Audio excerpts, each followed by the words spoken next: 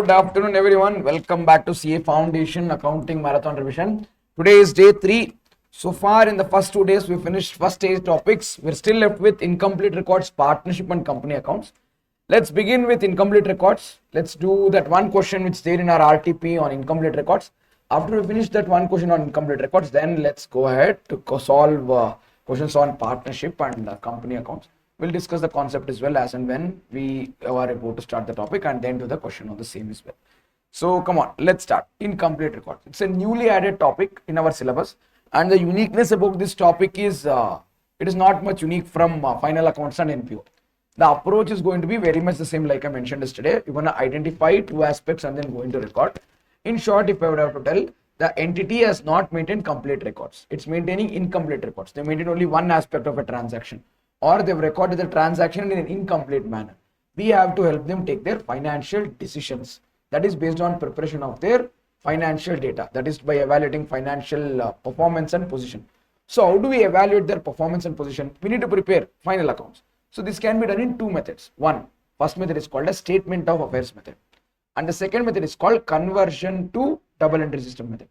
Under statement of affairs method, we don't prepare complete books of accounts. We prepare a statement of affairs which looks like a balance sheet, but it is not balance sheet. And then we prepare statement of profit or loss, which is like P&L account, but actually not P&L account. And this will help us identify our profit. In our balance sheet, we'll find that item which looks like balance sheet, statement of affairs. We write all the asset balances and liability balances to identify the capital as balance and figure. Once we find capital as balance and figure, and we know the capital as on the previous balance sheet date and capital as on the new balance sheet date, that is capital in the old statement of affairs and capital in the new statement of affairs, we will see the journey of the capital from the opening capital to closing capital. The journey of the capital from opening capital to closing capital is plus additional capital minus drawings plus interest on capital plus profit. So we'll try to write the values of all other objects to find the profit figure as balance and figure. And that's the pattern. So let me show that. And if there is a question in RTP on this topic, let's do that. Incomplete records. See, like I told you, we'll prepare something called statement of affairs, which is like balance sheet, but not balance sheet. And in that balance sheet, we'll determine our capital. Once we determine our capital, we know that the journey of opening to closing capital is opening capital plus additional capital minus drawings plus profit, which is equal to closing capital. The logic that we use is we keep this profit up there and shift this opening plus additional capital minus drawings below closing capital. It will become opening capital, closing capital minus opening capital minus additional capital plus drawings. So when I do that, I'll actually identify the profit. Profit is found by difference between capitals. And capital is found as a balancing figure in statement of affairs. Now, let's see if there is a question on this in our recent RTP. If there is a question, we'll do the question from the recent RTP. If not, we'll pick a question from our study material and then solve it. Final accounts. Then we have incomplete records. Ankur. So there we go. Ankur keeps his books of accounts in single entry system. However, he is able to give you the following list of assets and liabilities. Do they want us to do statement of affairs method or double entry system? So Ankur withdrew during the year, no fresh purchase of machinery is made. So they haven't given much of information. By this information, there is not enough information for you to open trading account, P&L account and balance sheet. This is a question on preparation of financial statements under statement of affairs method. So shall we solve this question from our from our recent RTP? Very good. There we go. Come on, let's start solving in the books of Ankur.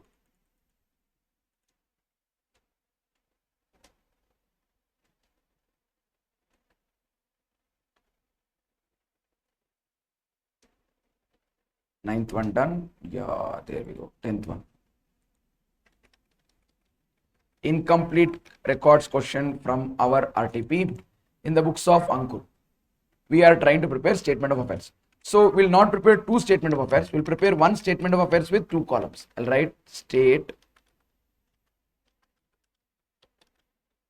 of affairs. I'll write liabilities. Amount column, I'll draw two amount columns. One amount column for previous year, one amount column for current year. Rather than previous year, they've given it as opening closing. So let's continue the same. 1st April 23, 31st March 24.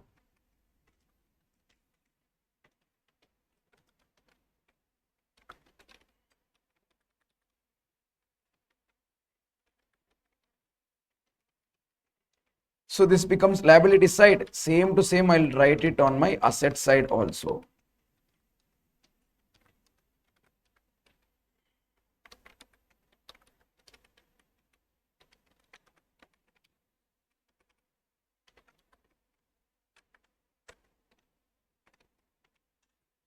There you go. Liability side is ready. I'll now create one on asset side. This is our statement of affairs. I told you I'll prepare statement of profit or loss also. Statement of profit or loss. What do we do in our statement of profit or loss? Let me write particulars.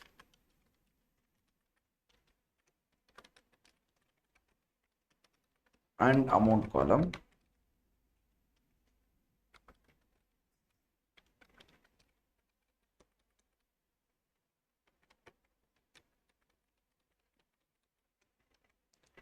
And like I mentioned, when we open statement of profit or loss, we are not going to do expenses, income, excess of income over expense. No, not that story. We're going to find difference in capital as our statement of profit or loss profit. We'll start with closing capital. From this closing capital, I am going to deduct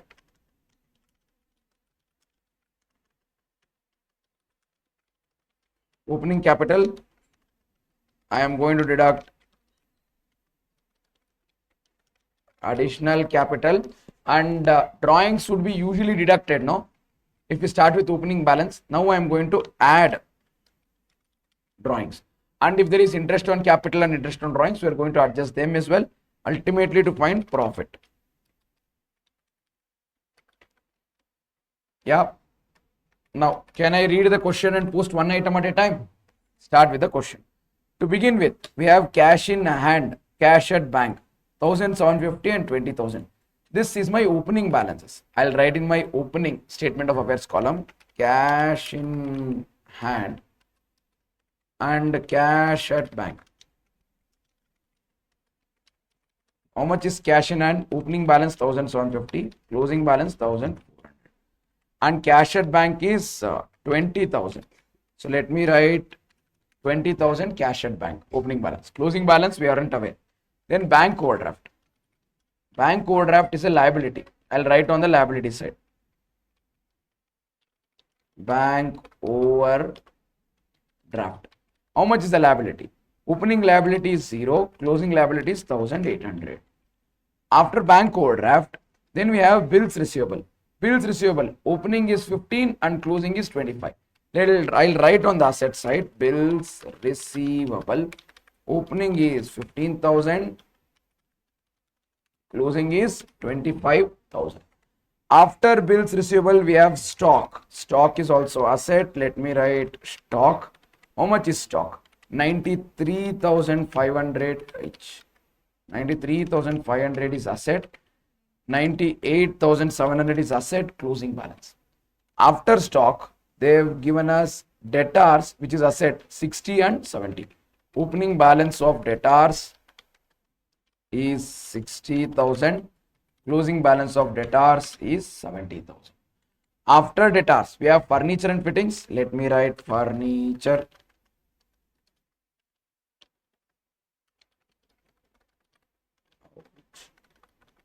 Furniture and fittings. Opening balance of furniture and fittings is 65,000. Closing is also 65. That actually sounds like there is no purchase, there is no sale, there is no depreciation. If you can recall, in the adjustments, they've given something relating to furniture. Is there furniture? Yes, depreciation is there on furniture. So what do we do? Actually, I won't be writing 65,000 closing balance here. In fact, this debtors also I shouldn't be writing 70. For time being, let me write 65. But remember that these two are incorrect. We have to change these values. Debtors would have to identify the new provision, deduct it and then write. Furniture, I'd have to do depreciation and then write. Let's keep it there till now, but you should remember that these items will have adjustment. After I finish my furniture, creditors is 45 and 31. Let me write on the liability side creditors. Opening creditors is 45,000 and closing creditors is 31,000. After creditors, we have bills payable.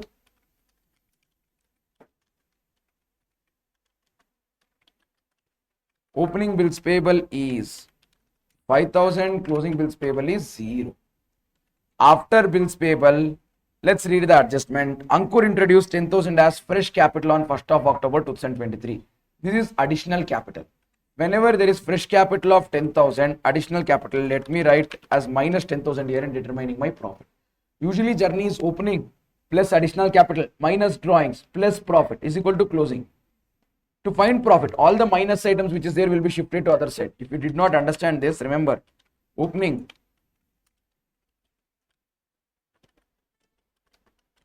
plus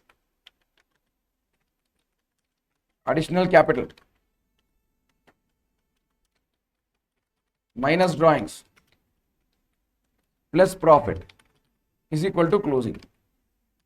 What are we going to do now? Now our closing will be at the place where it is. Our closing will be exactly at the place where it is. I am shifting all of these items to the other side. When I shift them to the other side, opening which is positive will actually become minus. Additional capital which is again add will become minus. Drawings which is minus will become add. All of this to find what? We're trying to find profit. These items when they go to the other side, it becomes negative. And that's the reason I've written additional capital as minus 10,000. After additional capital minus 10, he also withdrew 5,000 every month for his household expenses. So 5,000 rupees into 12 is the drawings. 5,000 per month multiplied by 12 months.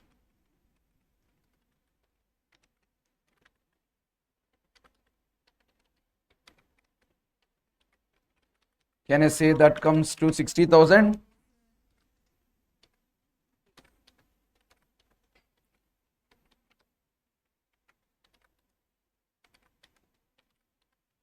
₹60,000 is our drawings. Then the line of the information says during there is no sale or purchase of furniture. So opening balance of furniture will be closing balance, only subject to depreciation is the new item. Ascertain the profit for the year after depreciating furniture by 10%. So depreciation has to be provided on furniture by 10%. 65 is the value. Let me write 65,000 minus 10%. 65,000 is opening value, closing value is after deducting 10%. So it will be 65,000 minus 10%. That is nothing but 6,500 has to be deducted. 58,500. And debtors, there is an adjustment. What is the adjustment for debtors? No, don't try to think 1,500, 6,500 depreciation. I'll write in P&L account debit side. We are not doing double entry system. Are we doing double entry system to identify that? No, no double entry. So we're trying to identify the profit without following double entry system. Then provision is to be made on debtors for bad debts. By how much? 5%. So right now the debtors are 70,000. 70,000 is before provision. 70,000 is before provision. So I would do a small working note here. Debtors before provision 70,000 less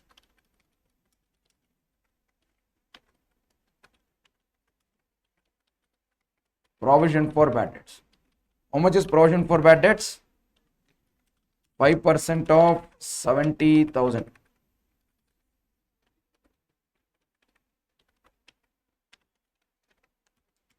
We get 3,500. Am I right? So what do we get? Debtors after provision.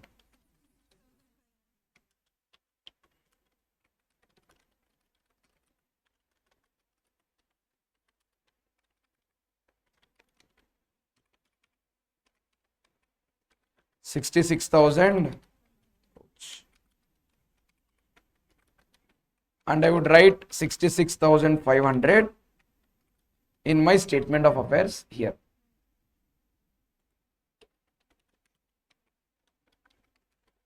Now the entire question is over, and here also I have written the full data. All that I need to do now is identify my capital as balancing figure.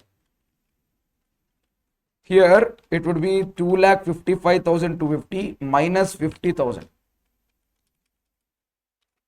It is 2,05,250. Similarly, we'll find capital for our closing balance. 2,17,300 is what we'll get. Here cash at bank closing is 0. So 2,05,250 is opening capital. 2,17,300 is closing capital. Let me write here closing capital of 2,17,300 less opening capital of 2,05,250. If you do that, 2,17,300 minus 2,05,250 minus 10,000 additional capital, add 60,000 rupees, which is our drawings, and we will be finding our profit.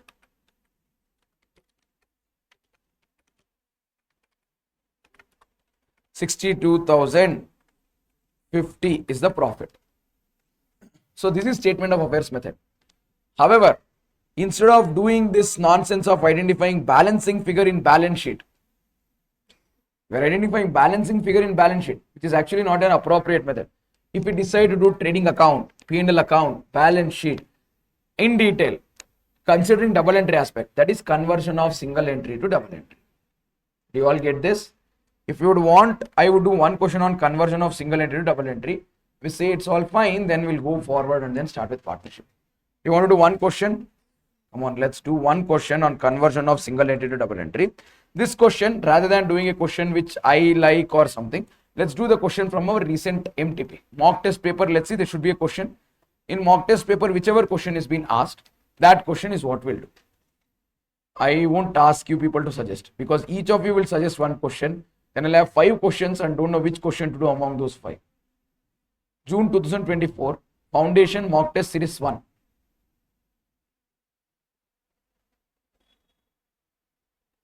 Official announcement is there. Oh, is the first mock test not yet over from institute side?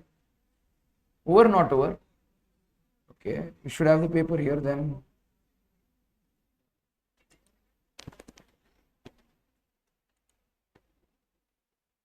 Announcement allidiva. Download question paper, log into BOS knowledge portal. Oh, you have to log into download. So I can't download, only you can download, because you are a student and I am not. Let's take a moment. Let's download the paper from some website. Sikto.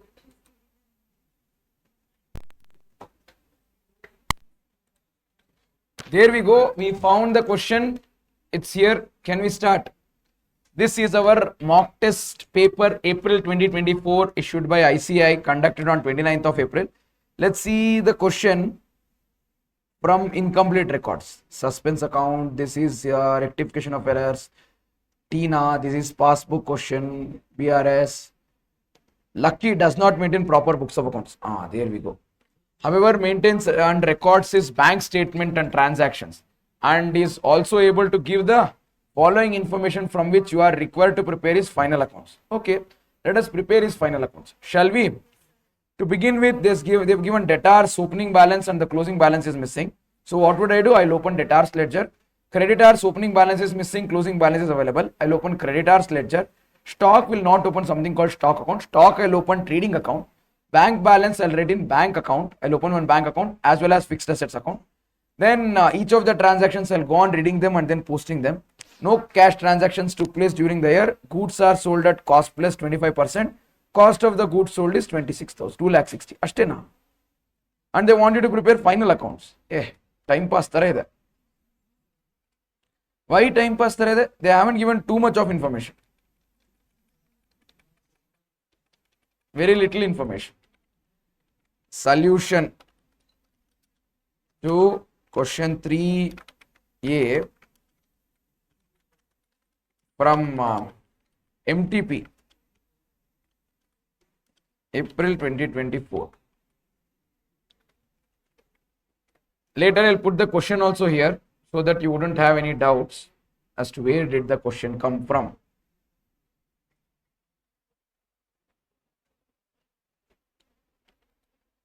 Give me one moment. Let me get the data sorted.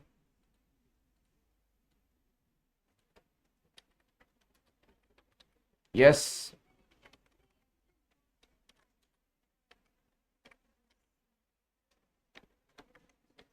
That I can't discuss here today. That we'll have to discuss separately some other day.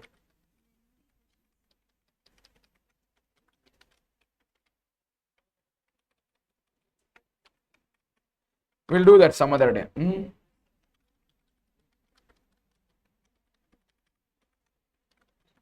Balance sheet.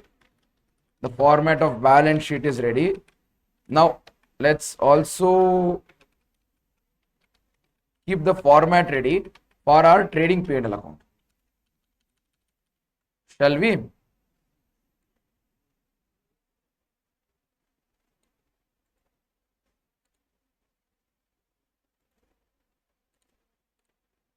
So here I'll start with my trading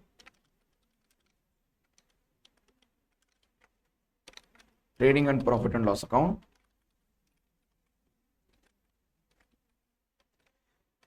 You guys can solve this question along with me instead of sitting idle and waiting for me to solve and looking at what I do. Particulars. Draw the format of trading account for an entire page and the format of P&L account, trading P&L account in one page, balance sheet in the very next page. And we will be preparing minimum 2-3 ledgers. That will come in the third side of the page.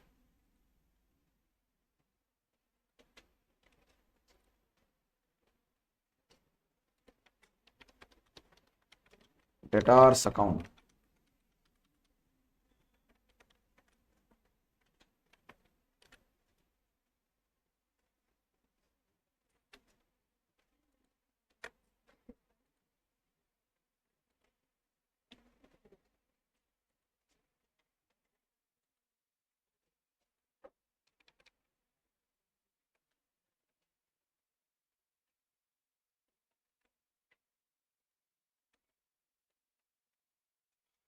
There we go. Format ready for our trading P&L.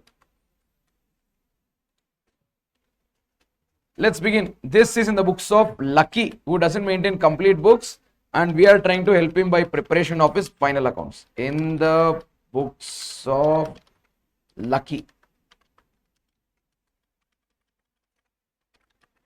In the books of Lucky. To begin with, they've given us debtors balance. Opening balance is 1,02,500. Closing balance is missing.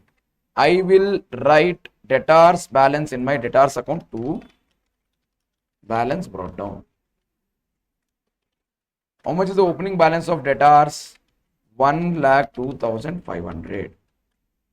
And I'll also write this in my opening balance sheet. This is balance sheet as on 31st of December 2023. I need to prepare balance sheet as on 31st of December 2022 also. Why should we prepare another balance sheet? If we don't do that, how would we get to know the capital? How would we get to know the capital? To know the capital, I have to prepare another balance sheet. Balance sheet as on, or have they given 1st January? Yeah, I'll name it as 1st of January 2023.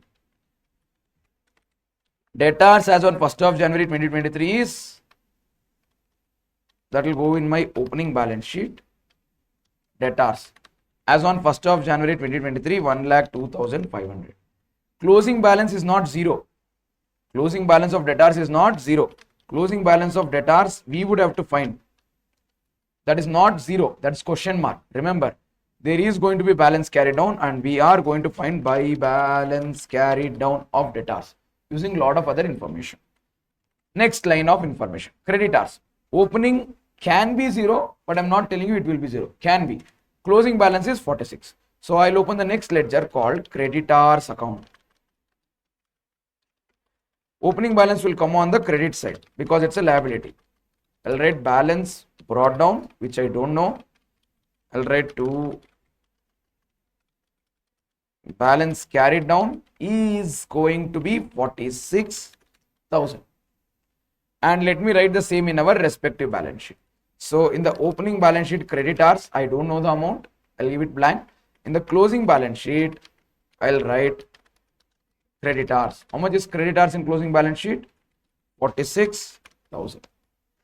Then I have data of stock. Stock opening is 50, closing is 62,500. So in the opening balance sheet and closing balance sheet, let me write stock. This is closing balance sheet, 31st of December 2023. Stock as on the closing date is 62,500. Stock as on the opening balance sheet date. How much is opening stock? 50,000. I'd write this opening stock and closing stock in my trading account. Let me go to trading P&L account. To opening stock. How much is my opening stock? 50,000.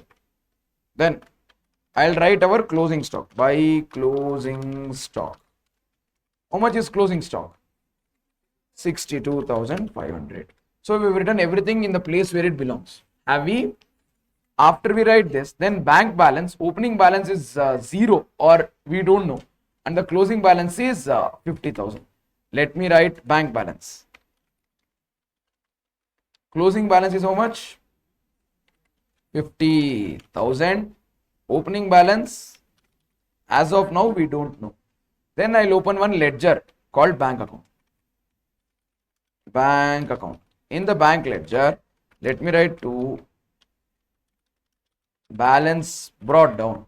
Opening balance missing.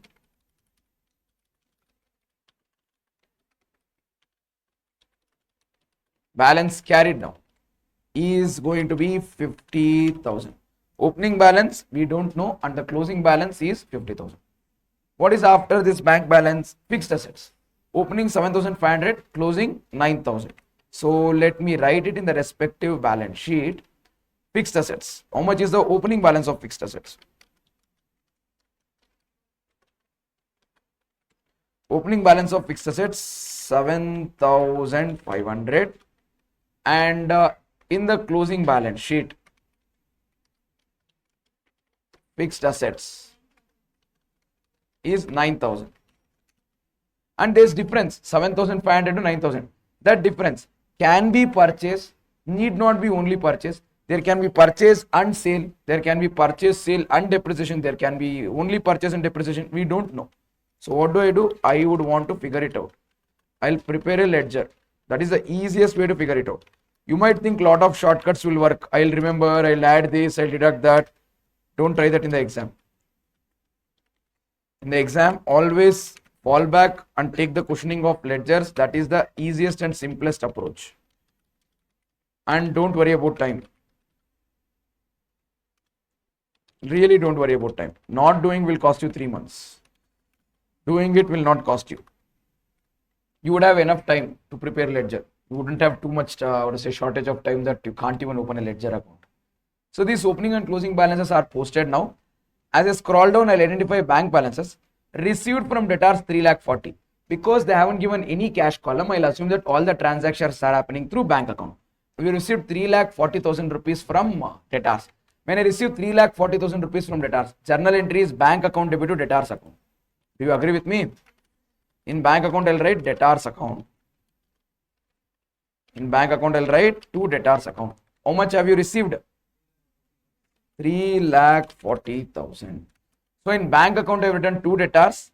Now I'll go to our debtors account. In debtors account, I'll write by bank account. How much? 3,40,000.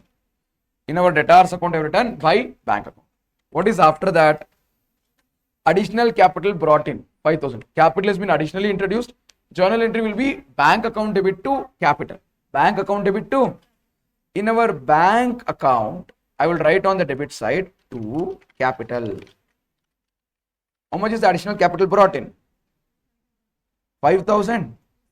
I'll write 5,000 debit in bank column. This 5,000 is being additional capital brought in. Our capital in the balance sheet will increase. I'll take you all to our balance sheet. In our balance sheet, I'm going to say in our closing balance sheet. I don't know how much is the capital. We'll find it from opening capital, opening balance sheet. To this, I will add additional capital. How much is additional capital? 5,000. Where do we get our opening capital from? Opening balance sheet as balancing figure. So I'll give little space for that and add our additional capital 5,000 here. What's after additional capital of 5,000 being written? Sale of fixed assets 1,750. Book value is 2,500. Fixed assets of book value 2,500 is sold for 1,750. So we are having slight loss also. Remember, let me write here. Book value of assets sold 2,500. Then sale value is 1,750. So remember, our sale value is lesser than book value. So because our sale value is lesser than book value, we are going to make loss. How much loss? 2,500 minus 1,750. 750 rupees of loss. And what would be the journal entry for this? Journal entry for this is cash, or no cash here, bank. Bank account debit. How much money are we receiving? 1,750. And I am going to credit my fixed asset.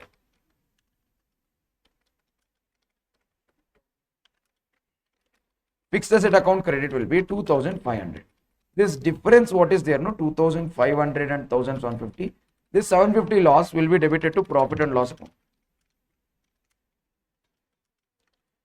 This is the journal entry. Being fixed asset sold at loss.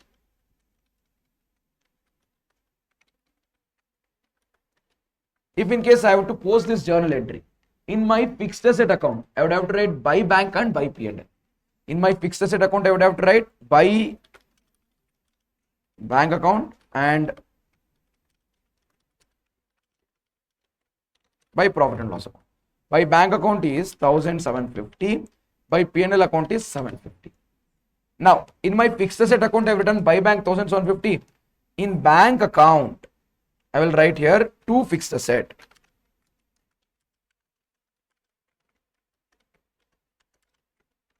How much did we receive? 1,750.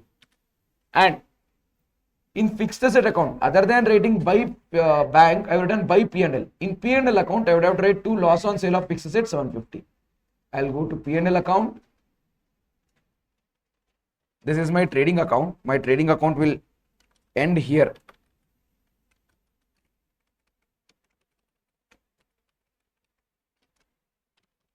And this is my P&L. Let me write it to loss on sale of fixed asset. How much was the loss? 750. 750 rupees loss is debited to P&L account. And by this, I am done with this sale of fixed asset transaction. Paid to creditors 2,80,000. If you pay money to creditors liability will decrease. Creditors account will be debited and our bank account will be credited. So the entry is creditors account debit to bank. In creditors account, like I mentioned here, I'll write to bank account. How much? To bank account in creditors account. 2,80,000.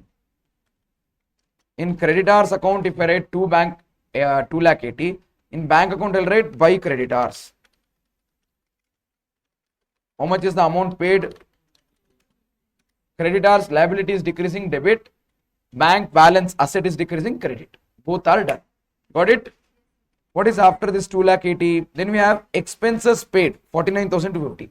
We are assuming that there is no outstanding, no prepaid expense. Why? They haven't given. If it was, they would have given some outstanding or prepaid expenses, opening and closing balances here. We would have opened ledger for expenses.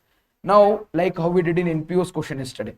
Here they haven't given any adjustment. How much ever paid, so much is my expense. It will go to P&L. Journal entry for expense paid is expense account debit to bank. In bank account, I'll write by expenses.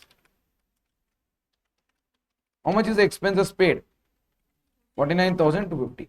And this being expense, it will go to my P&L account. In my profit and loss account. In my profit and loss account, I'll write debit side to expenses. How much is that expenses paid? 49,250. What is after expenses of 49,250? Then we have personal drawings of how much? 25,000. To the extent money is drawn, capital will reduce. Capital account debit, bank account credit. So the entry is capital account debit to bank or drawings account debit to bank. In my bank account, I would write on the credit by drawings account. How much is the amount withdrawn? 25,000. So in bank account, I have written by drawings. In my balance sheet, below my capital, wherever I have no opening capital plus additional capital 5,000, I'll write here minus drawings. How much is drawings?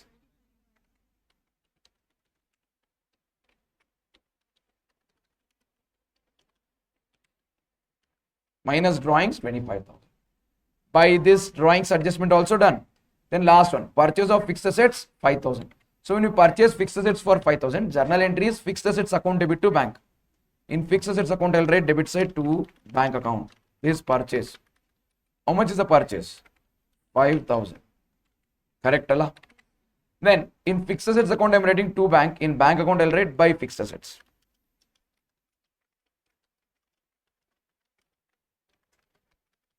$5,000. Done. Fixed assets transaction is also over. Now let's see the last adjustment. No cash transactions took place during the year. That is the reason we have not opened cash account. Opening balance of cash is not there. Closing balance of cash is not there. We are assuming that all the receipts are in through bank. All the payments are through bank. Goods are sold at cost plus 25%. Goods are sold at cost plus. So take a note of this one. Cost. Then profit. Cost is 100. Profit is 25. Sale price is 125. Profit is percentage of cost 25. Profit as a percentage of cost is 25. Sale is 125. So on sale it is 20%. On cost it is 25%. Actually we don't want to see that relationship also. We can do it without identifying that relationship. Just write like this and then we'll do cross multiplication later whenever we get information. What is the next piece of information? Goods are sold at cost plus 25%. Cost of goods sold was 2,60,000. So cost is 2,60,000. What is the price at which we have sold? We can find it now. 2,60,000 is 100. Do cross multiplication. 2,60,000 multiplied by 125 divided by 100. 3,25,000. This is one way. The other way is do 2,60,000 is cost, no? Do into 25%. Do into 25%. 2,60,000 into 25%. 65. Add 65,000 to 2,60,000. 3,25,000. So this is GP, this is sales. You add 25% to the 2,60,000. What will you get? What will you get? GP. You add GP and cost, you will get sales. So this 65 and 3,25,000 will help us in closing our trading. Do you get it? Come on, let's go to our trading account. In my trading, let me write here to gross profit.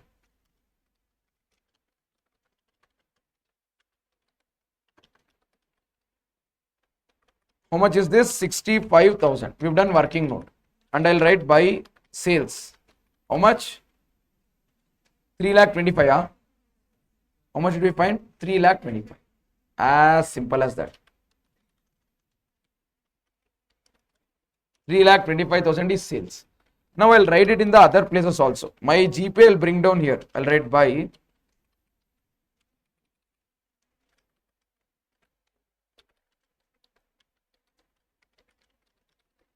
by gross profit brought down. Here this is gross profit carried down. How much is the gross profit brought down? 65,000. And the sales 3,25,000. Let us assume that there is no cash sales. Entire sales is going to be credit sales. In my debtors account, I'll write on the debit side to sales. How much?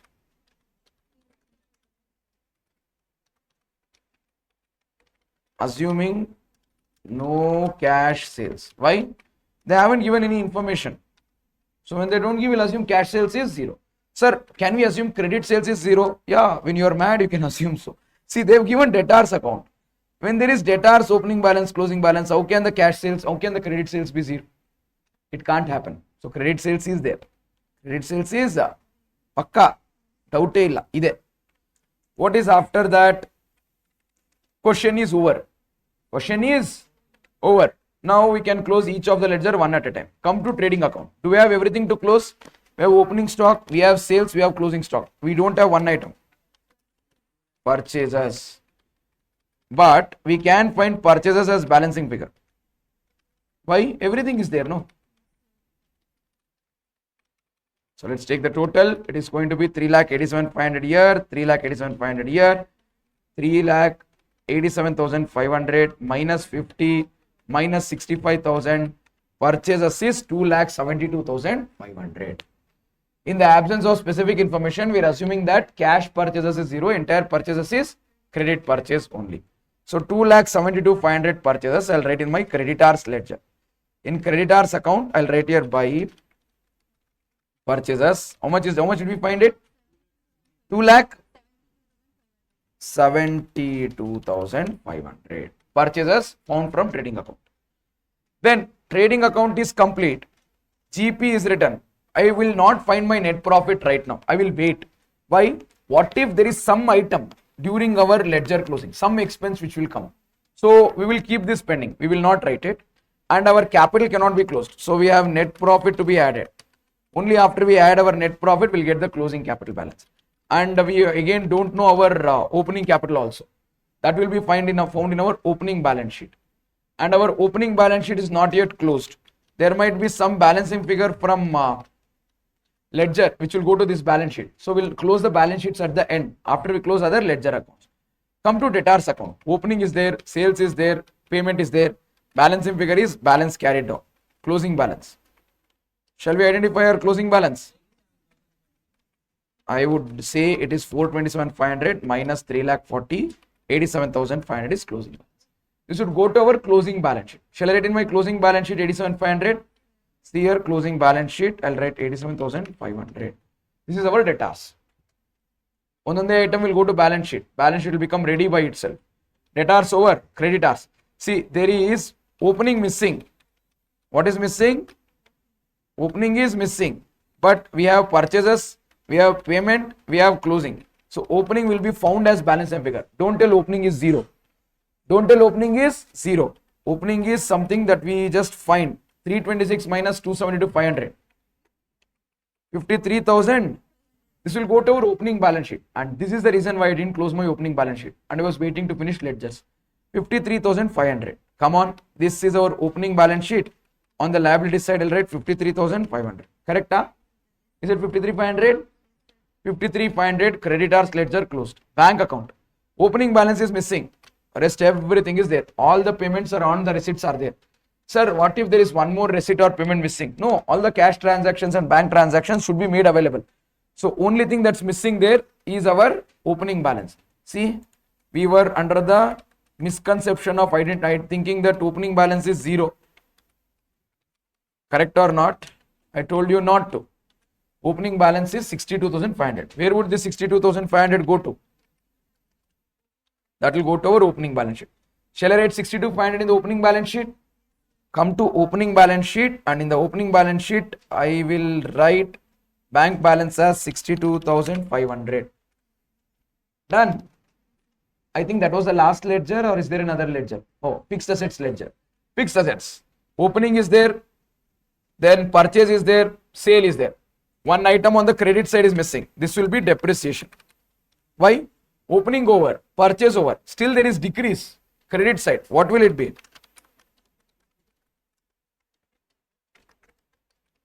Am I right? Depreciation. How much will be depreciation?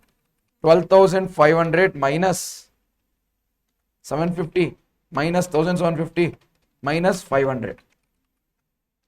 See, we found depreciation of 1,000 as balancing figure. This depreciation will go to P&L account debit side. Come to our profit and loss account. And in the profit and loss account on the debit side, I'll write depreciation. How much? All the ledgers are closed. We can find our net profit here. Net profit is, here the total is 65,000. I'll take 65,000 and from that I'll deduct the other items to net profit carried down. This is going to be balancing figure. I'll take 65 minus these three items. 14,000 is our net profit. Am I right? This 14,000 of net profit I will add to my capital here. 14,000. Then opening capital is still not written. Opening capital is still not written in the closing balance sheet. Where do we get that opening capital from? We'll get that opening capital from opening balance sheet. Here 2,22,500 is the total on the asset side. From that I'll deduct 53,500 to get 1,69,000 rupees as my capital. Got it? This 1,69,000 whatever I just found as my capital, I'll write it in the balance sheet. 1,69,000. Check what is the capital closing and check out our balance sheet also. Capital total comes to 1,63,000. That is 116 in opening capital plus additional capital 5 minus drawings of 25 and net profit of 14. To that 163 if you add 46, 2,09,000 is the value at which both asset side as well as liability side will tally. Will match, and that's what we mean when we say it tallies. Cash is not there. Bank balance if you have to see, it's here. Today once the session is over, I'll share this entire PDF with you people.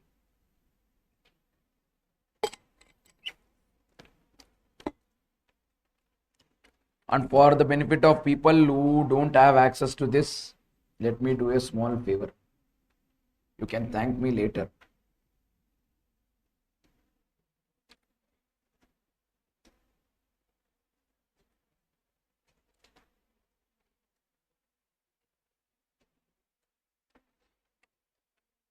I'll share this also in the same sheet. I'll put the question here only.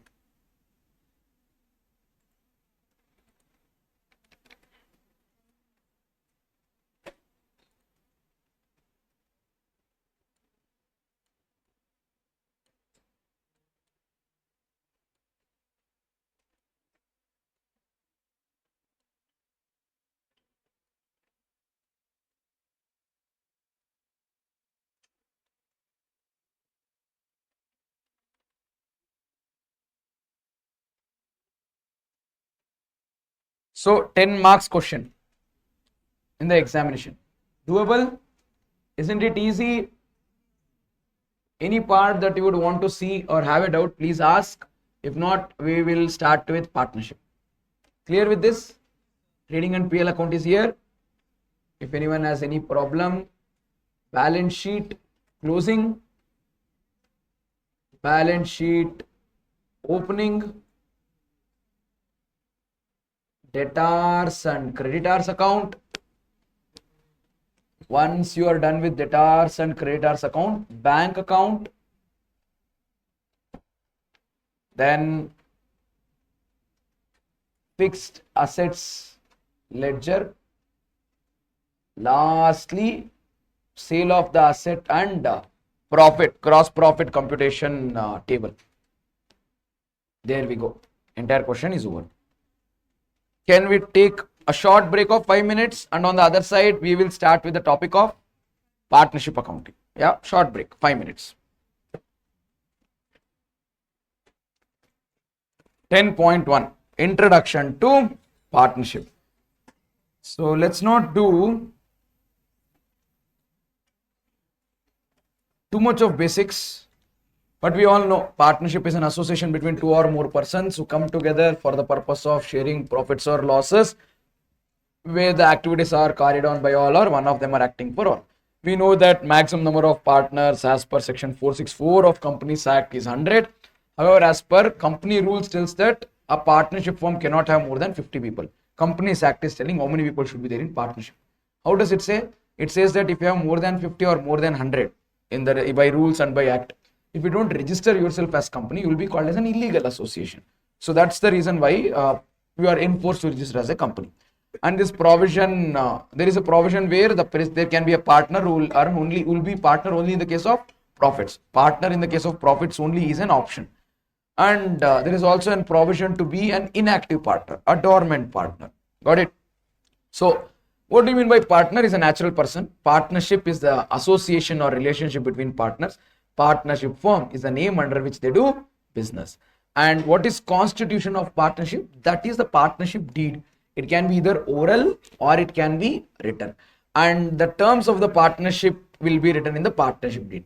If there is no partnership deed, there is no possibility of registration. If there is no partnership deed, there is no possibility of registration.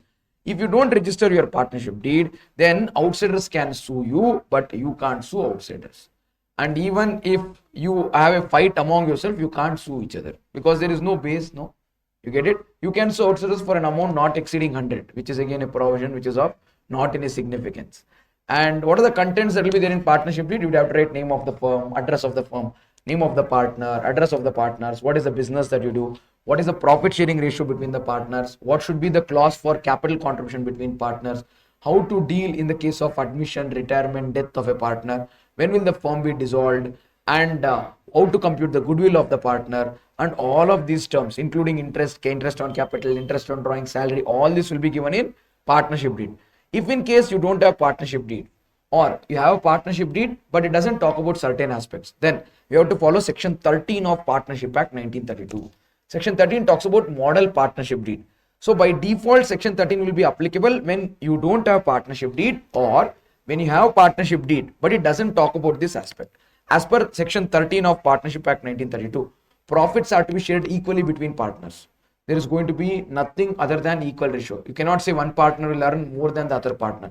If you have to give a higher share to one of the partners because he's active or because his contribution is more, then you would have to mention it in the partnership deed and then get that partnership deed authorized and notarized and registered.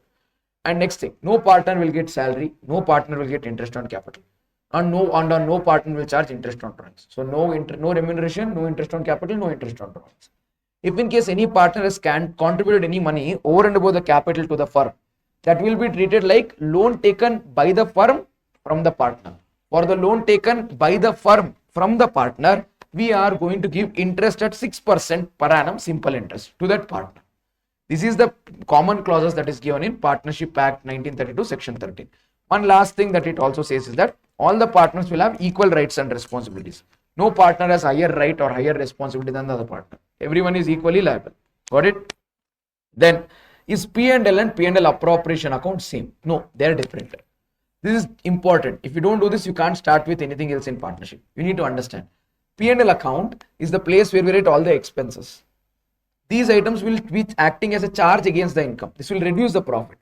However, what we call as appropriation items is not charge against income. It is utilization of the profits that is earned. Charging interest on capital to the partner and collecting it from, paying interest on capital to the partner. It is not expense in P&L. After we get the profit, it's a way in which we'll distribute the profit back to the partners. So interest on capital is a P&L appropriation item, not a P&L item.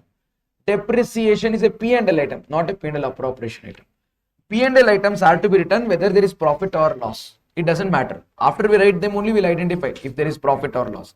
However, P&L appropriation is done only if there is sufficient profits. If there is no sufficient profits, you are not going to appropriate profits. Example for items what will appear in P&L appropriation account are any payments to partners in the form of remuneration, interest on capital. If you collect interest on drawings from the partner, that is also an appropriation item. Share of profits distributed to partner, amount transferred to reserves, all of these are appropriation of profits. This is done only if there is sufficient profits. If there is insufficient profits, you might choose not to make some payments. Got it? Then we need to understand what and all are the items and how will it appear in our P&L appropriation account. See, P&L appropriation is successor of P&L account. Once P&L account is closed and we have determined our current year profit, from that profit, we'll start appropriating it by preparation of P&L appropriation. If you imagine P&L appropriation account here, debit side, a credit side, your net profit comes down. In your trading account, GP comes on the debit side, it's brought down to P&L on the credit side. Similarly, in your P&L account, net profit is carried down from the debit side to the credit side of P&L appropriation. So in your P&L appropriation, on the credit you'll have net profit. To this credit side, you'll write the items increasing the profit. Items increasing the profit is collection of interest on drawings from partners. And whatever payments are made to partners or transfers are made to reserves, that will come on the debit side. That will be interest on capital paid, salary to partners paid, share of profit paid to partners, or transfer to reserves. You'll write all of them. That's our debit items. Observe, remuneration to partners, interest on capital paid by the firm to the partner on the debit, and net profit brought down from P&L, received or collected by the firm from the partner will come on the credit. And ultimately, if there is any profit or loss, that will be shared to partners in their profit sharing ratio. There are some important points that you need to know among each of them. Remuneration to partners. I mentioned this to people yesterday also when we were doing final accounts. Whenever the remuneration needs to be paid to partners, gotta remember that it can be given as a fixed amount or it can be given as a percentage. Whenever the remuneration is given as a percentage of profit, then check, is it on before charging basis or is it on after charging basis. Whenever the statement uses the word before charging basis, we'll do profit multiplied by X divided by 100 for X percent. However, if it says X% after charging basis, then we'll do into X divided by 100 plus X. That's one thing that you should remember when it comes to remuneration. Next point is interest on capital. See, whenever we're giving interest on capital, we'll pay interest on capital, which is, how to say, fixed capital. We're not going to give on current capital. We're not going to give on current capital balance. Now your question is, what is current capital? What is your current account? Like I mentioned about P&L appropriation account, we'd have to maintain capital balances of the partners. Capital balances are to be maintained under two methods. How many methods do we have? Two methods. One is fluctuating capital method. Other one is fixed capital method. One is fluctuating capital method. Other one is fixed capital method. Under fluctuating capital method, the capital balance won't be same. It keeps changing because everything is dumped into one ledger. Under fixed capital system, we open two ledgers. One for fixed capital account. Other one is current account. All the transactions which are happening because of partnership deed and mentioned in the partnership deed, like opening capital and additional capital, only they will come in your capital account. Everything else that is happening in the normal operations, profit, interest on drawings, interest on capital, salary, remuneration, commission, all of these kanji pinji payments will come in your current account. So that capital will remain same. The balance sheet capital and the fixed capital in your capital account will be the capital as per partnership deed. That is the capital on which we give interest on capital. But interest on capital is written in current account. So we split that same capital into two parts. Opening balance, closing balance only we write in one place. That is fixed capital account. All other transactions, share of profit, interest on capital, interest on drawing, salary, remuneration, commission, everything will write in one place. That is current account. Are you getting it? So if you prepare fluctuating capital account will look somewhat like this. Opening balance is on the credit. All the items increasing the capital of the partner on the credit side. All the items increasing the capital of the partner on the credit side. All the items decreasing the capital of the partner on the debit and the closing balance. For example, see, additional capital, increasing balance, credit side. Remuneration, interest on capital, interest on advance, increasing capital, credit side. Share of profit, credit side. Decreasing capital is drawings, interest on drawings and loss. Once we adjust this, we'll get the closing balance of the partner's capital. This is our partner's fluctuating capital system. If in case I choose to write this opening balance and closing balance in one ledger and write all of these items in another ledger, this another ledger where I write all of this regular recurring revenue items, that becomes current account. Place where I write opening and closing only and keep the capital as per partnership deed, that becomes our fixed capital. So this is fluctuating capital account and this is our fixed capital system, capital account. Capital account, opening, closing, additional capital. This additional capital, if it is as per partnership deed, we write. Otherwise, just like that, you got 10,000, it will come in current account. And this is our current account. Understood? Interest is given on this fixed capital account's closing balance, not on the current account's balance. Remember that. Then remuneration we are done, capital part you understood. Now interest on drawings. Whatever the money that is withdrawn by the partner, on that interest will be charged by the firm on the partner, and partner has to pay. He doesn't pay in cash, they'll cut his capital. If in case they have given that some amount of money is withdrawn by the partner, that drawings multiplied by the date on which you withdraw, from that date till the year end. The date on which you withdraw till the year end, interest will be computed. Let me repeat. Drawings amount, thank you. Drawings amount multiplied by period of drawings, the date of drawings till the year end, and then interest rate. When we apply that, what do we get? interest on drawings. However, if the same amount is withdrawn at the beginning of every month, at the middle of every month, or at the end of every month, then what happens? For every transaction, we need to compute interest. No, first, second, third, fourth, every transaction, 12 transactions, 12 times in the beginning of 12 months. I need to compute it 12 times. It is irritating. Amount is same. Period is first transaction 12, second transaction 11, 10, 9, 8, 7, 6, 5, 4, 3, 2, 1. Interest is also same. Principal amount is same. Interest amount is same. Period is decreasing. So what do we do? Period will take average. First number, last number divided by 2. Average period we get. For that average, for this amount, once we'll compute and we'll get the answer. That is called shortcut method. And that shortcut is done for this average period. I've given all the average periods at one place so that you don't have any trouble. Try and check this out. Remember, whenever the drawing is made at the beginning of every month, we'll compute interest on drawings for average period of how many months? 6.5. If the drawings is made in the middle of every month, 6 months. Come on, answer. In the end of every month. Okay. In the beginning of every quarter.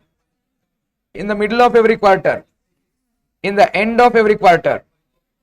And they've done only once at the beginning of, half year. Like 2 times a year they've done. Beginning of the year once, at the end of 6 months once. Then we'll do it for 9 months average. What to do if the drawings is done on different dates? Several different dates. And it's not the same amount. Like, we did drawing on 15th of April, 21st of May, 18th of June, 10th of July, 23rd of August. Different dates, amounts are also different. Then we cannot apply shortcut like this. What should we do? We have to do product method. Either you can identify individually or you should do amount, period, product. It is basically P into T into R. Individually we should do each transaction amount multiplied by each transaction period multiplied by interest rate. But in that time and then rate, one thing is common. It is one transaction is 8 months, one transaction is 6 months, for one it is 3.5. What is common is divided by 12 and multiplied by rate. What is common? Divided by 12 multiplied by rate is common. So what I'll do is, first drawing is for 8 months, second drawing 6.5 months, third drawing 2 months. So I won't do each multiplied by 8.5 by 12 into 6% multiplied by 6 by 12 into 6%. I won't do that. I'll do into 8.5 into 6 into 3 into 2 into 1.5. I'll find the product. Total product. For once I'll do into 1 by 12 into 10 into percentage. So that's the shortcut. It is actually the same logic. It is the same logic. We'll just keep that divided by 12 and into percentage as common and we'll get the answer. And whenever they mention the drawings, one-time drawing, but they don't mention the date on which this drawing is made, remember to do it for a period of 6 months. Remember to do it for a period of and one important point is, whenever you do average, whenever you do average, you need to do total drawings multiplied by rate. You take average period, no. Amount should be total drawings. Total drawings means if it is monthly into 12 tagobeku, per month drawings into 12. If it is quarterly, per month, per quarter drawings into 4. So remember that, and that you don't forget. That is where people usually end up doing mistake, and rest is good. We can go to share of profit. Remember, share of profit will be distributed to partners after paying interest on capital, interest on drawing, salary, remuneration and all other payments that is supposed to be made. Before paying interest on capital, before paying interest on drawing, before paying salary, we cannot distribute profit. So first interest on capital, salary, commission, all other payments. After that, whatever is left out, no, that will be distributed among partners as share of profit. Do you get it? But there might become a circumstance where the profits are not sufficient to pay interest on capital. You have 10,000 rupees profit available. There is how much profit available? Interest on capital is more than 10,000. What to do in that case? Let me show you a case of that type. See, distribution of profits in the case of insufficiency. Observe the example. A and B are partners sharing profits equally. Capitals is how much? 2 lakh and 1 lakh. Interest on capital is 10,000, 10%. See, if interest on capital is 10%, A will get how much interest? 20. B will get how much interest? 10,000. Together, how much interest should firm pay? 30,000. But how much is the net profit available? From 15,000 net profit, can they pay 30,000 interest on capital? No. What is their profit sharing ratio? Equal. What do you do in this case? profit should not be distributed in profit sharing ratio, because from the profit first you should pay interest on capital, then what is left is the profit for appropriation among partners to be shared in profit sharing ratio.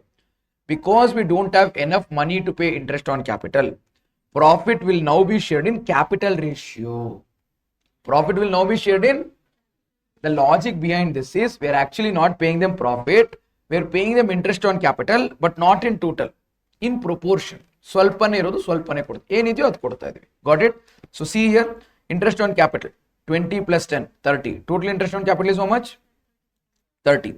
As profit is insufficient to pay interest on capital, profit will be distributed in capital ratio instead of profit sharing ratio.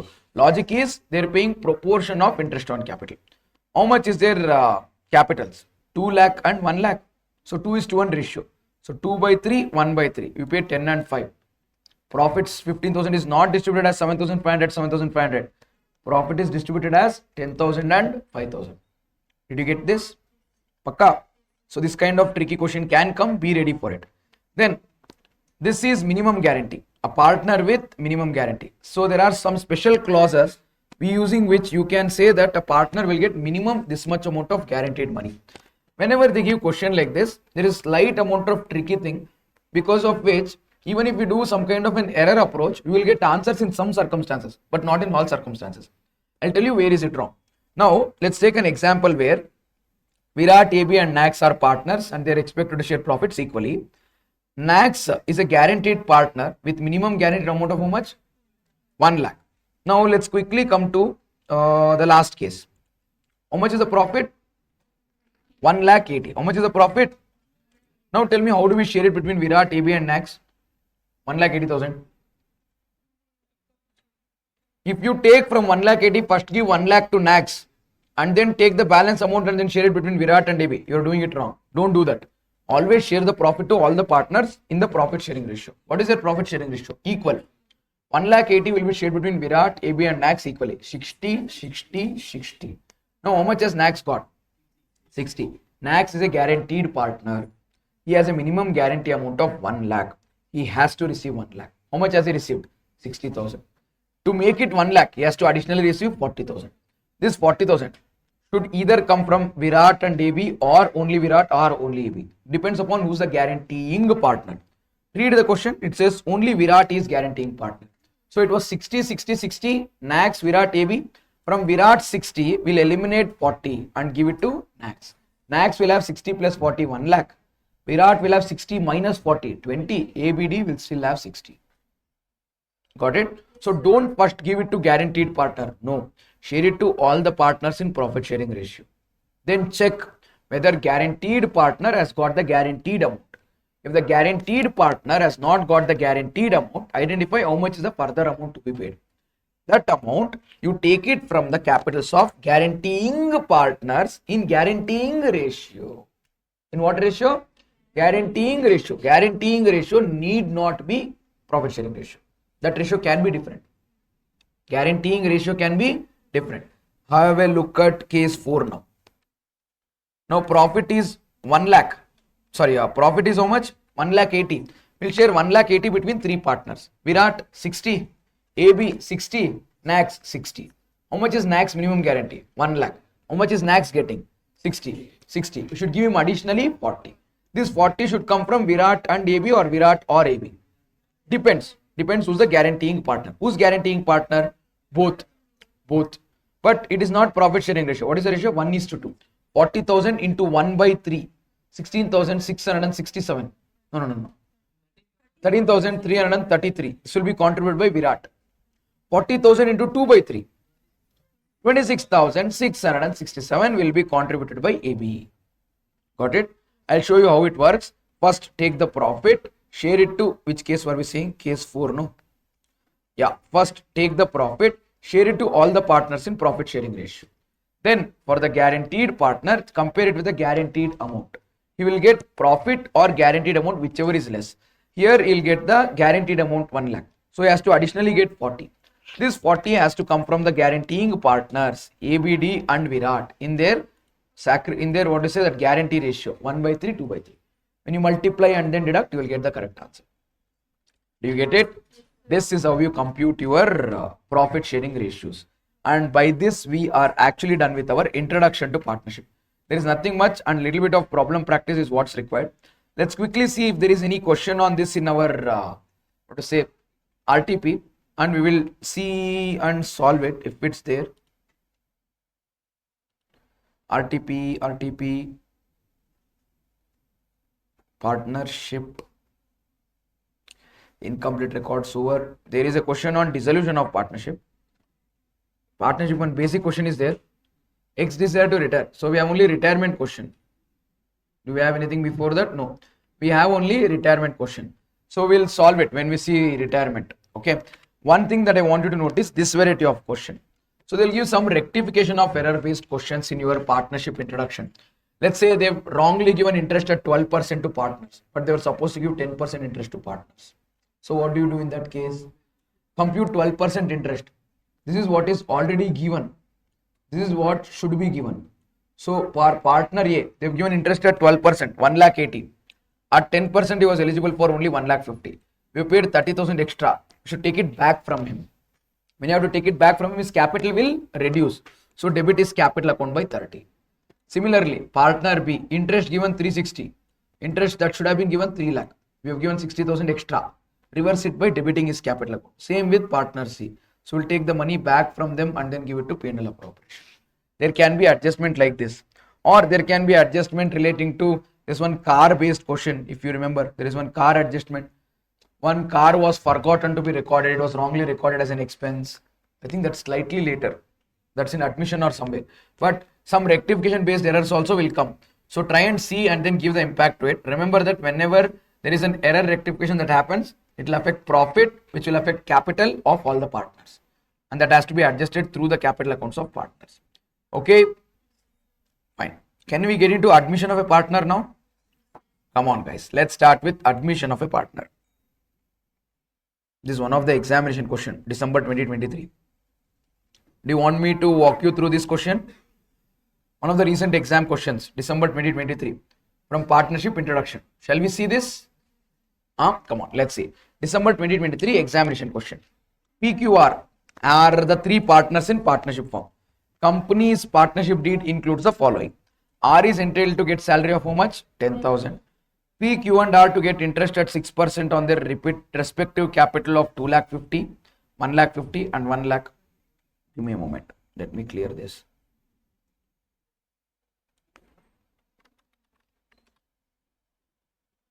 There we go. R is entitled to get salary of 10,000 per annum. Shall we give R salary? They've asked us to prepare P&L appropriation account. To begin with, we should start with net profit, what we don't know. When we know net profit, I'll write my net profit brought down here, which I don't know right now. Later when I get to know, I'll write. On the debit side, I'll write R's capital. How much is the salary that I'm paying to R? 10,000. It is decreasing our profit, appropriation of profit on the debit side. Then read the second adjustment. P, Q and R to get interest at what rate? 6% on their respective capital. 2,50,000, 1,50,000, 1 lakh. Now let me give interest on capital. That will reduce our profit. So I'll write here debit side to partner's capital. Interest on capital. Partner P, partner Q, partner R. 2,50,000 into 6%. 1,50,000 into 6%. 1 lakh into 6%. 2,50,000 to 1,50,000 and 1 lakh into 6%. 6,000, 9,000 and 15,000. Am I right? What is after interest on capital? R is to get extra benefit of 10% of profit in excess of 50,000 after providing for 1 and 2 above. So what should we take? We should take net profit. Net profit if it exceeds 50,000. Let's say net profit is 60,000. That additional 10,000 is there. No. In that 10,000 after paying these two items 1 and 2, if there is still something remaining, on that we'll get 10%. So this will compute later only. Right now we can't do. Actually I can come to fifth adjustment or remake you read 3,50,000 and then what we'll do later. But remember, what should we do? We should take the net profit. From that net profit, we should deduct 50,000 and we should deduct this 1 and 2. After we deduct 1 and 2, whatever comes on the 10%, we should give it to R. So to ensure that I don't forget this, here only I'll write here to R's capital account.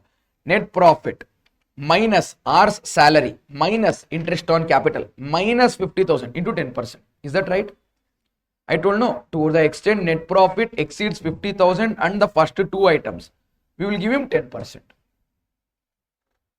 Then next item, fourth one, Q is entitled to 10% of profit after providing all the amounts in para 1, 2 and 3 above. After doing 1, 2 and 3 above. So I'll write 2 Q's capital. This also I can't compute right now, later. But for Q, what will I do? Net profit minus 10,000 minus 15 minus 9 minus 6 and minus R's salary or whatever that R extra money. Then whatever is there on that, how much percentage? 10%. There is no 50,000 criteria here. So I'll do net profit minus R salary minus interest on capital minus R's additional remuneration. What we get into 10% is what Q's capital will be. Q will be given as additional remuneration. After that, last point, balance of profits and losses to be shared between partners in 5:3:2 ratio. So it is their profit sharing ratio. What is it? 5:3:2. Then start. Profit is 3,50,000. I'll write here net profit 3,50,000. Now, can I find this R's additional remuneration? 3,50,000 minus 10,000 minus 15 minus 9 minus 6 minus 50,000. What do we get? Multiply that with 10%. 20. 3,50,000 minus 10,000 minus 30 minus 50 into 10%. 26. Got it. Now, we similarly will find Q's remuneration.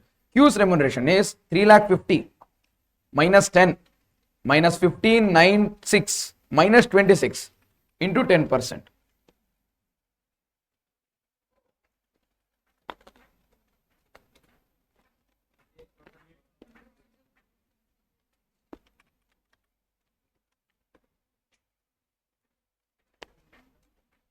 That's it. Find our net profit to be shared to partners. 3,50,000. I'll write 3,50,000 here. Minus these items. 10, 15, 9, 6. Minus 26. Minus 28, 400.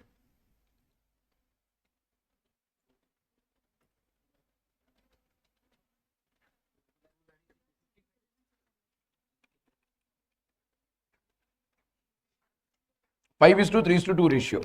Partner PQR. 5 by 10, 3 by 10, 2 by 10.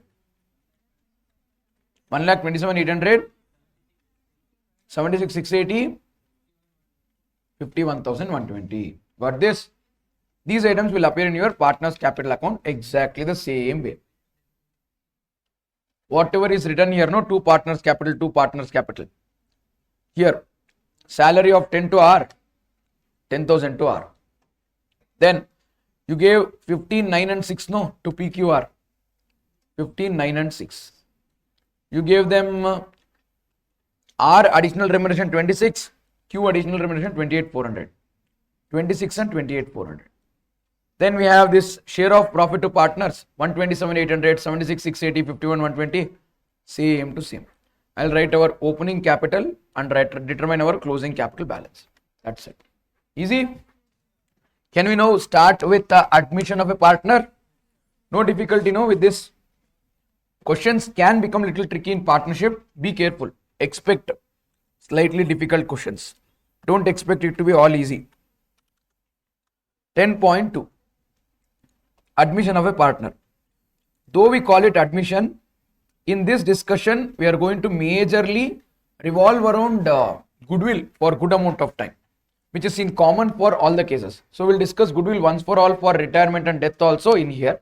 And we'll discuss JLP after death of a partner. For all the cases, retirement and death together, I'll explain it to you after the concept of retirement and death of a partner. Then I think we can take a break around the time when we finish death of a partner, so that post break we can do dissolution of partnership and then start with company account. Cool. Come on. Let's start with admission of a partner.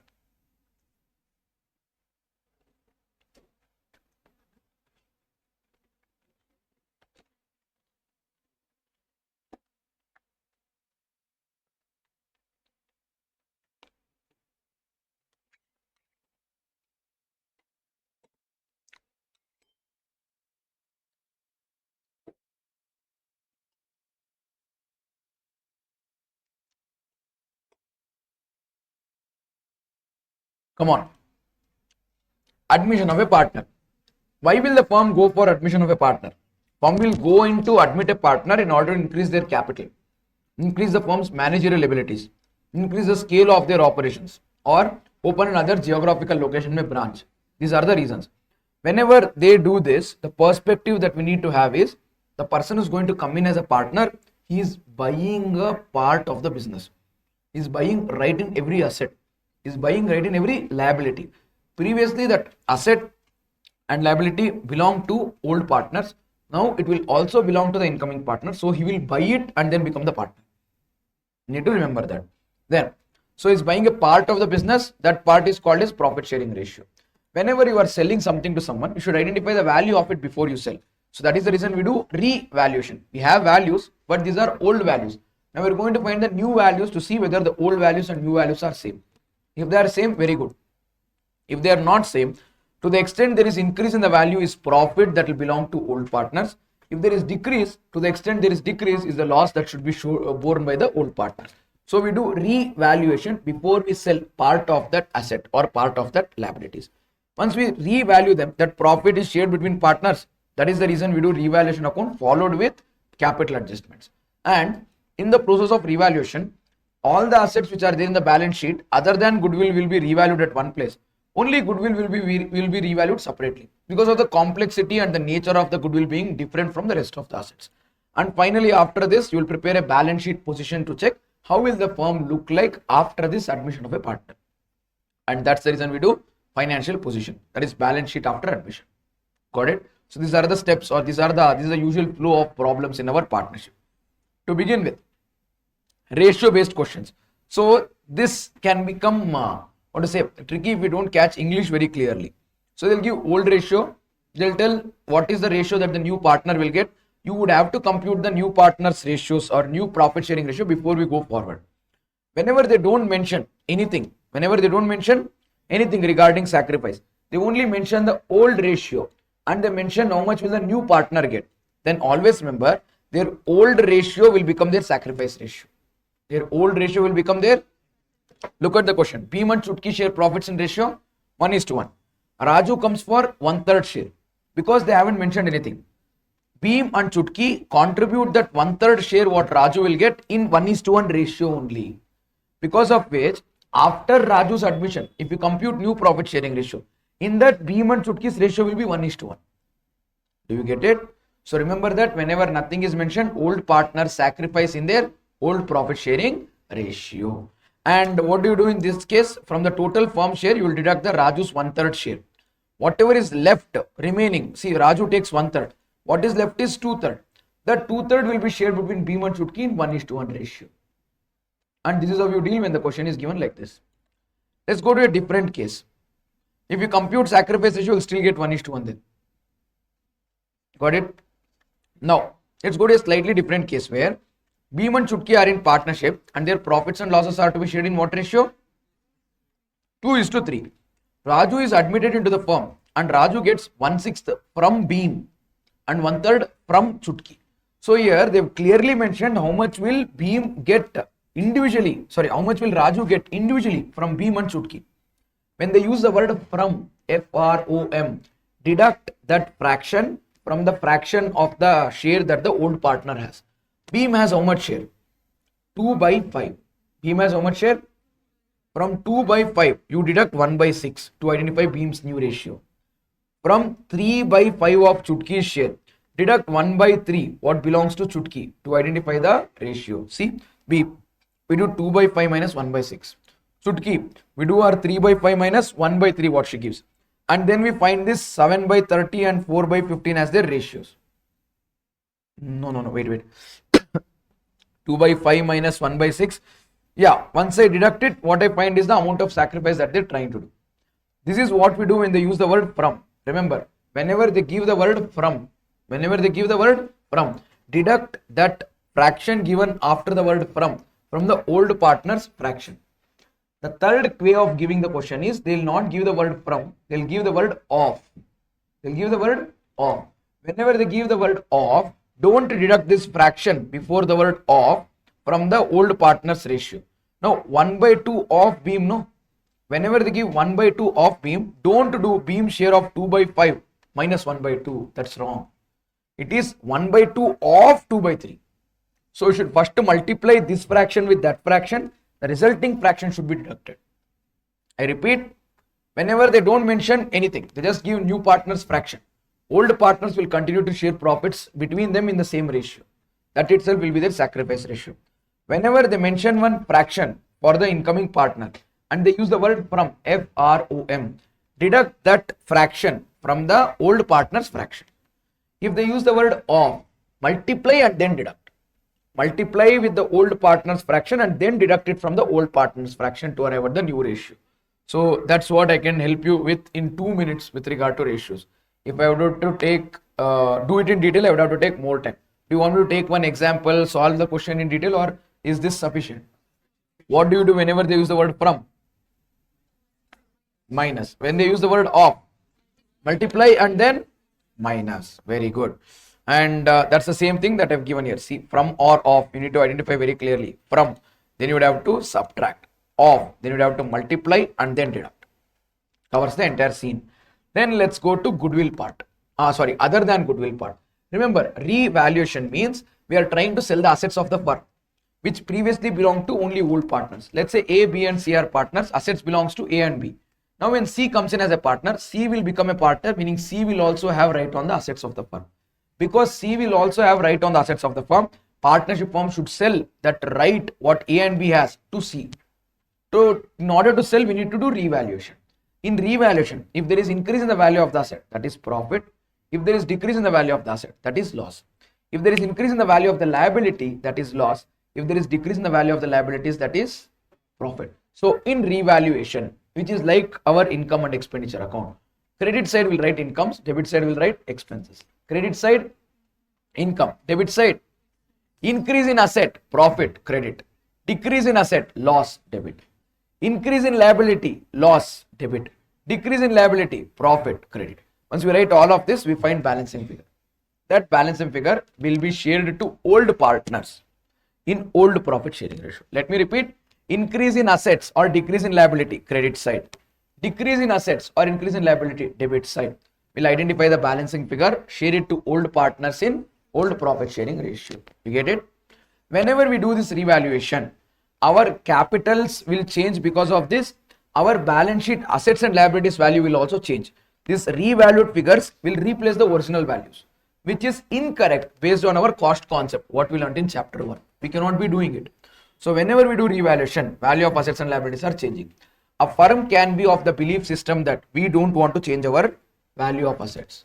Then what should they do? They should not do revaluation, but they want to share the profits, what they want. So what to do? You should do memorandum revaluation. What is memorandum revaluation? Same as revaluation, but we will reverse the revaluation adjustment. First, we'll write increase in asset, decrease in liability on the credit side. Decrease in asset and increase in liability on the debit side.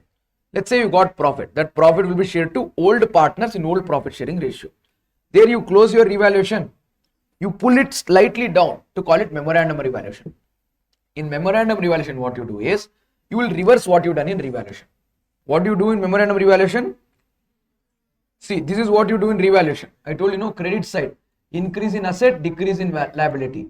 Debit side, decrease in asset, increase in liability. And ultimately we'll find profit or loss. Am I right?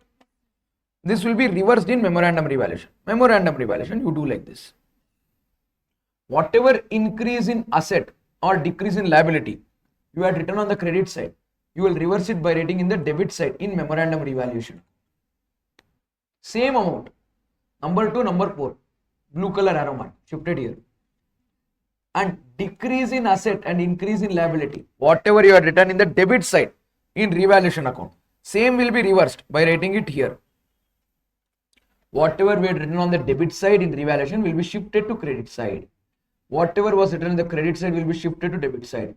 Then here we got profit that we had shared it to partners, that will be reversed here. Sir, then why are we doing it? The only point of difference is, here when we got profit, that profit was shared between old partners in old profit sharing ratio.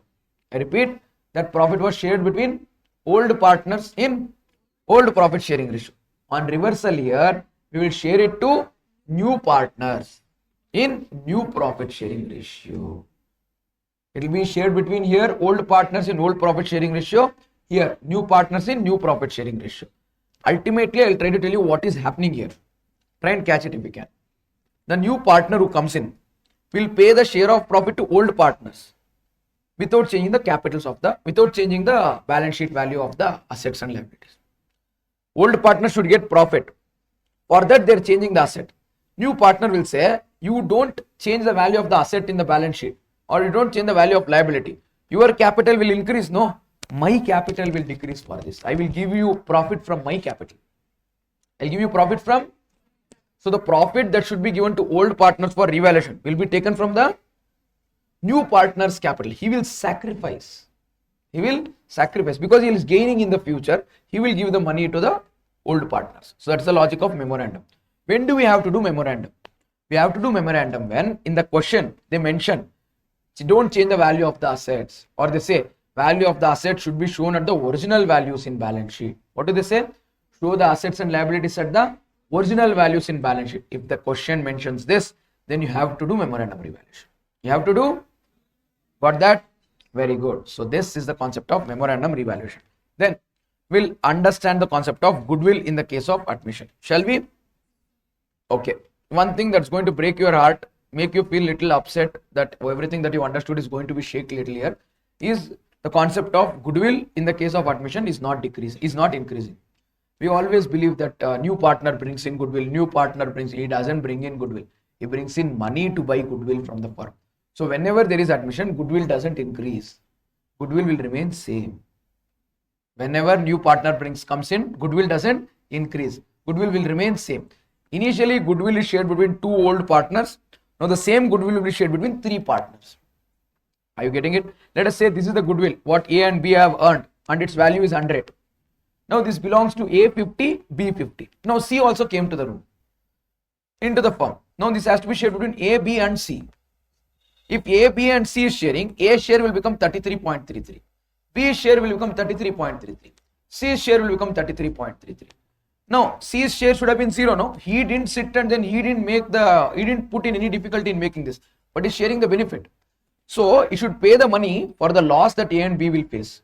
A has share of 50, B has share of 50. Now A share is coming to 33.33, B share is coming to 33.33.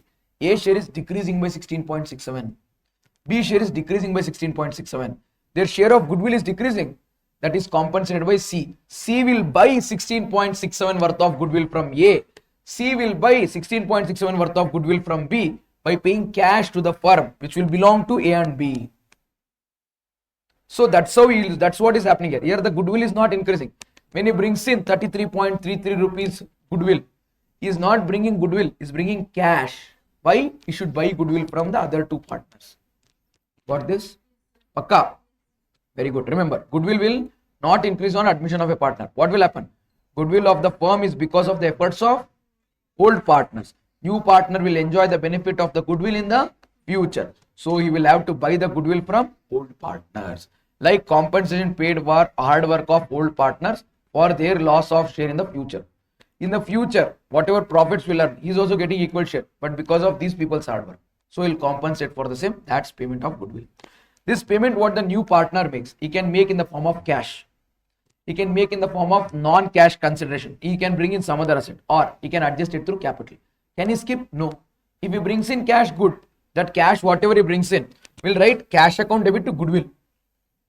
Cash account debit to, for all of us who say goodwill will increase on admission, what is the journal entry? Cash account debit to goodwill. When you credit goodwill, goodwill is not increasing. It is decreasing in fact. But it will not decrease. He will buy goodwill. He will not take it home. He will leave it in the firm only. Then cash account debit to goodwill over.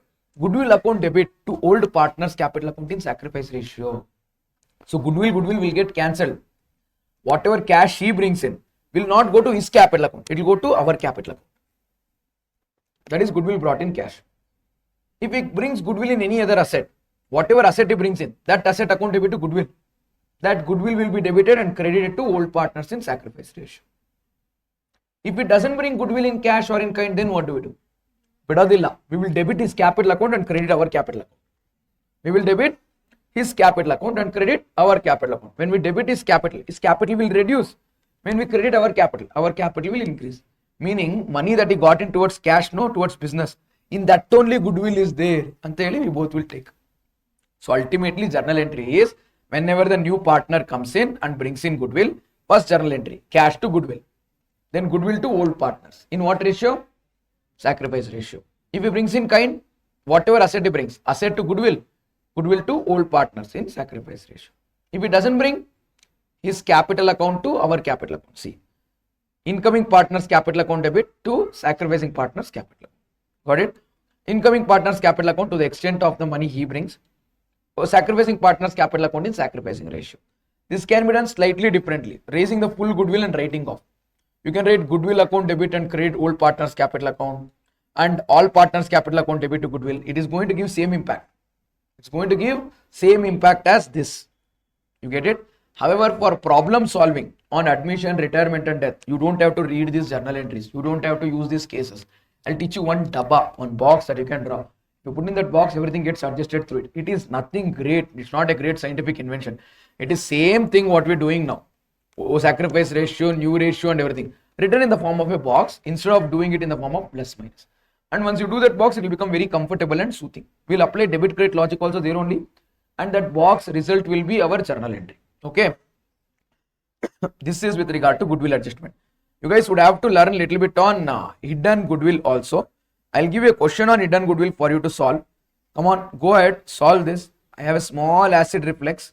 So what will I do? I'll finish my glass of juice. Will you please do this question?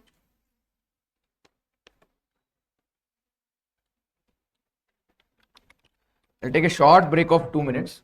Meanwhile, you guys compute hidden goodwill in this case.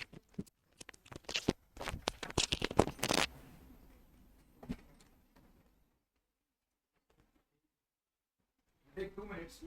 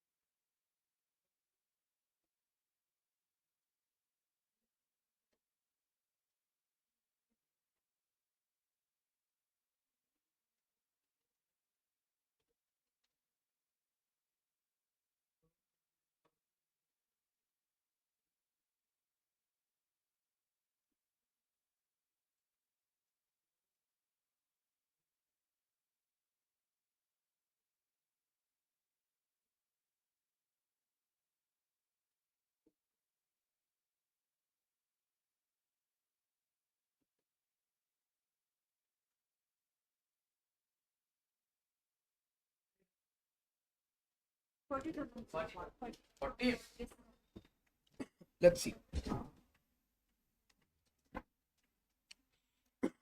So A and B are sharing profits equally and their capitals are 30 each. When C comes in for 1/3 share, we are asking C to bring in how much goodwill? So how much capital? 50. There's something wrong, no? See, equal partners. We have 30-30. We should ask him to get 30. We have asked him to got more. So what people usually do is, okay, should have got 30, he's got 50, 20,000 is goodwill. No. You should keep C's capital as base, not A and B's capital as base. If C's capital is 50,000 for 1/3 share, for 1/3 share if it is 50,000, what will be the total capital of the firm? 1,50,000. How? 50,000 into 3. If you cut the cake into 3 parts, one part value is 50,000. So total cake is how much parts? 3 parts. No, 50,000 into 3. 1,50,000 is the total capital of the firm. But what is the value that we see here? We see 30 and 30, A and B's value, 60 plus 50, what belongs to C. So capitals are right now like this: A 30, B 30, C is gotten 50. So 30, 30, 50, 1 lakh 10. So the hidden goodwill is 40,000. Did everyone get it? Please don't do 30,000 minus 50,000, 20,000 goodwill. No. Should keep C's capital as base to determine the goodwill, because he's the person who is newly coming. We have just identified how much capital should he contribute. Will you be able to do it if they give hidden goodwill questions of this type? Very good. Then all we would have to do is identify goodwill. Now we know how to treat goodwill. Once the goodwill is computed and it comes, what journal entry to pass, how to pass, that we know. But how do we value the goodwill? There are several methods to determine the value of goodwill. Several methods. One is average profit method. Average can be simple average or weighted average. Then there is capitalization, super profit, and annuity method. Under average profit method, how do we find goodwill? We'll take the average of the adjusted profits which are expected in the future, and that will multiply by number of years purchase. Why do we multiply by number of years purchase? Why purchase? Why not sale? Interesting. No? Number of years, adu profit here. That is the period for which we expect our customer to continue with us. So number of years purchase is number of years for which our customers will continue to come and purchase goods from us. If we say number of years purchase is 3, we mean to say for 3 more years our customers will come and buy goods from me. For 3 more years, if customers will come and purchase goods from us, for 3 more years we will go on making sales. For 3 more years, if I am going to make sales, for 3 more years I am going to make profits.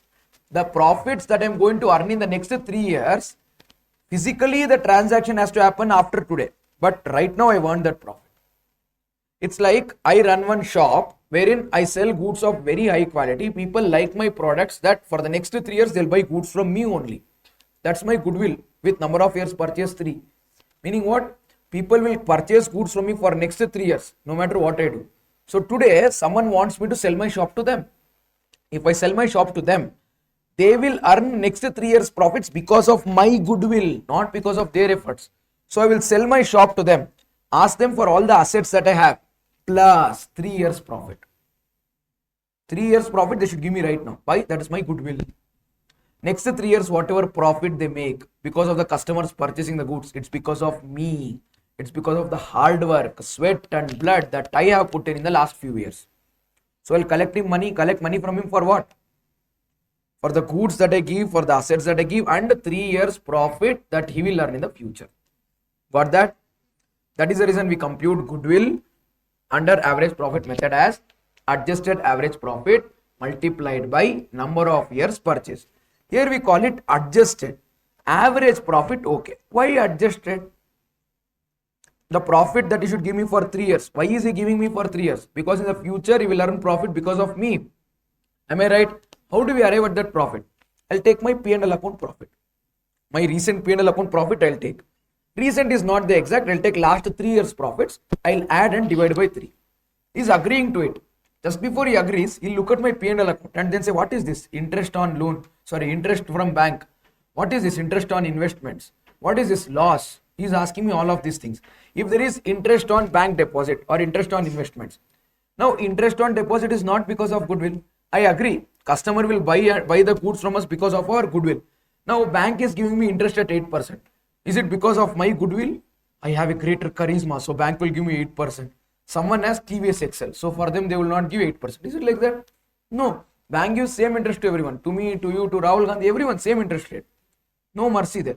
Are you getting it? So in our profit and loss account, when we take net profit for computing average, we should eliminate interest on investment. Or let us say in my P&L, there is some loss because of fire, 5,000 rupees. That loss won't happen every year. Loss won't happen. So we'll eliminate that loss and find net profit. So in P&L, there might be lot of items which are non-recurring or which are not operating or not regular items. Those items we need to eliminate. If it is expense previously deducted, we will add back. If it is income not included, if it is income wrongly included, we'll eliminate it. So all these adjustments we do know. After that adjustments, whatever profits we arrive for the last 3 years, 4 years or 5 years, we'll take average of that and multiply with number of years purchased. That is the logic behind the formula average profit method goodwill. How do we find goodwill under average profit method? Average profits multiplied by number of years purchase. Did you understand why do we do number of years purchase? And average profit should be adjusted for errors and non-recurring items. For errors and I received some lottery income of 1 lakh rupees which is there in my P&L. Will you receive every year? From that net profit, first eliminate that lottery income. Whatever balance you get, that you multiply by number of years purchased to arrive at the goodwill amount. Okay, very good. So after average profit method, then let's go to next method, super profit method. What is the next method? When do we apply super profit method? Super profit method's logic is actually very nice. It says that everyone earns profit. Every rupee of profit that you earn is not goodwill. Every rupee of profit that you earn is not goodwill. Bengaluru, wherever you put one dosa shop, people will come and eat dosa. You don't have to be very famous dosa shop. People will eat. People will eat. So everyone makes some 30,000, 40,000 per month by selling dosa. That is normal. Let's say everyone makes 30,000 by selling dosa. I made 60,000 rupees by selling dosa. Now, I made 30,000 rupees extra, no? That is a super event. That is because of goodwill. 30,000 everyone does. 30,000, if you keep the money idle in the bank, only bank will give interest. So to the extent that return everyone makes, no, that is called normal rate of return. What is it called? This normal rate of return is not because of goodwill. If I give you 1 lakh rupees, at the end of the year, you earn 10,000 rupees out of it. It's not anything great. Why? 10% any idiot in the market will do. You keep that money idle in the bank, you will get 8%. So let's say 8% is normal rate of return. Anybody with 1 lakh, they can make 8,000 rupees return. I made 12,000. 4,000 rupees I made extra over and above normal rate. That is super. That is super. How many years can I earn that super profit? Let's say I can earn it for 3 years. So 4,000 rupees, 1 year I can earn more than everybody. For 3 years if I multiply, 12,000 is my goodwill. So how do we do this? Very simple. Capital 1 lakh in our example. Multiplied by normal rate of return. Normally how much will everyone earn? 8%. 1 lakh into 8%. 8,000. This is normal profit. What is this? Actually I want 12,000. Actually I want from 12,000 I will deduct 8,000. 4,000 is super profit. How many years can I earn this super profit? 3 years. Multiply by 3, 12,000 is goodwill. I'll repeat. How do you find goodwill under super profit method? Don't start with goodwill formula. Start with super profit formula. To do super profit formula, you want actual profit. Sorry, you want normal profit. Normal profit. How do we find normal profit? Actual capital multiplied by normal rate of return. On the actual capital, if you apply normal rate of return, what do we get? Normal profit. That normal profit, you compare it with actual profit, you will get super profit. Super profit, you multiply it by number of years purchase, you will get goodwill. Observe, goodwill is equal to super profit multiplied by number of years purchase. Super profit is adjusted average profit minus normal profit. Normal profit is actual capital employed multiplied by normal rate of return. Shall we quickly see this example? See, profits is 1 lakh, 1 lakh 20 and 1 lakh 40. This is average. We can find average of this. Capital employed is 1 lakh, 10 lakh. 10 lakh into 6%, Madi. How much is 10 lakh into 6%? Normally everyone makes 60,000. What is our average profit? 1 lakh plus 1 lakh 20 plus 1 lakh 40 divided by 3. 1 lakh 20 is actual profit, actual adjusted profit. How much is this normal profit? Minus. What did you get? 61. That is super profit. That you multiplied by 2 years purchase. 1 lakh 20 is goodwill. See, goodwill 1 lakh 20, super profit 60, average profit 1 lakh 20. Normal profit is 60. Understood average profit method? Under average profit method, under super profit method, what did we do? We found differences between profits as super profit and then multiplied it with number of years purchase. Do you agree with me that this is better than average profit? This method is better than average profit. This doesn't consider full profit as goodwill. This only considers the extra profit that you earn as goodwill. Makes more sense. But the 2 years purchase is still debatable. How do you say 2 years purchase? How do you say 3 years purchase? It is an accounting estimate. So we'll replace that also. That's how we switch to capitalization method. Under capitalization method, what we do is, we have earned profit of 12,000. How much profit did we earn? In our example that I told previously, 1 lakh capital, 8% normal rate of return. We earned how much? 12,000. Am I right? If you earn 12,000, how much capital you should have put in to earn 12,000 rupees? Rate of interest in the market is 8%. No? Rate of interest in the market is 8%. No? Take 12,000 in the calculator, divide it by 8%. You get 1,50,000. How much do we get? If you want, you check 1,50,000 into 8% money. Hey, 12,000. You understood? So, to earn our 12,000 rupees at 8% interest, what is there in the market? You need to have capital of 1,50,000. But I am doing it with capital of 1 lakh. I am doing it with capital of 50,000. What I have not invested as capital, but I am still earning return on it, is my goodwill. 50,000. What I have not invested in the form of capital, but I am still earning profit, is my goodwill. How do we do it? We'll do it once again. How much is my profit? 12,000. How much is my profit? Normally in the market, rate of return is 8%. Divide my profit 12,000 by 8%. To earn the profit of 12,000, you need to, at 8%, you need to invest capital of 1,50,000. But the capital that I have invested is only 1 lakh. 50,000 worth of capital, what I have not invested, but I am still earning return on it, is goodwill. You got it? We'll check some different numbers. See, capital employed 80,000. Normal rate of return 6%. Average profit 6,000. To earn 6,000 rupees profit at 6%, how much capital should I invest? 6,000 divided by 6%.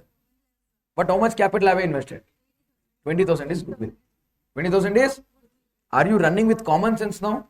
Don't mug up formulas. Mugging up formulas is the worst thing that you can ever do. You would have to run behind the logic. You would have to know the logic. Why is this multiplied by this, or why is this divided by this? What is this number of years purchase? What do you mean by NRR? And why are we applying it? Once you get the logic, no, you don't have to revise all of this the day before exam. You will still be able to crack it, go into the exam straight without revision of these items. Clear?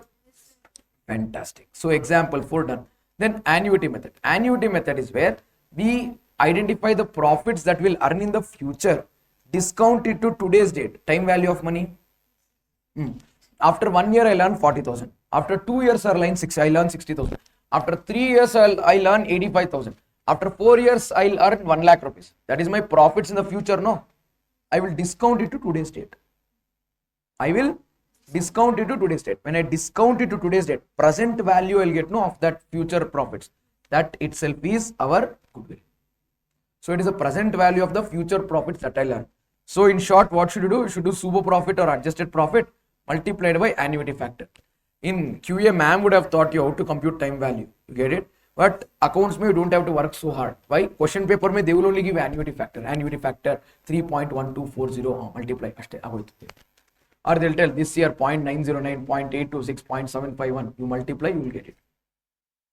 So you don't have to work really hard. They'll give annuity factor, multiply it with the profits. Damar, you got the goodwill. This is under annuity method. You got it? Say something. And after this, all you would have to do is go on preparing the ledger accounts for partners. And I told you, adjustments will be there in goodwill. So there will be some adjustments which you would have to make. Non-recurring items or rectification of errors needs to be done. So that is the kind of questions that will be there here. See this here, these are the profits. These are the profits. These are the adjustments what we are doing. What is the adjustments? There is one repair expenditure that they've incurred, which has been wrongly treated as asset. Are you getting it? Or they incurred repair expense of 6,000, but they have not recorded it. Now we will record that. And because it has been not recorded as asset, now when you record it as asset, you should charge depreciation. Now when we charge depreciation, it will come like this. 6,000 rupees was incurred as repair. What did they do? Sorry, they bought an asset. What did they do? 6,000 rupees? Purchased an asset. They wrongly wrote it as expense, repair. Because they wrote expense of repair 6,000, profit would have gone down. But it is not expense. It is fixed asset. So what do? Increase our profit by 6,000. That is what we are doing in 2006. Now in 2006, if you don't call it repair expenditure, if you call it fixed assets, you will do depreciation. No? That is not charged. Why? Asset record madilla, depreciation ellinda madiritira. Would have not done. Now we should do depreciation. So we'll decrease depreciation 200 and 580. And They would have done some overvaluation of stock, undervaluation of stock. Let's say they overvalued the closing stock. What did they do? Yesterday we discussed in inventory. No, not yesterday. Day before yesterday. When you increase the value of closing stock, what will happen to profit? Increase. So in 2005, they've increased the value of closing stock, because of which profit has gone up by 2,400. Now we will reverse that profit. Extension of this is next year, because I told you previous year's closing stock will become this year's opening stock. Previous year closing stock was more because the profit was more. Now by rectification, we reduce the closing stock, profit will decrease minus 2,400.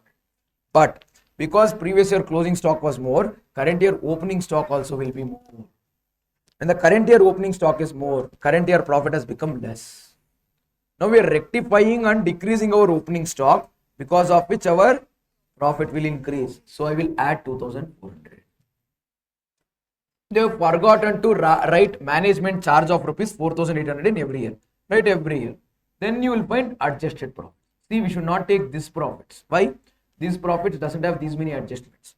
Once you adjust this many, you will get this adjusted profits. Using this adjusted profits, you will apply weight and then find weighted average, because they have given weights. Once we find weighted average, we will multiply with number of years purchase to arrive at goodwill. So these are the kind of adjustments. These are the not exact things that we get in the exam.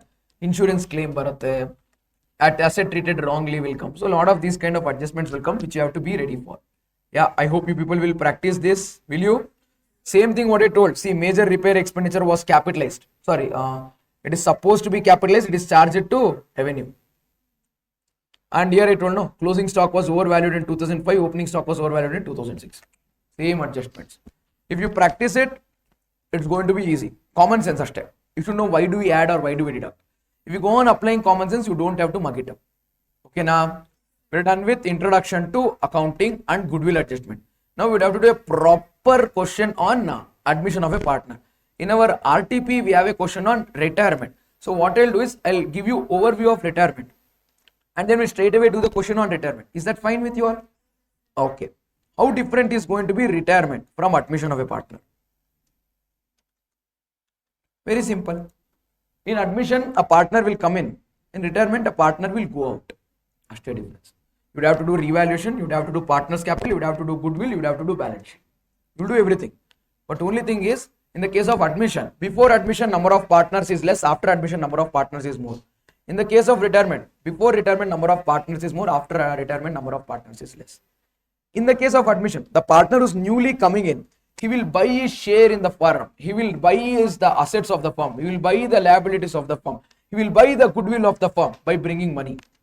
In the case of retirement, that person is going out of the firm. He will sell his right in the assets of the firm. He will sell his right in the liabilities of the firm. He will sell his goodwill to the firm, and then he'll go. If he is selling, no, the continuing partners are buying. Continuing partners are ultimately over martare over togoltare. One person will sell, one person will buy. Other than that, there is not going to be any much of a difference. Ratios will be slightly different. There are two important points that you should note with regard to ratios. Shall I tell those? Let's say A, B and C, sorry, Bhim, Chutki and Raju are partners 3:2:1. If they tell Raju retires because of old age and they don't give any other information, Bhim and Chutki will continue to share their profits in 3:2. Their old profit sharing ratio 3:2, new profit sharing ratio 3:2, their gain ratio also 3:2. So whenever a partner retires but they don't give any information, the continuing partners' old profit sharing ratio will be their new profit sharing ratio, that will be their gain ratio also. Sometimes they will give in the question, Tom, Jerry and Spike share profits and losses in the ratio 3:2:1. Tom retires and his share is taken by Jerry and Spike in the ratio 1:2. So here that person who's retiring, no, Tom, his share is shared by the continuing partners in 1:2 ratio. How much is Tom's share? 3/6. You do 3/6 into 1/3. 3/6 into 2/3. Whatever you get, that will be added to respective partner's share. Help me with this. What is Tom's share? 3/6. How much will Jerry get? 1/3. 3/6 into 1/3. 3/6 into 1/3. 1/6 is what Jerry will take. 3/6 into 2/3. 2/6 is what Spike will take. Jerry's share was 2/6. He'll add 1/6. It will become 3/6. Spike's share was 1/6. We'll add 2/6. It will become 3/6. So new profit sharing ratio is 1:1. Hey, am I going very fast? If you have to finish the entire syllabus in less than 10 hours or 12 hours, this is the speed at which I am supposed to go. I hope you people are comfortable.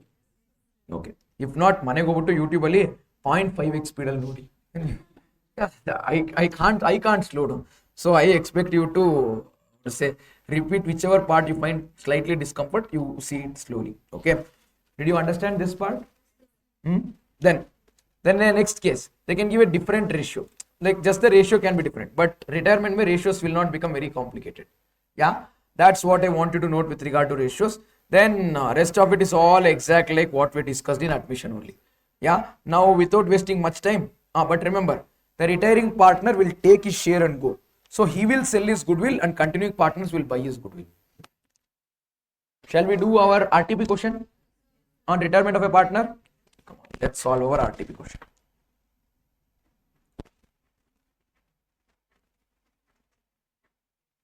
Nice question. There is JLP also in this. Shares put together. Okay. Maybe if you want, we can plan a break after this question. After retirement. But still we'll have death, dissolution, then company account. It's okay. Company accounts will get over quick. Don't worry. On 31st of March 2023, balance sheet of X, Y, and Z sharing profits and losses in the proportion to their capital stood as follows. They have given their balance sheet. On 1st April 2023, X desired to retire from the firm and remaining partners decided to carry on the business. It was agreed to revalue the assets and liabilities on that date on the following basis. I won't do revaluation account first and then do partners capital and then do balance sheet. I will run all three simultaneously. For that to happen, I want to have some presentation data ready. I will make it ready. If you want, you can join me. You can also prepare the table and everything, keep it ready so that we can start solving the problem together.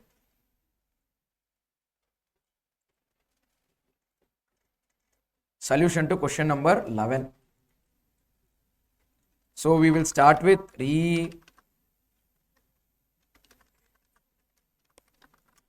revaluation account. So this is our revaluation account. After revaluation, I'll prepare partners capital account. And the partners capital account, what I'll prepare will have how many columns? How many partners are there? 8 partners are. Columns 3 partners. So I'll have 3 amount columns. I only count amount columns.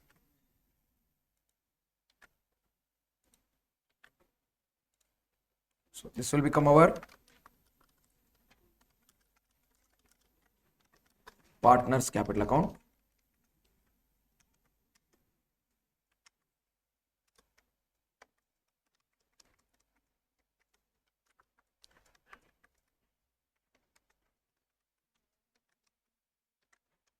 So partner X, partner Y, partner Z.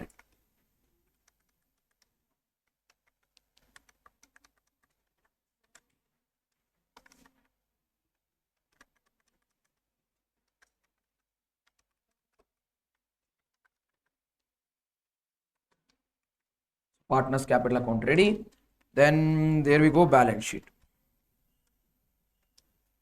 Do we need any other ledgers? I don't think we would need any. Cash, if there is requirement, we would do. They've asked us to do cash account.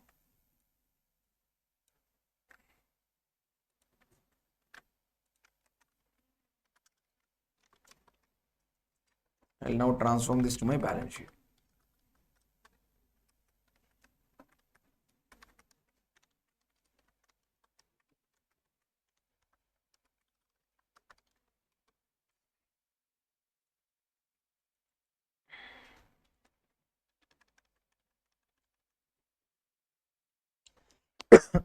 My formats are ready. Can we start? Let's start. Come on, from the beginning. See, we'll quickly see what items have adjustment. Land, building, plant and machinery has some adjustment. Creditors has some adjustment. Debtors has some adjustment. JLP is there. Goodwill is there. And capitals will obviously change. And that's it. To begin with, capital X, Y, Z, 60, 90, 60. 60, 90 and 60. I'll write it in my partner's capital account as by balance brought down. How much opening? 60, 90, 60. If you have the habit of finishing revaluation and then doing partners capital, it will work in second PUC, where the number of adjustments are finite, number of adjustments are familiar. Looking at the question, you know what adjustments will come. It won't work in CA foundation. Please don't do it. You will get stuck. You might end up reading the question more than 2-3 times if you have to do one finish and then do the next one and then third. So please request, don't do that. Sundry creditors of 30. Sundry creditors of 30 will come in balance sheet on the liability side. I'll write capital and then I'll give little space. I need to write no XYZ capital. So I'll write X, Y, Z. Who's no more going to be a partner? X is no more going to be a partner. So then Y and Z baratte. I'll write creditors. How much is our creditors? 30,000. I'll write in inner column. If there is adjustment, I'll write it post adjustment to outer column. If there is no adjustment, then I'll post that 30,000 same to outer column. So for now, I'll write 30,000 in inner column. Can I?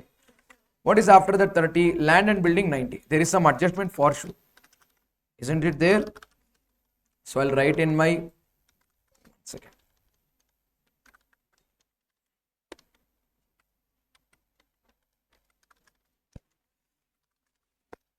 I need one additional column here. Can I take additional column so that I can do workings comfortably?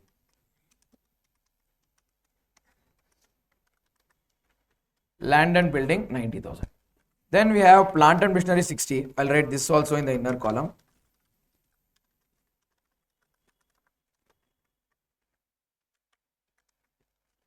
What is the value of plant and machinery? 60,000. Stock also looks like there is some adjustment. Is there some adjustment for stock? Some revaluation is there for stock.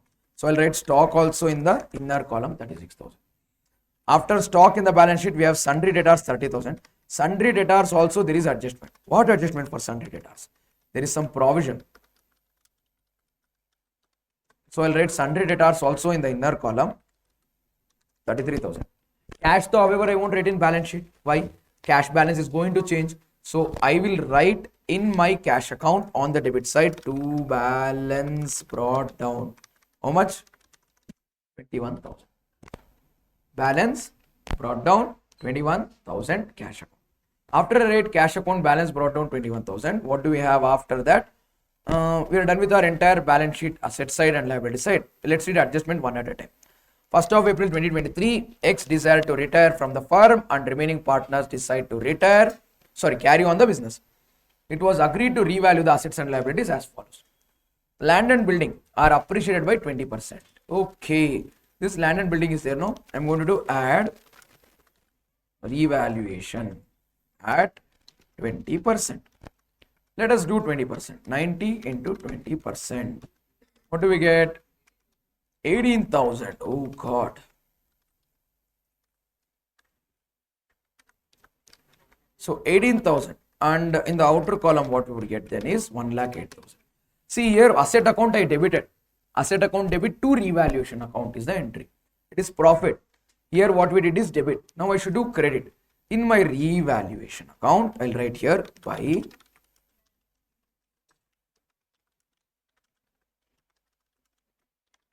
by land and building account. What is the amount? 90,000 into 20%. 18,000. Done. Next, plant and machinery to be depreciated by 30%. So plant and machinery value will decrease. Entry is revaluation account debit to plant and machinery. I'll write here less depreciation, or I can write revaluation only. At what percentage? 30%.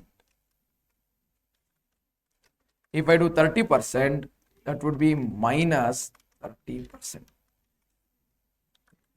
60 minus 18, it will give you 42,000.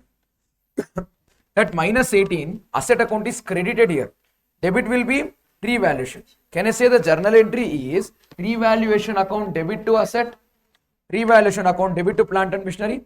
In plant and machinery, I have written by revaluation. Now, in revaluation account, I'll write to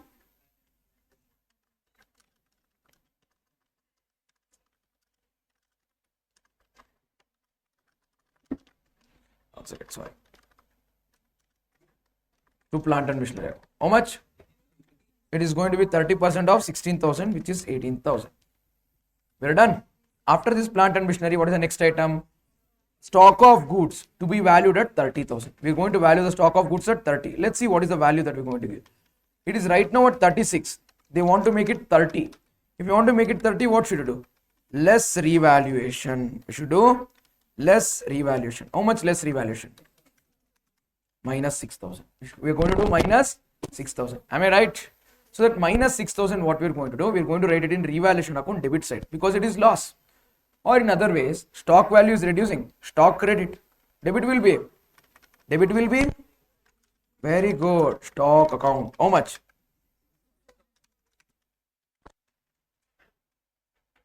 Then old credit balances of sundry creditors 6,000 to be written back. Now, majority of them will get this adjustment wrong. I'm somehow very confident that you'll get it wrong. You tell me, what do I do with this 6,000 in my creditors? Return off means what will you do? Deduct. Return off means what will you do? Deduct. Return back means you should deduct. Return back means we should deduct. Return off is for debtors. Return back is for creditor. Return back doesn't means back haki add madi alla. Return back means deduction. Return back means what? Trust me, nambi nanna. So I'll write revaluation. Nange gottittu pakka idಕ್ಕೆ ತಪ್ಪು ಹೇಳ್ತೀರಾ ಅಂತ. Somehow very confident. So revaluation ಅಲ್ಲಿ we are going to write off. How much? Write back. How much are we going to write back?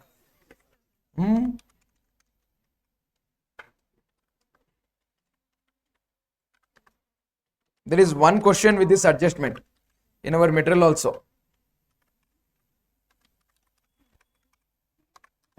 24,000 in the balance sheet. So now creditors value is decreasing. When the liability creditors is decreasing, creditors should be debited. Credit should be given to revaluation. So the entry is creditors account debit to revaluation. In revaluation account, we'll write by, okay, how much? In other way, they're telling some old creditors are to be returned back. Meaning what? It is some old creditors. That person also doesn't know that he should receive money from you.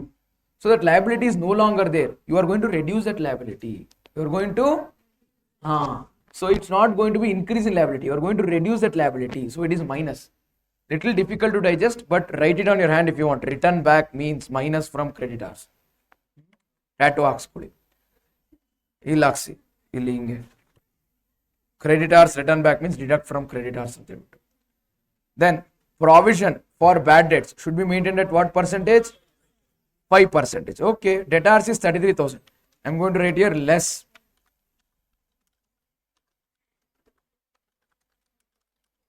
Provision for bad debts. At what rate? At 5%.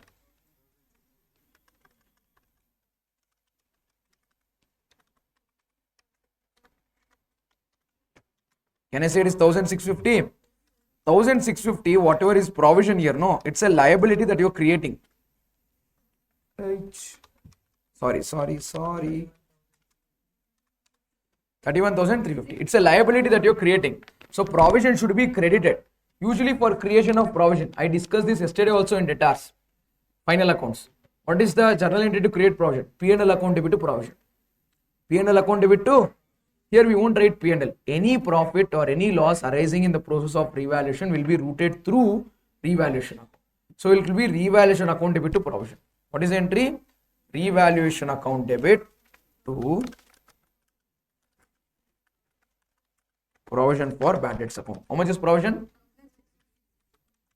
1,650. Got it? What is after this provision for bad debts? Joint life policy of the partners surrendered and the cash obtained, 22,650. You surrendered the policy. You told we don't want policy anymore, and they gave you 22,650. In the balance sheet, do you have anything relating to JLP? No. So when nothing is there in the balance sheet, it means that JLP premium what they paid is treated as expense. So JLP surrender value what they get is to be treated as income. Let me repeat. What is joint life policy? Situation bandide. Shall I finish JLP? Now, if in case any partner dies, you have to pay the capital to the partner. In order to pay the capital to the partner, if you don't have money in the balance sheet, you might have to sell all the assets. It is not just the partner of the partner and kids of the partner and the parent of the partner that is dependent upon that partner. It is a partnership firm also which is dependent upon that partner. It is not just the relatives of the partner who will cry when the partner dies. Partnership firm, artificial person also will cry because it might die because of that partner's death. Death of a partner might become dissolution of partnership firm. Firm doesn't want that scenario. You die. Don't make me die. That is the reason they take insurance policy. It's like the earning person of the family dies. Rest of the people don't have the earning because that person who was earning is not there anymore. So now they also might choose to die. That shouldn't happen. That is the reason. If there is an earning person, get insurance claim done on that person. So if that person dies, let him die. You will get money. In the entire sadness that the person died, one happy news is that insurance claim bantu. Are you getting it? Yeah, one of my students once told long, he bought one Royal Enfield bike and then they had bought it in his father's name. So they bought the bike 2 months over and father died. It was among the entire thing that is there in the family, one thing that was happy is we didn't have to pay EMI because Papa died. They didn't have to pay EMI. Insurance claim got claimed and then that money got went for the bike and they didn't have to pay. Actually not funny. It was a very sad and emotional thing. Very nice student of mine. But just trying to keep the moment light because you are craving for break now. So did you understand this? So you pay insurance policy premium and then take the policy. Who's taking the policy here? Firm, not the partner. Who's taking the policy? Firm. Why? Firm is also interested. When the partner dies, the firm will receive the claim money. That doesn't belong to partners. That belongs to firm. When you say firm, that belongs to all the partners. It is not like A, B, C, 3 partners are there. C died. Usually C dies. C died. So when C dies, firm receives 1 lakh. That 1 lakh doesn't belong to C. That 1 lakh belongs to firm. All the partners will get share in that. C will also get share. A will also get, B will also get. Are you getting it? That whatever premium they pay, 2 options. One, you can write it as expense in P&L. If you write it as expense in P&L, full premium paid you wrote as expense, full money what you receive from insurance company is profit. If you don't write amount paid as premium, you don't write the premium paid as expense, you write it in balance sheet asset side. You write it in balance sheet, that is like asset. Whenever the policy is surrendered means no one died, but you are saying you no longer want the policy and taking the money back from the insurance company. If someone dies, it's called claim. So if the person dies or if you surrender the policy, when you receive the money, that will be like sale of asset. Let us say surrender value what is there in the balance sheet is 10,000. Partner died and the firm received 1 lakh. Now 10,000 worth of asset is sold for 1 lakh, 90,000 is profit. So 90,000 will be shared to partners as profit. 1 lakh rupees will be received in cash. 10,000 value of asset will reduce. If you treat that premium as asset. If you treat that premium as expense, 10,000 paid will go to P&L. 1 lakh rupees received will come in cash and entire 1 lakh will be shared between partners. Why will you share entire 1 lakh? Previously when you paid 10,000 premium, you wrote 10,000 to P&L. That P&L lost 10,000 is borne by all the partners, no 10,000. Now 1 lakh what comes also will be shared by all the partners. When you wrote that premium as asset, 10,000 you didn't share it to all the partners as expense. You kept it in balance sheet. Now when 1 lakh comes, 10,000 adjust madi, only 90,000 will be shared between partners. Simple terms. Premium paid if treated as expense. Policy money or surrender value received is income. If premium paid is treated as asset, policy money or surrender value received minus surrender value what is there in the balance sheet as asset. Balance will be profit, it will be shared.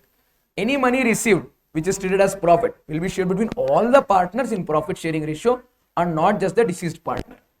Last point, if the partner dies, we get policy amount. If the partner doesn't die, partners, they would say, there is retirement and we surrender the policy, we'll get surrender value. Got it? Here, partner didn't die, retirement, we received surrender value, 22,650. There is 2 journal entries that will pass for this transaction. I'll write the journal entry here. Joint life policy. Joint life policy. I can straight away show it in the ledger, but I want you to know it with ease. I know that people find this irritating, so I am going to show the journal entry for this. Okay. Bank account debit. How much is received? Have they told received? Oh, so cash account, cash account debit. How much is received? 22,650 will credit to JLP account.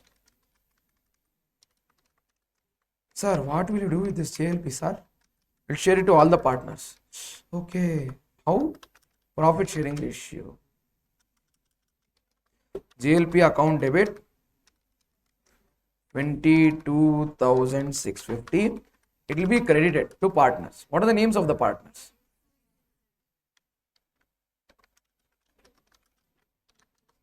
X's capital account, Y's capital account, Z's capital account.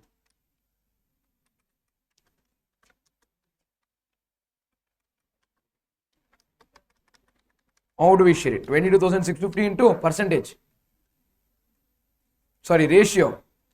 I have given profit sharing ratio. Did we read in the beginning? Profits and sharing profits and losses. At the end, yeah. Oh, proportionate ಎಲ್ಲ ಹಾಕಬಾರ್ದ್ರಿ. Who told proportion? Nothing is mentioned. Starting ಅಲ್ಲಿ ಇದೆಯಾ? Future profits equally. Have they given loss in proportion to their capital? Because they mentioned, we're doing it. We won't assume it. 6 is to 9 is to 6. 2 is to 3 is to 2. 2 is to 3 is to 2. 2 is to 3 is to 2. 7 na?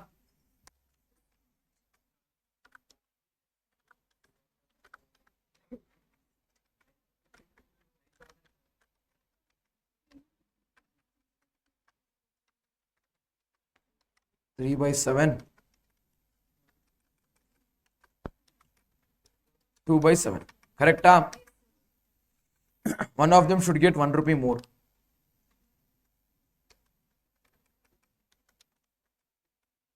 Beda. 6472. Okay. So the total will come to the same amount. Did you get this? Say something. Very good. Now, shall we post this to our respective ledger?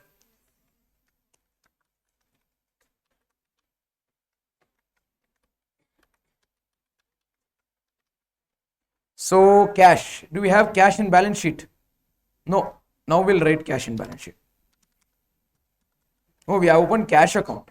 In my cash account, I'll write here to JLP. How much? 22,650. And this will be shared between partners. I'll write by JLP. In our partners capital account, I'll write by JLP account. 6471. 6472 9707 9707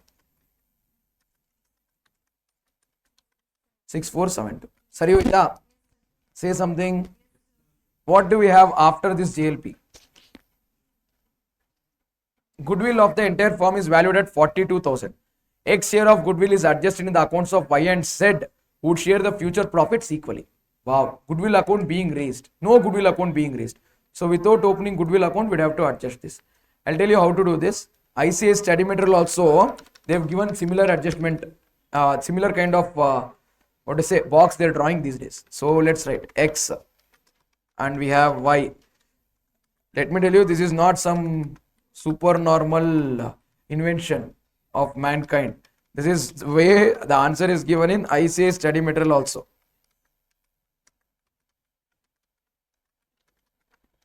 Okay, then first raising goodwill. We call it what? We will not literally pass journal entry for raising goodwill, but we'll assume that we have raised goodwill and then adjust it. So how much is the goodwill amount? 40. Okay, 42,000. This will be raised by crediting the partners in their old profit sharing ratio. So what will be the amount? 42,000. 42,000 multiplied by 2 by 7. Am I right? Correct, Alvenry. 2 by 7 alva.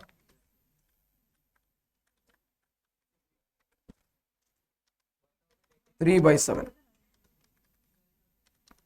2 by 7. 3 by 7. 2 by 7.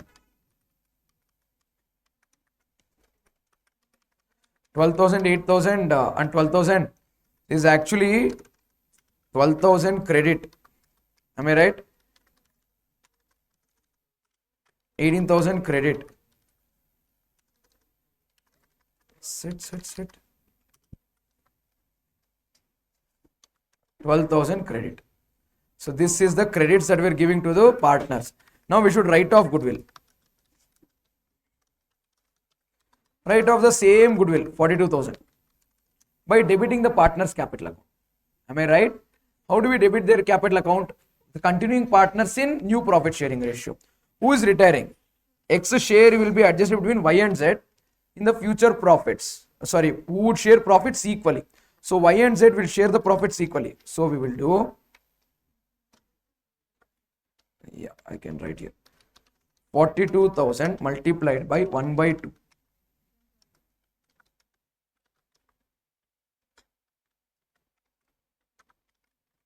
$21,000 debit. See, they would have to give money, Y and Z, so their capitals will decrease, so it will be debited. 21,000 debit, 21,000 debit. Now we'll identify the net difference because of this transaction. So what is the net difference? X will get 12,000 credit. X will get 12,000 credit, meaning X will get X share. It should be given by Y. 18,000 credit, 21,000 debit. Which is more? Debit is more by 3,000. So can I say 3,000 debit? Which means that Y will contribute 3,000 towards X share of goodwill of 12,000. Because that is the proportion to which Y is gaining. Now, Z share is how much? 12,000 credit, 21,000 debit. Debit is more by how much? 9,000 debit. So Y will give 3,000, Z will give 9,000. Together X will get 12,000. Why? Because that is the ratio in which they are gaining. If you observe, what is the Y's profit sharing ratio? Old profit sharing ratio. 3 by 7. What is the Y's new profit sharing ratio? 1 by 2 minus 3 by 7. You solve this if you want. 1 by 2 minus 3 by 7. 2 and 7. Common multiple is 14. Am I right? 14 in 2 table. 7 times. Am I right? 7 by 14 or 7 minus 3 table, 7 table 14 is 2 times. 3 2s are 6. 7 minus 6 divided by 14. Or I'll remove all of this. Can I say is equal to 1 by 14? Pakka? Say something. Similarly, do it for Z. Z's old share is, Z's new share is 1 by 2. Correct? What is Z's old share? 2 by 7. So 14 is the denominator which is least common. So from 2 to arrive at 7, 14, I should multiply it with 7. So 1 7s are 7 and 7 2s are 14. 2 2s are 4. 7 minus, can I say 3 by 14. So their gain ratio is 1:3. Artha aita? How much is X share of goodwill? 12,000. 12,000 you do it in 1 by 4, 3 by 4. 3,000 and X and Y should give the 12,000 in 3,000 and 9,000 because that is the ratio in which they are gaining. They are gaining in the sense they are taking over X share in that ratio. Did you all understand? Same thing we can do by identifying gain ratio, but table looks simpler to do. And you don't have to minus the ratios. Only thing that we're trying to do in the table is no magic. Only thing that we're trying to do is instead of deducting fractions, which is difficult, we'll multiply fractions with number and we'll deduct numbers. Here what did we try to do? First we deducted fractions, arrived at a resulting fraction. That fraction we multiplied with number. Deducting fractions is difficult. Multiplying fractions is easy. Deducting numbers is easy. So what do? Fractions you multiply with goodwill and then deduct the goodwill amounts to arrive at the, or to say who's sacrificing or who's gaining. That's easier to do. Clear? Yes, very good. So Y and Z I am going to debit 3,000 and 9,000. Y and Z. Y 3,000. Z 6,000. Why are we debiting this? Because they are going to give money to X. Sorry. I'll change. So Y and Z's capital will decrease by 3 and 9. And this is because of goodwill.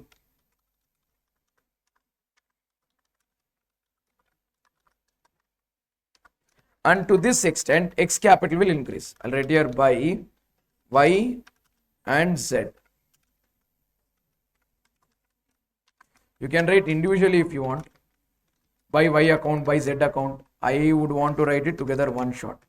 You want me to write by Y's capital account, by Z's capital account? That is also okay.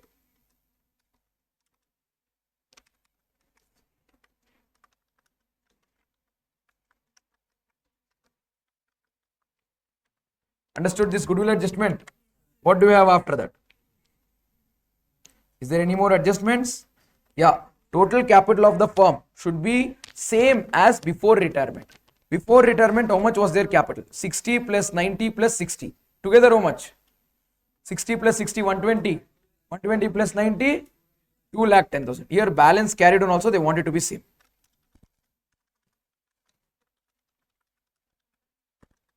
Yeah, 2,10,000. How did we get 2,10,000? 60,000 plus 90,000 plus, I can do one detailed working note, but I'm trying to save time. Can I say it should be 2,10,000? That 2,10,000, X irodilla. X will retire. Y and Z, in what ratio? Profit sharing ratio. They've told, see, in the profit sharing ratio. Profit sharing ratio is equal, no? So we'll do 2,10,000 into 1 by 2. So it should be how much? 1,05,000 for Y, 1,05,000 for Z. Am I right? 1,05,000 for Y and 1,05,000 for Z. Done. What do we have after that? Their profit sharing ratio. Amount due to Mr. X is to be settled on the following basis. 50% immediately on retirement, 50% in the balance within 1 year. So I am going to write here to cash account. 50%. And balance 50% I'll write to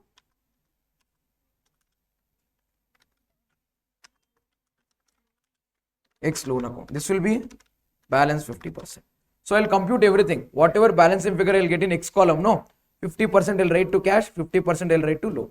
Whatever I write here to cash, in my cash account I'll write by excess loan.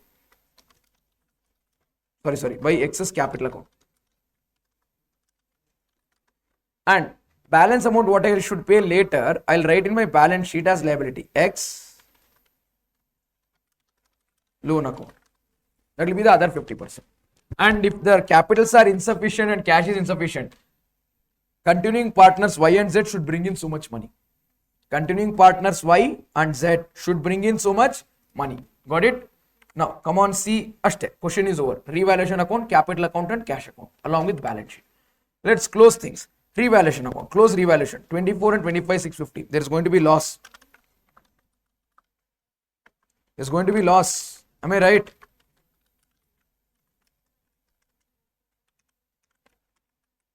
What are the names of the partners? X, Y, Z.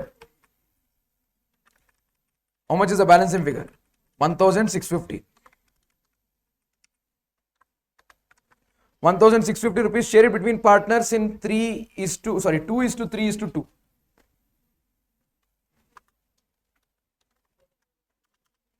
Two by 7, huh?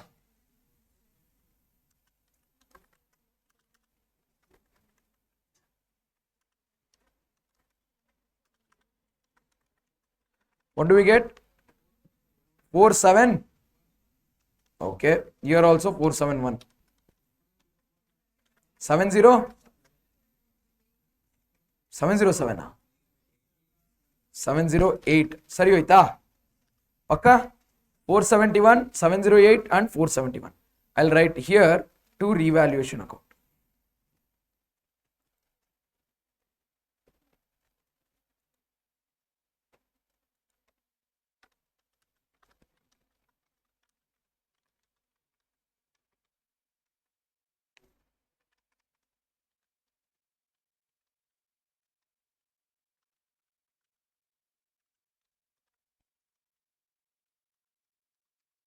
How much is revaluation? 407, 40, yaar 708, 471 re. 471 X 708 and 407. 708, 471. Got it? So revaluation account is done. Partners capital. If there is any difference in Y and Z capital, they should bring in so much cash. There is no other option. They have to bring in so much cash. And X 50-50 will share. Shall we first finish X column? It was 78,471 minus 471. 78,000. 50% of 78,000. 35 plus 3. So 36,500. Sorry, 39,000. 39,000. Correct? 39,000 we are paying cash. Shall I write in cash account credit side? Come to our cash account. Excess capital 39,000. Another 39,000 we are yet to pay. That 39 will become liability in the balance sheet. 39,000 excess loan liability. Clear? We have an option. Instead of writing here cash as balancing figure, we can write Y's current account, Z's current account. If I write Y's current account and Z's current account, that means they have not got the money. If I write cash account, that means they've got so much money. Have they told that Y and Z to bring in sufficient cash to keep the capital in that ratio? So same before, individual capital in their profit sharing ratio. They have not told. If they say cash will be brought in, we would have written that. Now we have an option. We can do either. Cash per na. Shall we assume that is bring in cash, or should I write the current account?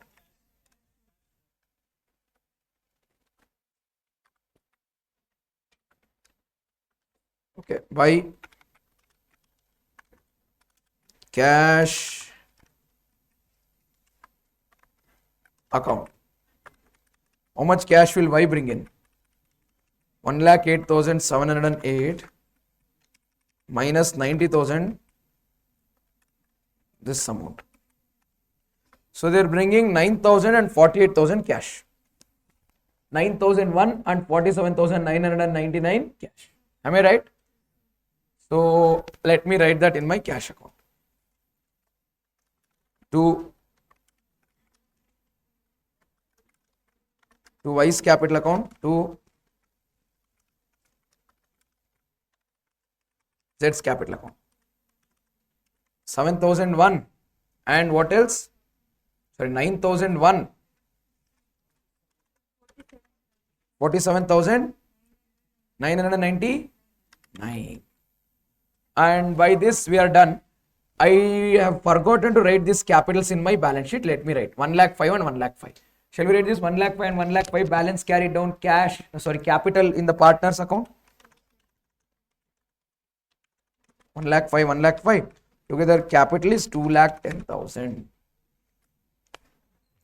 Did we finish capital of 2,10,000? So partners capital account is over. Now balance sheet has to be closed after closing our cash balance. Only thing left is cash balance. How much is the cash closing balance? Balance carried down. That is going to be 1,06,50 minus 39,000, which is 61,650. Let me write that in our balance sheet. In the balance sheet, on the asset side, we will write here cash. How much is it going to be? 61,650. 2,73,273 balance sheet will tally.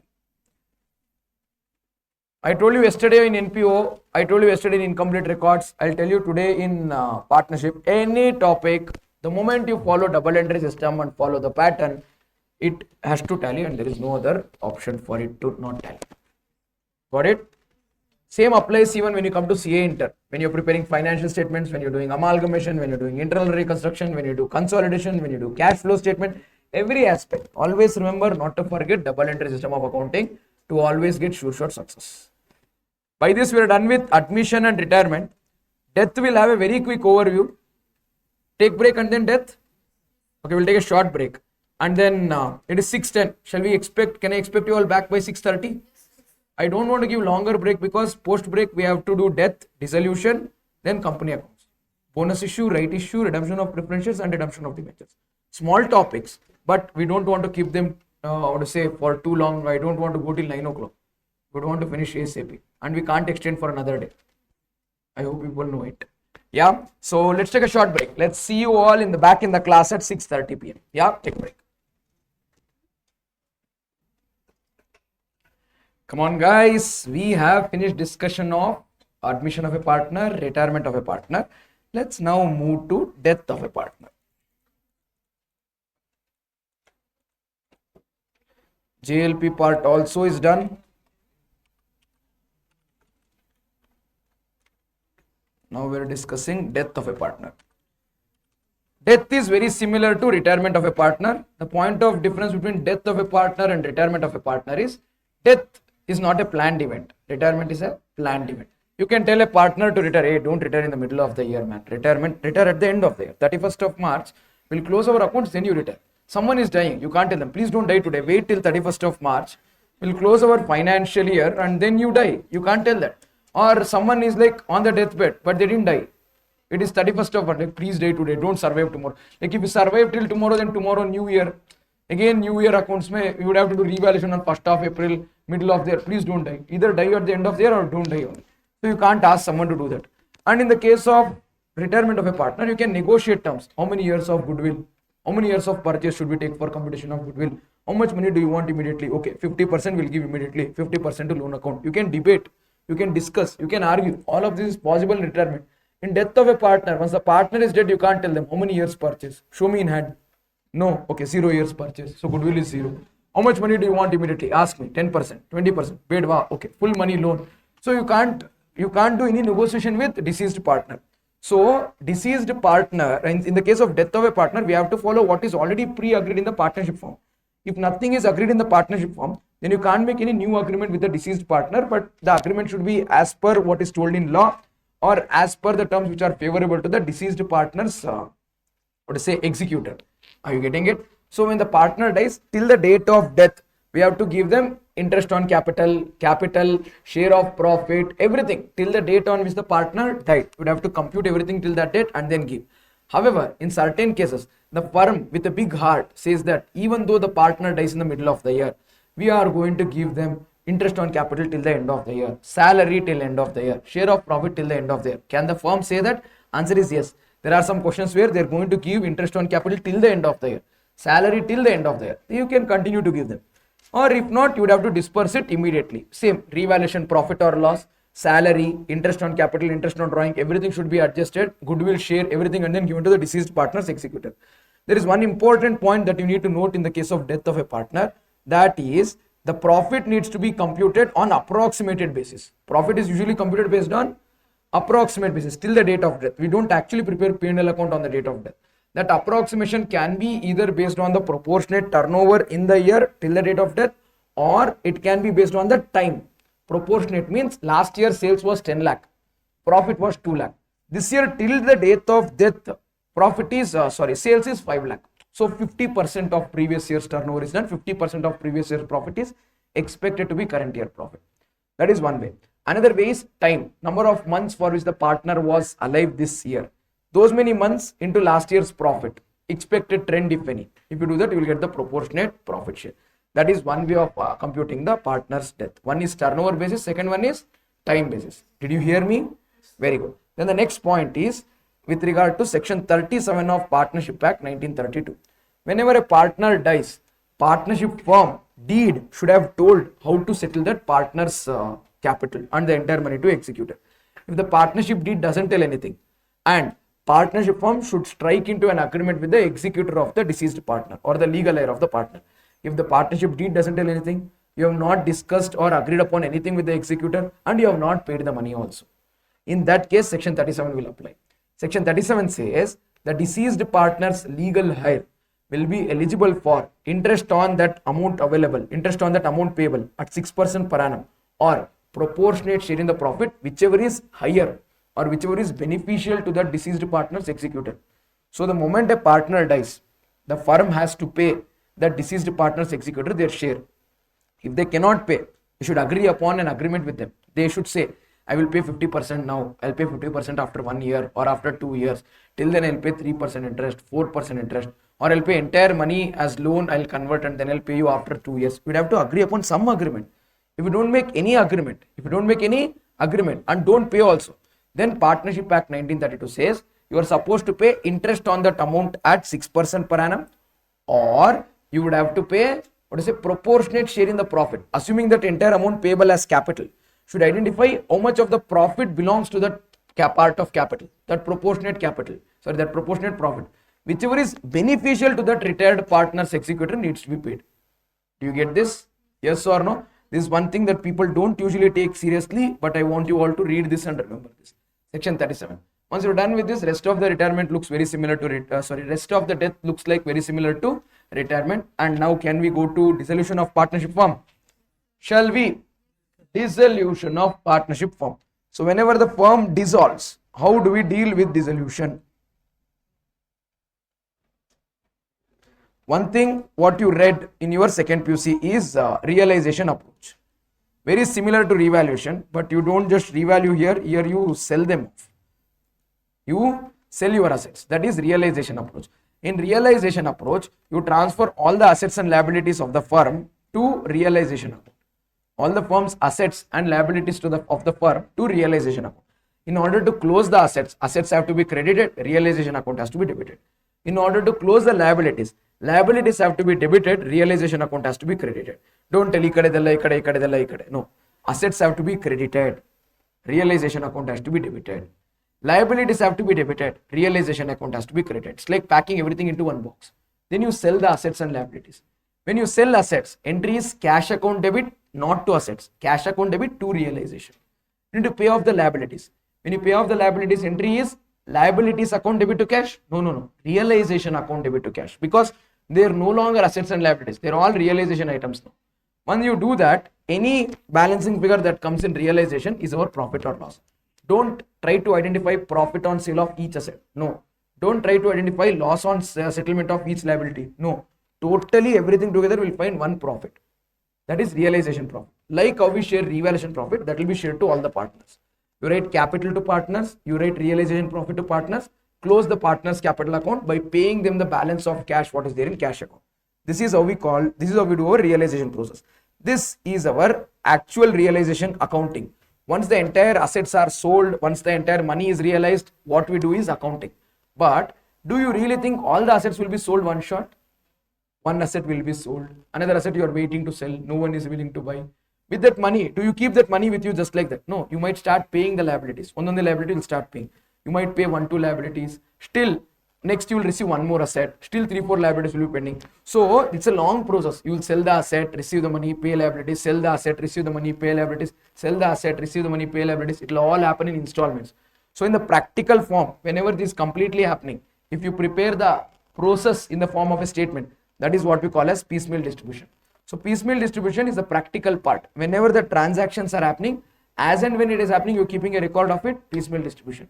Once the entire dissolution is over, once you identify total sale value of assets, total settlement of liabilities, then if you write it all at one place, that becomes accounting under realization approach. Do you get this? This piecemeal we would have to do under two approaches. Two approaches are possible. One is highest relative surplus capital method. Other one is called maximum loss method. Both the methods are same. Just the way we approach both the methods are slightly different. You get it? Otherwise, both the methods are going to give you the same answer, and what we're going to do is exactly same. Answer will be same under either of the methods. Any problem that you give me, we can solve it under both methods. I'll pick up one problem and I'll solve it under both methods and then I'll show it to you as to how does it work. Is that fine? Now, let's quickly see one realization approach question, and then we'll see one piecemeal distribution on maximum loss and highest relative surplus. Is that fine? What question do we have here? Seema, Meena and Tina. We have it and they want us to apply maximum loss possible procedure. So they want us to apply which method? Maximum loss method. Shall I solve this question under maximum loss method as well as highest relative surplus capital method? Same question. Okay, this is our RTP question. We are doing much more than what they've asked. They've asked us to solve it under which method? Maximum loss. But we are going to solve it under which method? Highest relative surplus method and maximum loss method. I will first tell you just a small overview of how does this maximum loss and highest relative surplus method work. Shall I? Listen to me carefully.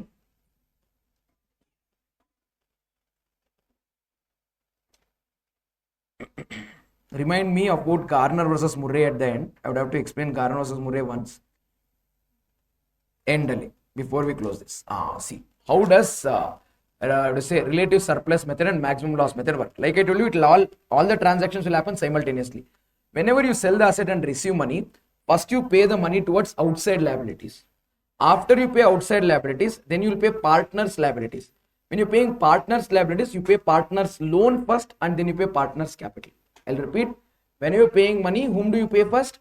Outside liabilities. After you pay outside liabilities, you start paying Partners liabilities. Among partners liabilities, first you'll pay partners loan, then you'll pay partners capital. Got that? Yes. See, first realization, then okay, ಇದು ಇರಲಿ. What I wanted to note as a difference between these two methods is partners capital. See, this is partners capital. Credit side, what is there is amount payable to partners. Out of this, some money we will pay.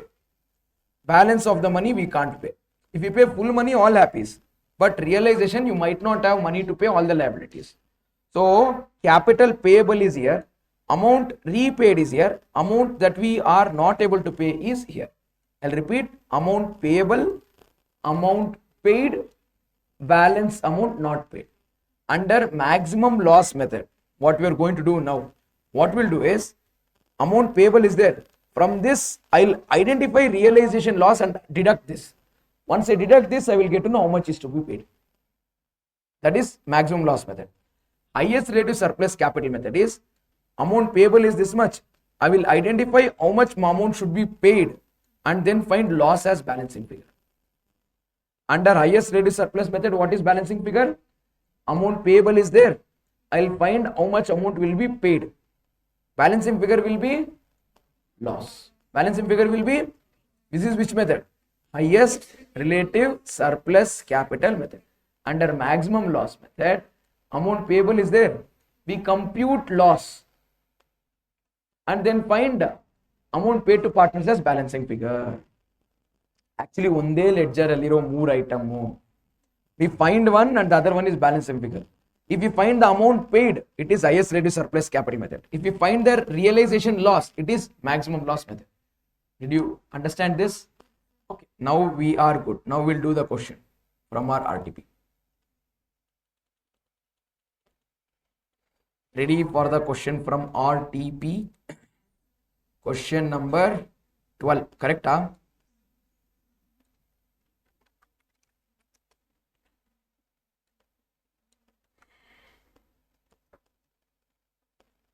This is maximum loss method. Now I'll show you how to solve the same problem under highest relative surplus capital method also, and we'll get same answer under both methods. Now first we'll do maximum loss, whatever they're trying to tell. Whether you do maximum loss or you do highest relative surplus capital method, one thing which is common is, first money will be paid to outsiders, then you will start paying partners. When you're paying partners, these two methods will come. When does these two methods come? When you're paying to partners, not when you're paying outsiders. So whether they ask maximum loss or they ask highest relative surplus, always do first table for payment to outsiders. Do first table to make payment to outsiders. Usually what students do is, they draw maximum loss ali, amount payable, amount available, liabilities, partner A, partner B, partner C, you draw the column. Why? IC study material, they print like that. They print, you have to write. Printing, you can reduce the font size and then print in a paper. Writing, you can't do that. So don't try to mix all the columns in one table. Do one table only for outside liabilities. Once outside liabilities is over, then if you're doing highest relative surplus, separate way of presentation. If you're doing maximum loss, separate way of presentation. How many outside liabilities do we have? Trade creditors, loan from partners. So loan from partners is partner liability. It will be paid before paying capital, but after paying trade creditors. Am I right? So I'll write here. See, trade creditors is one liability, loan from partners is another liability. How much is trade creditors? 2,800. Loan from partners 1,400. Trade creditors 2,800. Loan from partners 1,400. Together I have two liabilities coming to 4,200 rupees. I have two liabilities coming to 4,200 rupees. Now, how much is the balance is 4,200. How much is the amount available? Do I have any cash? No, I have patent, furniture, machinery and stock. Assets realized in full and in the order in which they are listed above. So what will I sell first? Patents. For what value? 1,400. So I will sell patents 1,400. I will not wait to sell furniture, machinery, stock and then start paying. Patents are sold. I will use the money that I realized from patent and they'll start paying liabilities. So let me write here, sale of patents 1,400. Sale of patents 1,000. Now, using 1,400, can I pay trade creditors and loan to partners both? No. I should pay first trade creditors. So I'll write here less payment to trade creditors. 1,400 amount available will become 0. And amount payable also will reduce by 1,400 and I pay trade creditors 1,400. After I pay this, my amount available has become 0. Balance is, I would have to still pay 1400 to trade creditors, 1400 to loan from partners. Together I am supposed to pay 2800 rupees. Together I am supposed to pay 2800. Done. So first asset over, patents. Next, I'll sell furniture for 2800. Shall I sell furniture? When I sell furniture, I got 2800 rupees. Now, whom will I pay first using this? First, I will pay my trade creditors. I'll write here trade creditors. I'll pay 1400 to trade creditors. That will become 0. I'm still left with 1400. That 1400 I will use to pay loan from partners. What will I pay? Loan from partners. So, loan from partners. Do I have enough money? Yes. All right. Minus 1400. Minus 1400. Minus 1000. Minus 1400. This will become 0, 0, 0, 0. 0, 0, 0, 0.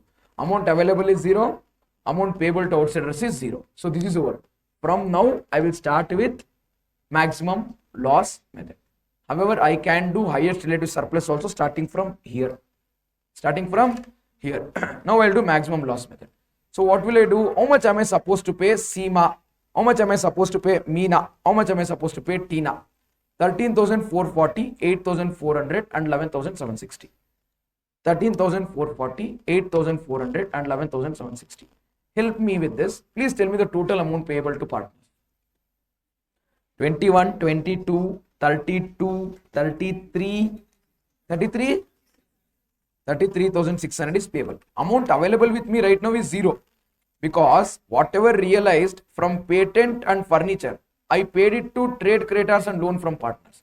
I will sell my next asset, machinery. How much will I sell machinery for? 1,680. So let me write here, machinery realized 1,680. When I sold machinery, I got 1,680. I will pay 1,680 to my partners. Am I right? Whom do I pay? Should I pay Seema? Should I pay Meena? Should I pay Tina? I don't know. That's what I should figure out. That's what I should figure out. Which method am I doing? Maximum loss. Okay, just imagine. Seema, Meena, Tina. All three are sitting. Seema should receive 13,440. Meena should receive 8,400. Tina should receive 11,760. Together, 33,600 rupees is required. We have only 1,680 rupees in hand. We are going to follow a very, very pessimistic approach. What approach? Andre, Seema, Meena, Tina, all of them are thinking 1,680 we have no by sale of machinery. Ashte. We will have no realization after this. We will not get even 1 rupee after this. This is the only realization. How much money do they want? 33,600. How much money did they get? How much money did they get? This is all imaginary calculation. They are assuming that only 1,680 is the amount available. If you pay full 1,680, we don't know to whom. We don't know to whom. That is what we are trying to find. We should know how much of 1,680 will be given to Seema, Meena, Tina. That we don't know. Let us assume 1,680 is the only money available. What will be the balance? 33,600 is there, no? Correct or not? Assuming that there is no further realization, only 1,680 is paid to all the three partners together. What is balance? H2 Allah. How much is the balance Allah? What is the balance money? Loss. What is the balance money? Correct? No. If they pay only 1,680, balance money is loss. 31,920. We don't know how should 1,680 should be shared between Seema, Meena and Tina. But we know how should this loss of 31,920 should be shared between Seema, Meena and Tina. We don't know how to share the money between partners, but we know how to share the loss. How to share the loss? Profit sharing ratio. How much is profit sharing ratio? See the question. 5:3:2. 5:3:2. Come on, let's share 31,920 in 5/10, 3/10, 2/10 ratio. 15,960, 9,576, 6,384. We shared it. This much money they will not get. Now, if I do 13,440 minus 15,960, I will get how much money they will get? No. See, out of 13,440, what belongs to Seema? Seema will not receive 15,960. So minus 15,960. So much money she will receive. So much money she will. Logic karta hai tha. How much will she receive? 2,520. Correct? 8,400 ಅಲ್ಲಿ she won't receive 9,576. Minus ಮಾಡಿ 1176 and 11,760 minus 6,384. 5,376. Here two numbers are minus, one number is plus. You know what does that mean? Shall I tell? If in case 1,680 is the only realization, after this there is going to be no money to be realized. 31,920 will become realization loss. Expected realization loss. Actual or expected? Expected in our imagination. Why? There are still realization. There is still stock to be sold, but we are imagining that this is the last amount. 31,920 will become loss. If I share 31,920 to all the partners as realization loss, money that they should receive will come to this amount. You get this? When it comes to this, the logic here is Tina should receive 5,376. How much should Tina receive? Hey, realization itself is 1,680. How will Tina receive 5,376? For Tina to take 5,376, Seema should bring 2,520, Meena should bring 1,176, and Tina will take 5,376. Artha aita? How much cash is available? 1,680. Now I know what's running in your mind. Take your calculator. Do 1,680 plus 2,520 plus 1,176. 5,376 cash agata. Seema brings 2,520, Meena brings 1,176. Together it becomes 5,376. Full money Tina will take. This is how we share realization loss and then share. Till now, Seema, Meena and Tina are sitting.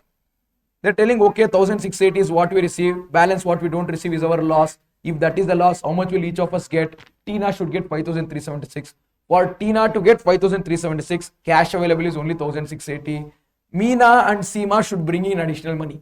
The moment Tina told Seema and Meena should bring 2,520 and 1,176 so that I can take home 5,376. Both of them are angry.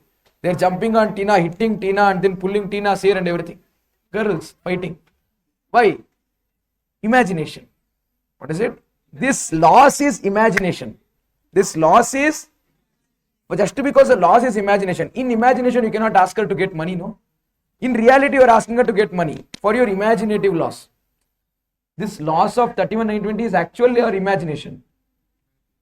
Imagination. Is it truth? Is it actual loss? There is still further going to be realization. This is in our imagination. How can you ask her to get this much money?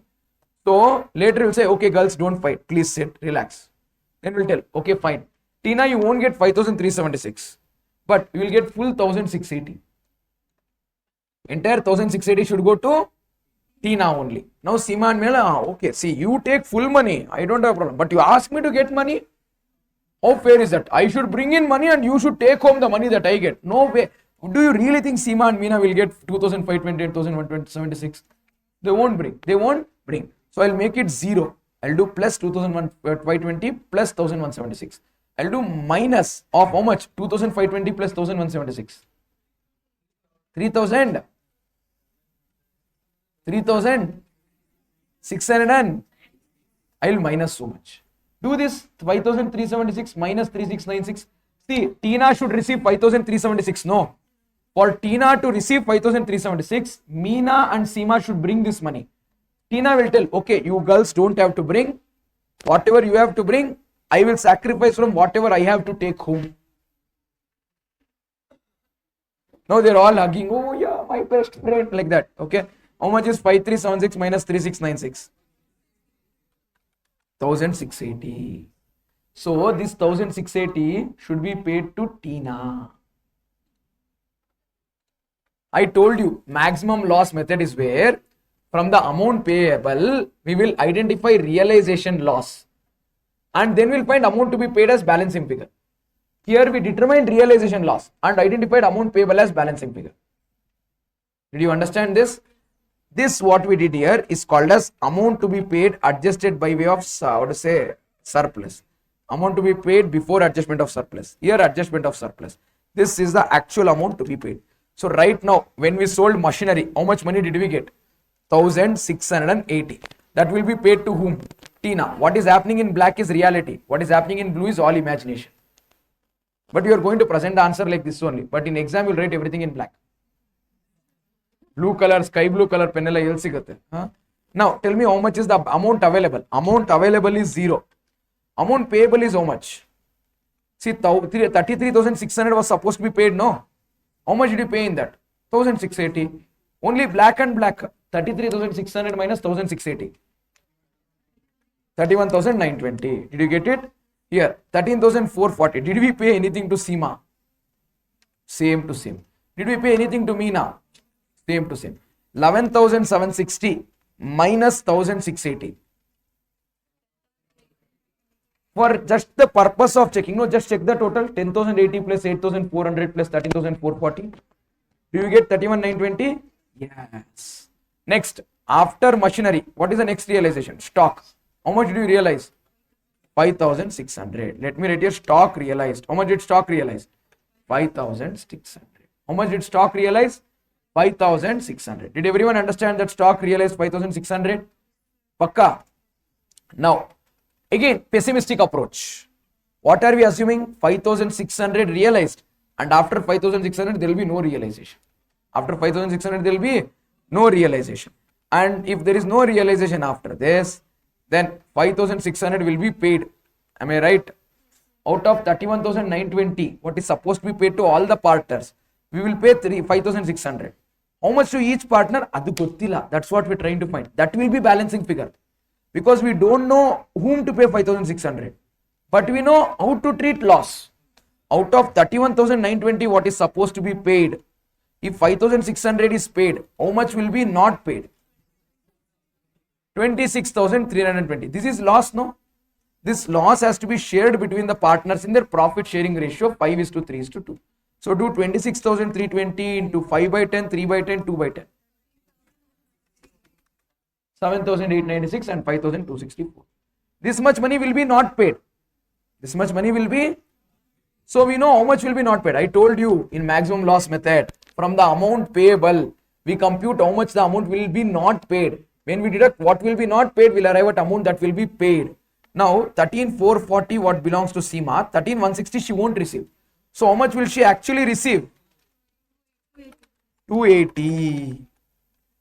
Now Meena, 8,400 is what she should receive. In that 7,896 she won't receive. How much will she receive? 504. Out of 10,080 she won't receive 5,264. How much will she receive? 4,816. Do you understand? Take the total of all of this, you should get 5,600, because we don't have more than 5,600 to give. 5,600? Yes. Now, realization loss. See, we are supposed to pay 13,440. We paid 280. How much is the amount that we don't pay? 13,160. 8,400 we should pay to Meena. We paid her 504. How much will we not pay? Tina, we should pay 10,080. We won't pay 4,000. We pay 4,816. How much is the balance? That is loss. See, that is what we had computed here, no?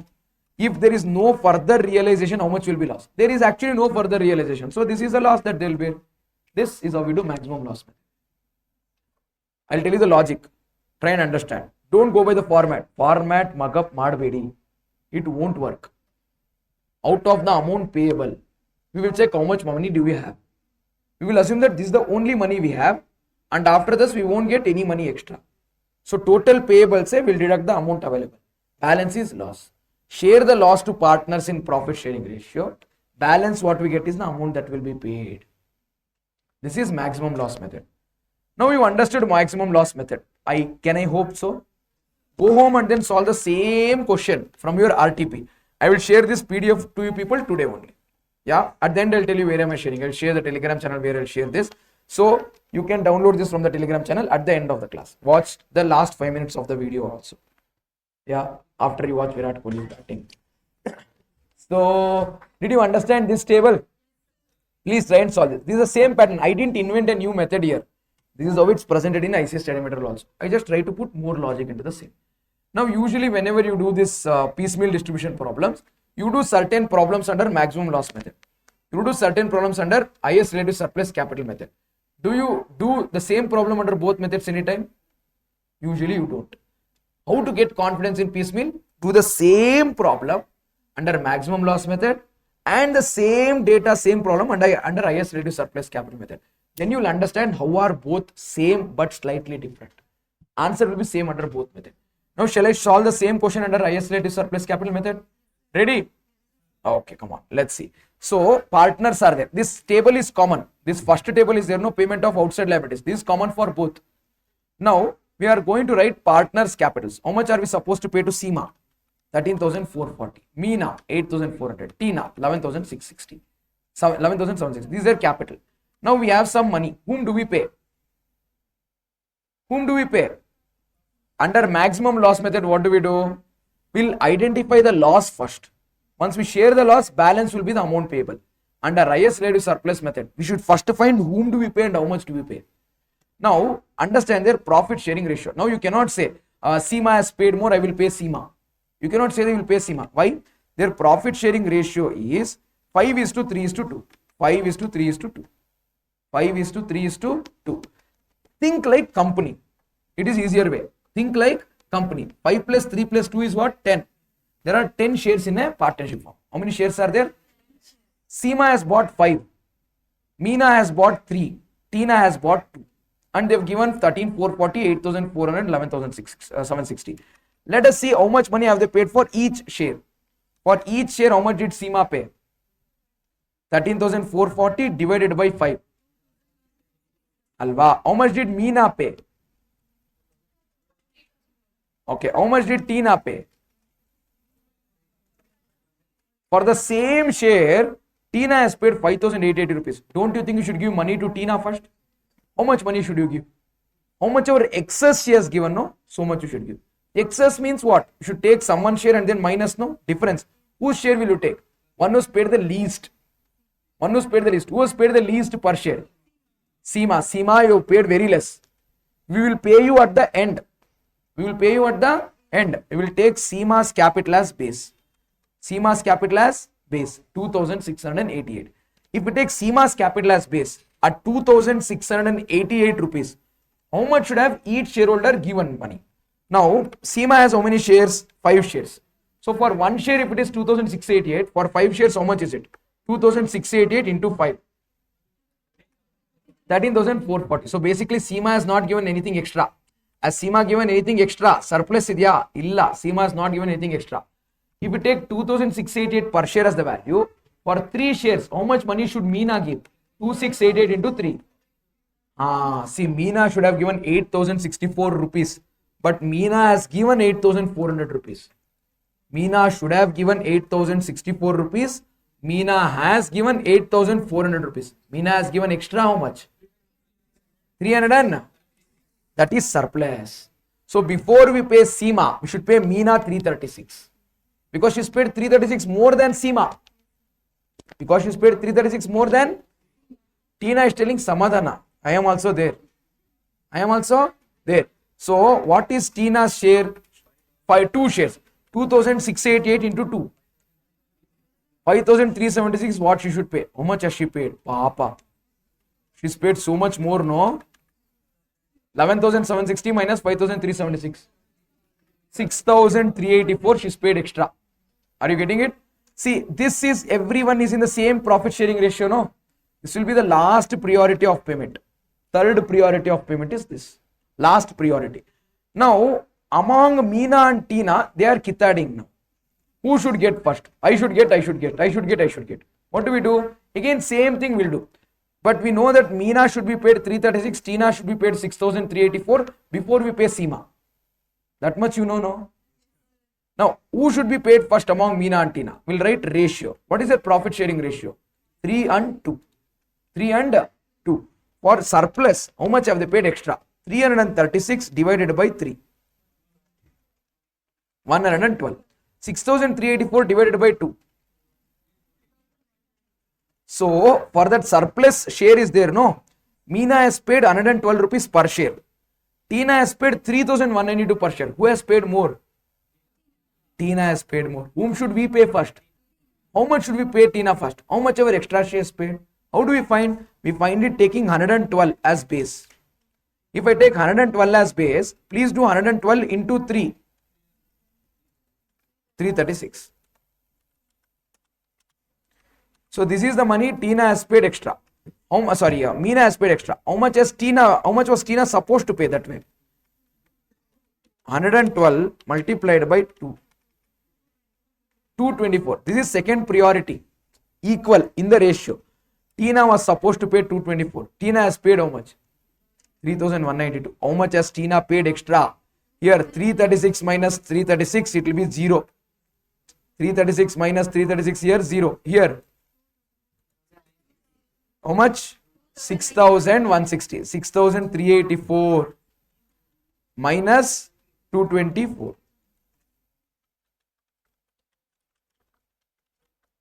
Here it is 336 minus 336. If we know that this lady should not be paid anything, no? How does it become 0? 336 minus 336 alva. Illi 6384 minus 224 madbekalva. 6160 is first priority payment. This is called as absolute surplus. This is called as relative surplus. This is called as capital as per profit sharing ratio. This is the priority of payment. Whom should we pay first? How much? 6160.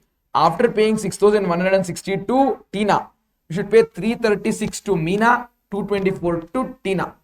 If that is also paid, then we'll pay all the partners. Are you getting it? Yes or no? Come on, let's see the distribution. How much is the amount payable to partners? 13,440, 8,400 and 11,760. See, here we found how much is to be paid. Now we'll find loss as balance same figure. There what did we do?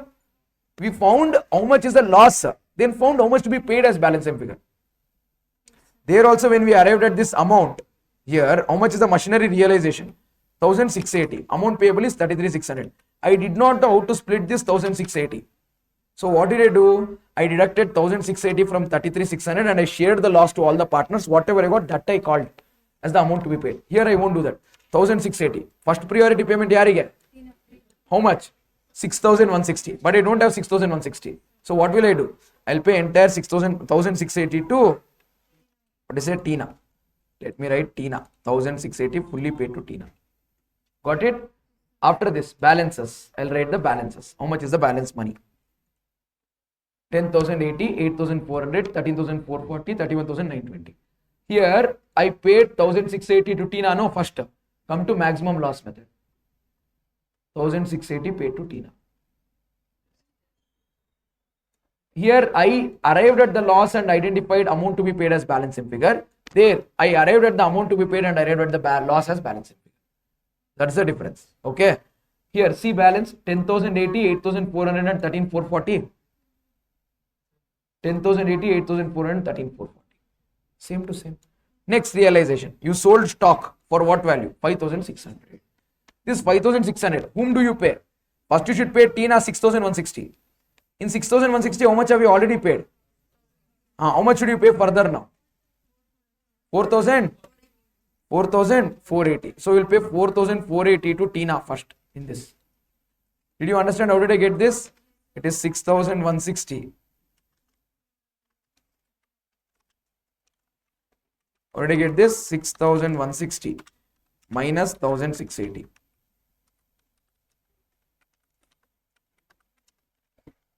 Now how much is remaining? From 5,600, if you pay 4,480, what is the amount remaining? 1,000. See, first priority payment is over. 1,100 something. Shall I pay this 336 and 224 now? 336 to whom? Seema. I'll pay relative surplus. 560, 336 and 224. Second priority. Okay. Still is there money remaining? How much? 5,600 minus 4,480 minus 560. 560. This will be used to pay. See, this is over now. These two payments are over. Now we'll come here. We should pay in 5:3:2 ratio. 5:3:2 ratio. Share this in the ratio 5:3:2. 5 by 10, 3 by 10, 2 by 10. 280, 168 and 112. See, now individually identify how much have we paid. 13,440 was supposed to be paid. We have paid 280. What is the balance? How much is the balance? 13,160. We were supposed to pay 8,400. We paid 336 and 168. Balance 7,896.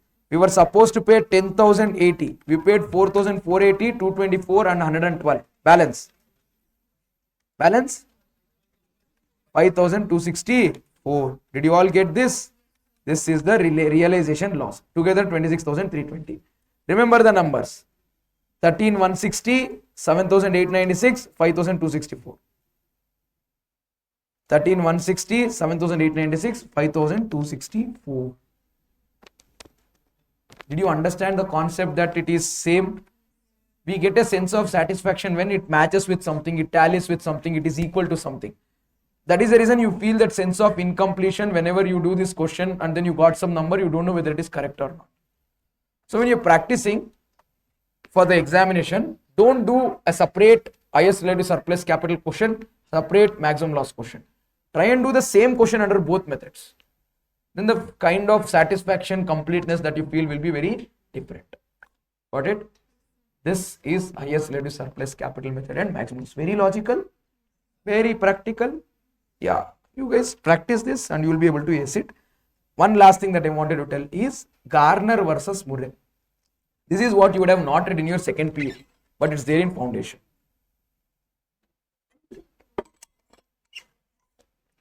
Now, Garner versus Murray is a case law. It happened long ago in England. So there were three partners. So Garner, Murray and then one more guy. So all three of them were doing business of cotton. And then suddenly one fine day what happened? The business went into loss. When the business went into loss, the firm was supposed to be closed. They did not have enough money to pay the liabilities. So partners were supposed to bring money. Partners were supposed to bring money. When partners were supposed to bring money, one of the partner had become insolvent. I'll show you. That partner who became insolvent did not have money to bring. His name is Wilkins. So you will always hear about Garner Murray. No one will tell you about Wilkins. But actually the entire story is because of Wilkins. Yeah, it is because of him that the entire story and entire scene is happening. So you should know about Wilkins. Let me show.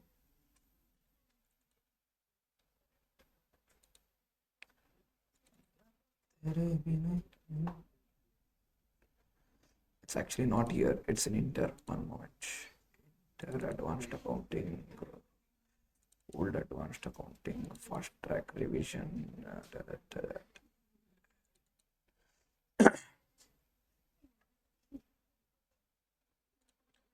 I can open here. Dissolution. Focus. Intro, ESOP, payback, amalgamation, liquidation, banking, NBFC, consolidation. ಇದರಲ್ಲಿರುತ್ತೆ.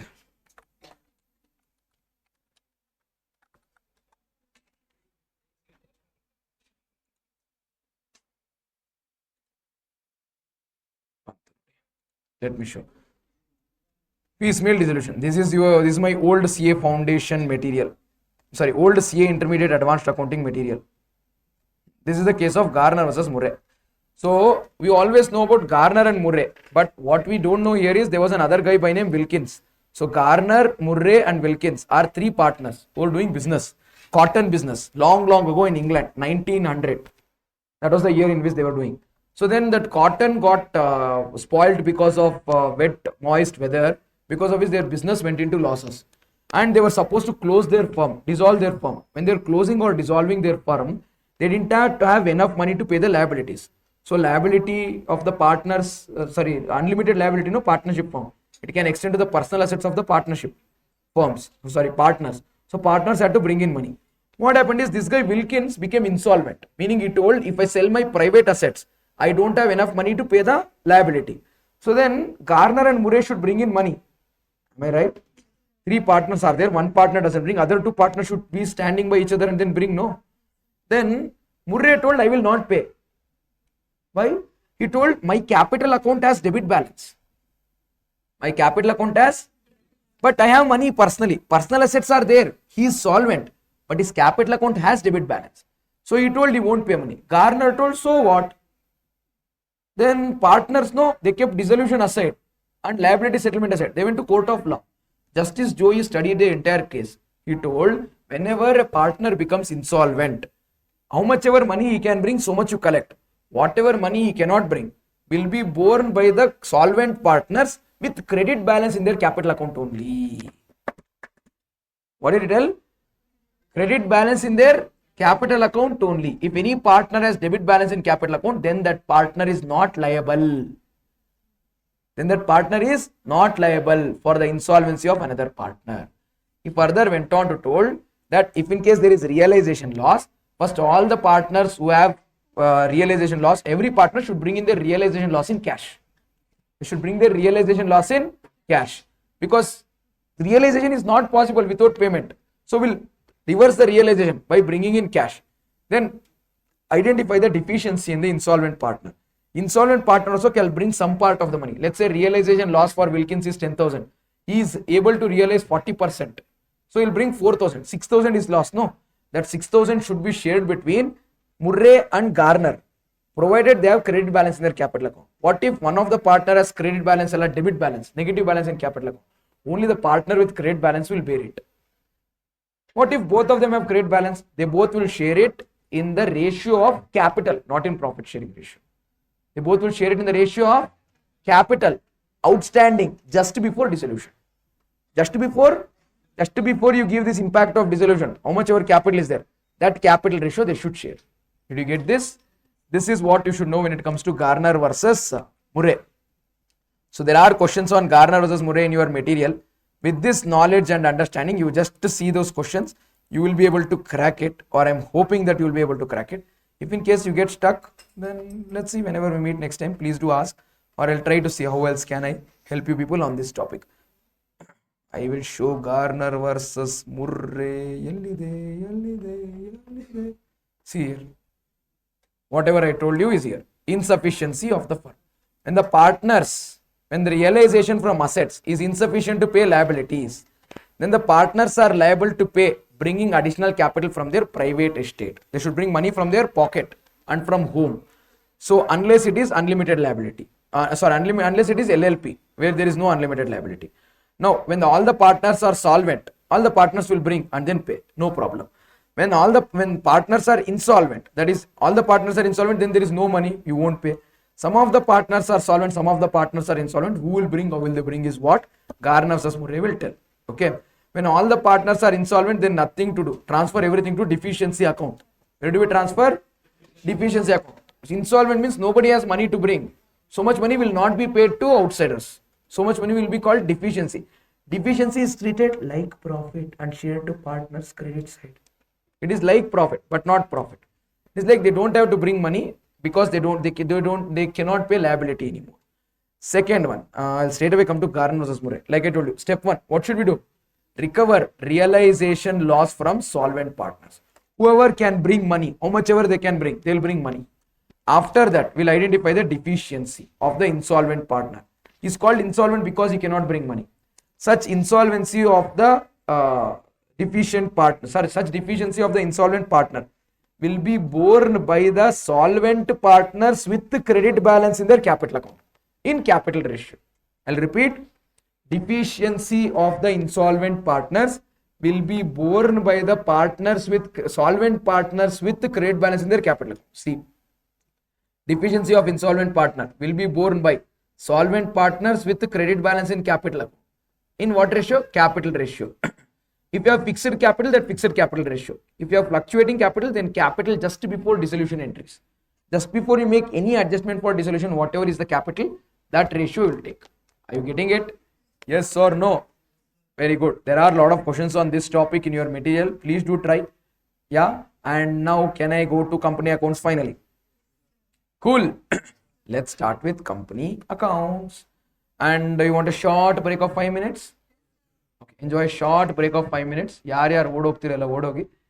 will start with company accounts on the other side. We will not spend too much time on issue, forfeiture, reissue. We will straight away zip to our bonus issue, right issue, redemption of preference shares and redemption of debentures. We'll do the question that is there in our RTP. Don't worry. There's a nice question on debentures. We'll do it. There we go. Let's start with company accounts. Chapter 11 of our syllabus, the last topic. but it has several units. The initial part, whatever is relating to introduction to company accounts or issue, forfeiture, reissue, and debentures issue. So that's the easy part. What you're comfortable. We'll go slightly quicker so that we get time in bonus issue, right issue, redemption of preference shares, and redemption of debentures. So to begin with, company, whenever it wants to raise money, it can raise money by way two ways. One by way of shares, other by way of debentures. Whenever it raises money by way of shares, it can be equity or preference share. How do they collect money in terms of shares? Three stages: application stage, allotment stage, call stages. These are the three stages in which company can collect the money. So in the key event of application, first the money is collected, then it is transferred to capital. In the event of allotment and call, first the transfer is made to capital, then the money is collected. I'll repeat this, note it. First the money is collected on application, then it is transferred to capital. However, in the event of allotment and call, first the money is transferred to share capital and then the money is collected.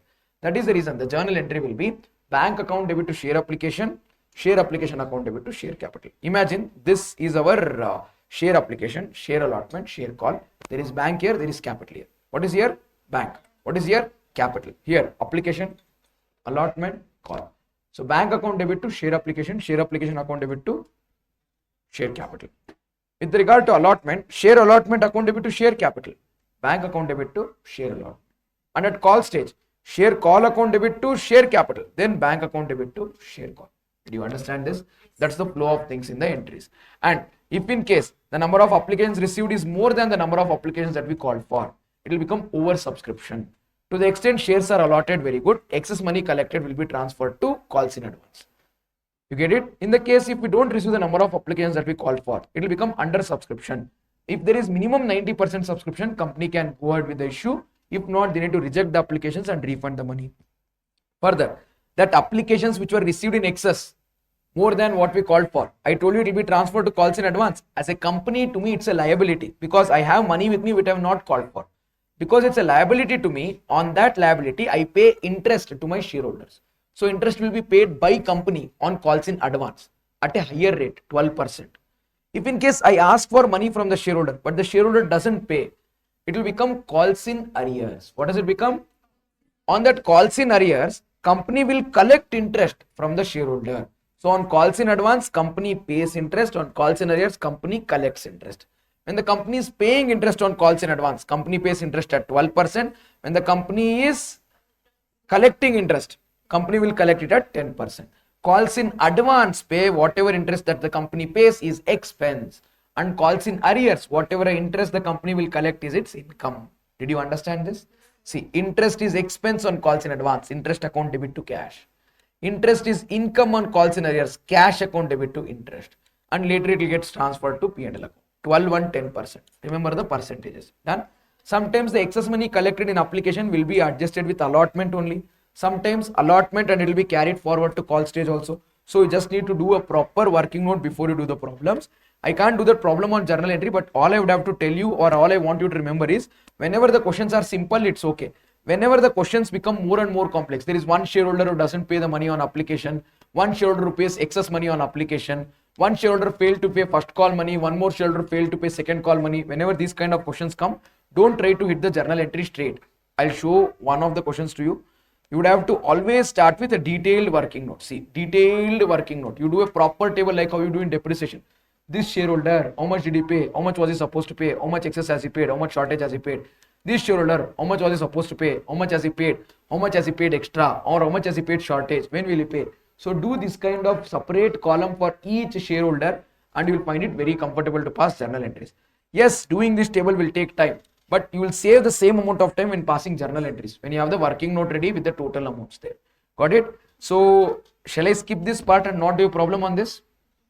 Very good. Then I'll run you through forfeiture. What do you mean by forfeiture?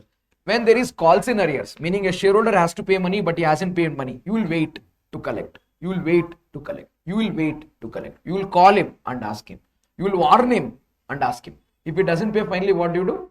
Cut the share that he has. Cancel the share that he has. Whatever the share that he has with him, you will cancel that share. It means it's no more a share. That is what we call forfeiture. When does a company do forfeiture of share? Whenever there is calls in arrears. Whenever there is. So we take the share back from him. We take the share back from him. Do we give the money that he has given? That will become our profit. Temporarily profit. Unless we make loss on fresh issue. So the share, when it is increasing, we credit it. When we take the share back from him, I will debit because my capital is decreasing. On forfeiture, I will debit share capital. On forfeiture, I will debit share capital. Before forfeiture, there was calls in arrears, meaning he has to pay me money. Now when I forfeit the share, will I still ask money? If I keep the share with him and ask money, he will pay money, or he will at least listen. I snatch the share also back from him. If I ask money also, then he won't tolerate. So what do?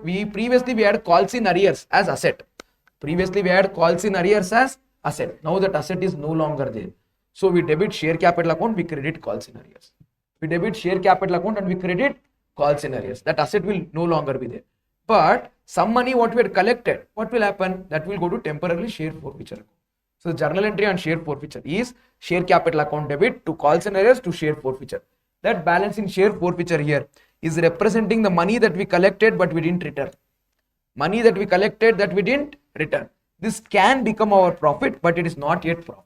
This can become our profit, but this is not yet our profit. Let's say the share is of 10 rupees. He has paid 8 rupees. He didn't pay 2 rupees. So I snatched the share from him. He has paid 8 rupees. He did not pay 2 rupees. Called up is 10. Unpaid is 2. Paid up is 8. Now, I won't keep that share with me. I will reissue the share. On issue of share, par and premium is allowed. Discount is not allowed. On reissue of share, par, premium and discount on a condition is allowed. Discount on a condition is allowed. What is it? It will be like, for the face of it, it should look like discount, but actually it should be not discount. That means what? See, old shareholder paid me 8 rupees. He did not pay me 2 rupees. Now I can issue it at a discount of 8 rupees. I can issue it at a discount up to 8 rupees. Why?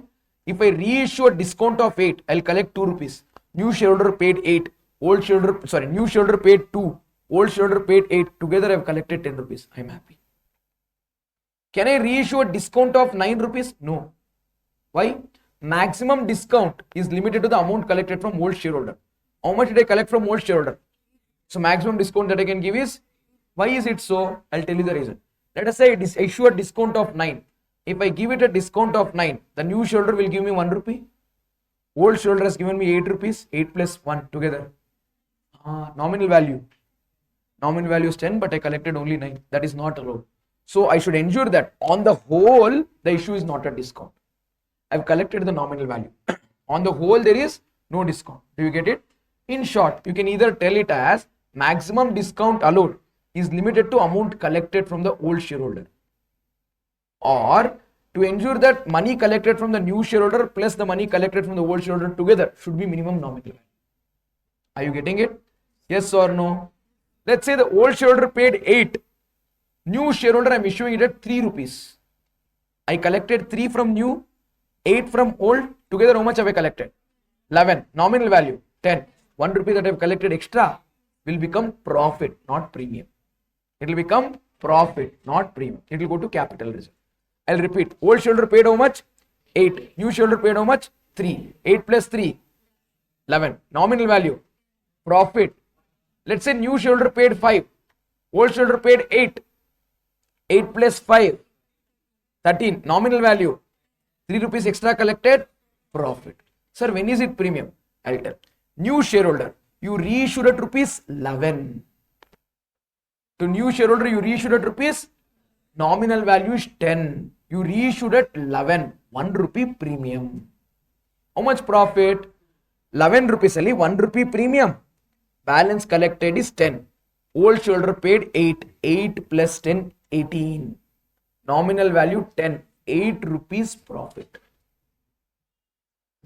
Did you understand? When is it premium? When the issue price is more than nominal value, it is premium.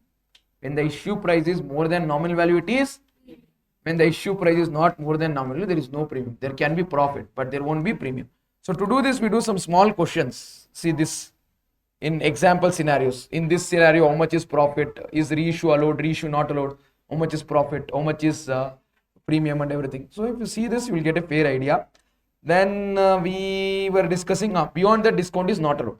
And on the reissue, whenever there is discount, It will be debited to share forfeiture, because I told you, I'm giving discount to the new shareholder only because my old shareholder had paid me money. So I'll adjust it with share forfeiture. Balance in share forfeiture will be transferred to capital reserve only if the share is reissued. Only if the share is, if the share is not reissued, we will not transfer it to capital reserve. Got it? This is with regard to issue, reissue, forfeiture. Can I now quickly go to the next topic? Next topic is bonus issue and right issue. Bonus issue and what do you mean by bonus issue? What do you mean by right issue? Bonus issue is free share. What is bonus issue?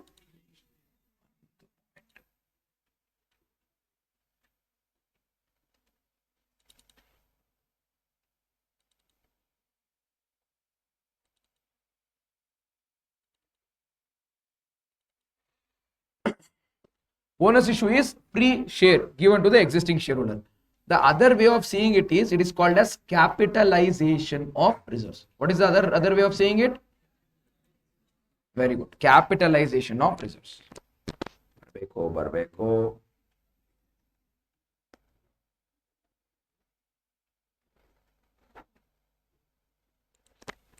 Yeah, bonus issue is capitalization of reserves. It was old CA interchapter.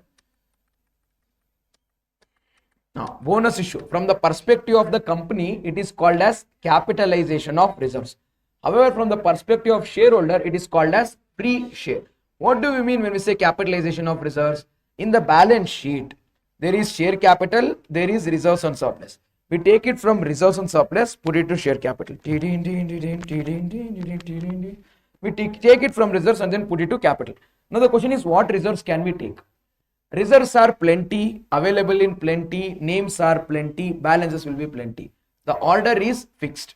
What is the order in which we can use the reserves? Number one, we should use CRR, Capital Redemption Reserve. If in case capital redemption reserve is over, exhausted or not there, then we should use security premium. Sir, can I use capital reserve? No. After capital redemption reserve, we should use security premium. What if security premium is not there or security premium is not sufficient? After you utilize security premium, if you still need money, then you should go to capital reserve. Sir, P&L, after you utilize capital reserve, if it is insufficient or it is not there, then you will go to free reserves. Sir, free reserves andre general reserve and P&L account. Sir, can I first use general reserve? No. You have to always first use CRR, then security premium, then capital reserve, then free reserves. That is general reserve and P&L. There also we should first use general reserve and then P&L account. Lot of questions will tell very clearly with minimum utilization of free reserves. That they don't have to tell. Anyways, we do like this only. Are you getting it? Very good. The next important thing that I want you to note is security premium and capital reserve will be utilized only and only if it is realized in cash. I'll repeat. Security premium and capital reserve can be utilized only and only if it is realized in cash. If in case your security premium is not realized in cash or your capital reserve is not realized in cash, we cannot use it for the purpose of bonus issue. Can we use it for bonus issue? No, we cannot. What do you mean by security premium realized in cash? You have issued shares for cash and you collected premium. That premium can be utilized. What if you issued shares for non-cash consideration and you collected premium? Can that premium be utilized? Hey, no. You can utilize only such premium money what is received by issue of shares for cash. Sir, how do we get to know? They'll tell in the question. If they don't tell anything, we will always assume that premium that is there in the question is realized in cash. Second point, I told capital reserve we should check if it is realized in cash. Only if it is realized in cash we can use. If it is not realized in cash, we cannot use. We will always assume that capital reserve is not realized in cash unless they specifically mention that it is realized in cash. I'll repeat, we will always assume that security premium is not realized in cash unless they specifically mention in the question that it is realized in cash. Because capital reserve will usually have revaluation reserve, forfeiture of shares, profit, all of this, which is actually not realized in cash. Got it? Yes or no? Very good. Then we'll see what is it that we need to note when it comes to share capital. Share capital in the sense equity share capital or preference share capital.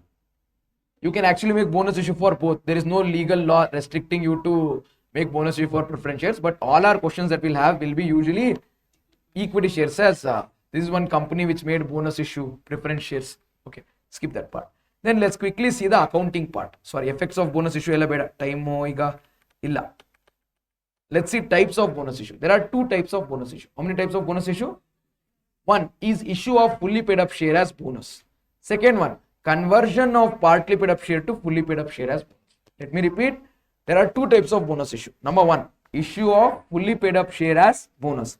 Number two, conversion of partly paid up share to fully paid up by way of bonus. Now, whenever we are issuing a fully paid up share as bonus, we are allowed to use all the reserves. We can use CRR, security premium, capital reserve, general reserve, P&L account. However, if you are converting partly paid up shares to fully paid up, let me repeat, if you are converting partly paid up shares to fully paid up, we are not allowed to use CRR and security premium. We are not allowed to use CRR and security premium. We should only use CR, that is capital reserve, general reserve and P&L. We cannot use capital redemption reserve. We cannot use security premium. Did you understand this? Akka. Very good. Sir, what do we mean by conversion of partly paid up share to fully paid up? See, share is of rupees 10, called up rupees 8, paid up rupees 8. 2 rupees not called, not paid. 2 rupees not called, not paid. I will make share call account debit to share capital account, but I won't collect cash. I'll write reserve account debit to bonus account debit to share call, and then without collecting 2 rupees, I'll make your share fully paid up. That is conversion of partly paid up to fully paid up. What is fully paid up? You have 2 shares of rupees 10 each, fully paid up. I'll give you 1 share of rupees 10 each, bonus. That is issue of fully paid up share as bonus. There is one mistake that students do. In the balance sheet, there is shares of rupees 10 each, rupees 8 paid up. Shares of rupees 10 each, rupees 8 paid up. Can the company make fully paid up share as bonus? Shares should be fully paid up to make bonus issue. What will they do? They will call 2 rupees. They will collect 2 rupees. They'll make that share into fully paid up. Then they give bonus. Type 1 or type 2 now? Type 1. Type 1. Why? They called for money. They received money. Once they called for money and they received money, shares became fully paid up. Shares became fully paid up. Now there are fully paid up shares. You are making issue of fully paid up shares as bonus. You collected cash, no? If the company asks for 2 rupees but doesn't collect 2 rupees, convert that partly paid up share to fully paid up without collecting cash. That is type 2. Did you understand this? Let's see the journal entry. Journal entry. Issue a fully paid up share as bonus. We can use no CRR, security premium, capital reserve, general reserve, P&L account. Reserve is decreasing, debit. Capital is increasing, credit. But we will route it through a dummy account called as bonus to shareholder account, which will get nullified there only. So tell me, what is the journal entry for issue of fully paid up share as bonus? CRR, security premium, capital reserve, general reserve, P&L account debit to bonus. Then bonus account debit to share capital. Got this? Very good. This is issue of fully paid up share as bonus. Next, what is the entry for issuing partly paid up share as bonus? We will first make the call. Share call account debit to share capital. Share call account debit to. Then I'll write capital reserve. We can write. We cannot write CRR and security premium. Capital reserve, general reserve, P&L account debit to bonus to shareholder. Then bonus to shareholder account debit to share call account. So I won't receive money. See, share call will get nullified. Bonus will get nullified. Capital will increase, reserve will increase. So ultimately, whenever you do bonus issue, what is happening? Capital of the company is increasing, reserves of the company is decreasing. I'll repeat. Capital of the company is increasing, reserves of the company is decreasing. This is what we mean by conversion of partly paid up share to fully paid up by way of bonus. Did you understand this? On this, you would have to do some problems. And if in case they've asked you to do balance sheet after bonus issue, in the balance sheet that you prepare after bonus issue, you have to make one mandatory disclosure. What is the disclosure? How many shares are issued for non-cash consideration? That is by way of bonus. How many shares are issued by non-cash consideration? That is by way of bonus. That has to be disclosed in the face of the financial statements. Understood that?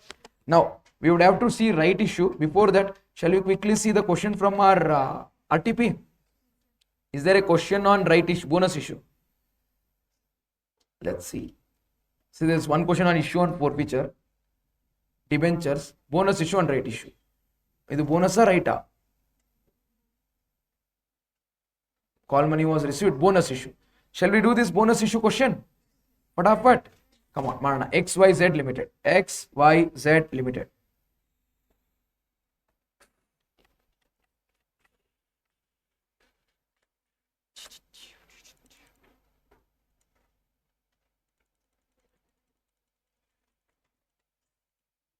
We're solving question number 16.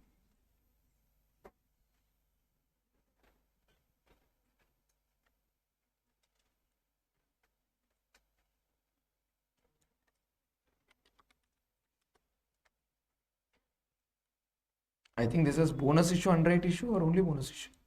Only bonus issue. XYZ Limited. Are you ready? Now, the company has issued and subscribed capital. We will not waste time. Come to the end. On 1st of April 2023, company has made final call of rupees 2 for each share of 1 lakh. 1st of April. How much is the shares paid up? Preference shares, sorry, equity shares.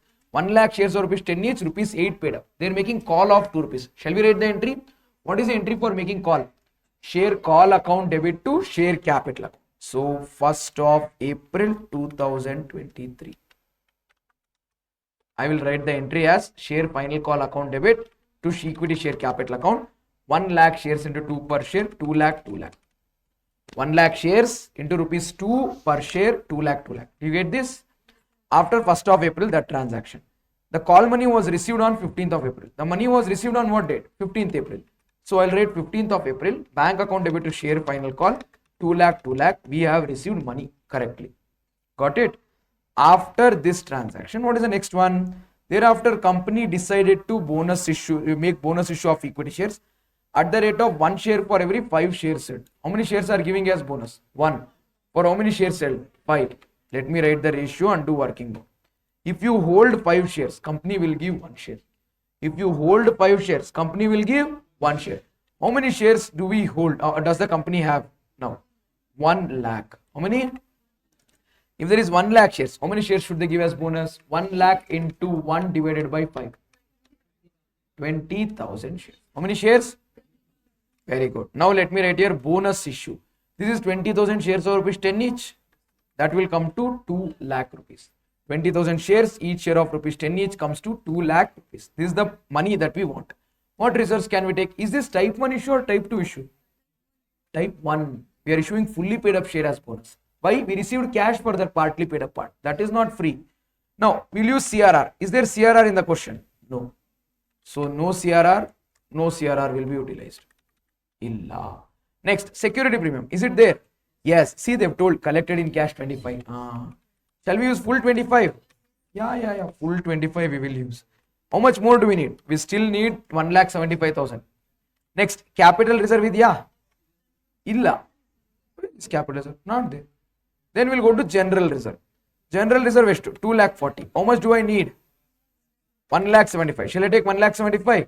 Take how much is needed. Don't take more than that. P&L we won't go till there. So security premium and general reserve will decrease. Am I right? So I will debit security premium and general reserve account. Sir, idu 0. Sir, why are you still writing? Hage, nimage gottagli anta. So this I will credit it to one account called bonus to shareholders account. This is temporary account, which will get nullified because immediately I am going to debit bonus to shareholders 2 lakh and create my equity share capital by 2 lakh.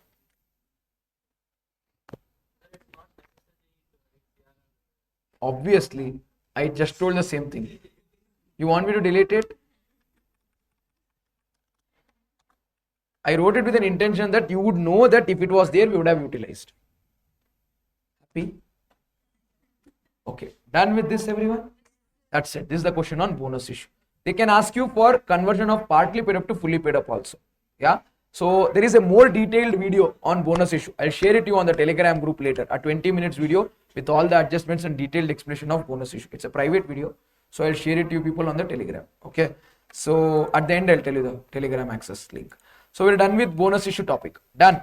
Can I go to right issue? There is no question on right issue in your RTP. But I'll still help you with right issue and then go to redemption of preference shares. Is that fine? What do you mean by right issue? Unlike bonus issue, in right issue, we are not going to give the share free. We are going to give a right to buy the existing share. We are going to give the right, eligibility to buy the existing share. If the shareholder wants to buy, they can buy. If the shareholder doesn't want to buy, they need not buy. Why do they buy? See, you hold certain percentage of shares in the company, 20%, 30%, 40%. You hold 20% shares in the company, or you hold 30% shares in the company. Whenever the company goes for further issue of shares, what happens? If you don't buy, somebody else will buy. If somebody else buy, you add 20% share, it will become 15%. You add 60% share, it will become 40%. So you don't want to decrease your percentage of holding in the company. In order to ensure that your percentage of holding in the company doesn't drop, we go for right issue. Got it? Okay, come on. Let's see right issue in detail. It's an option given to the existing shareholder, not an obligation. Because of right issue, the existing shareholder has what? Option to buy the shares of the company, but is under no obligation to buy the shares of the company. Got it? I'll share the video then. You can take screenshots from the video completely, how much you want. Okay, don't worry.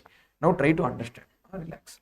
I will share. I won't say I will share and then I will say I won't share. I won't do that. I'll share. Trust me. I'll share on bonus issue, right issue, redemption of preference shares. Debentures I have not recorded one, so I can't share. If I would have recorded that, I would have shared that also.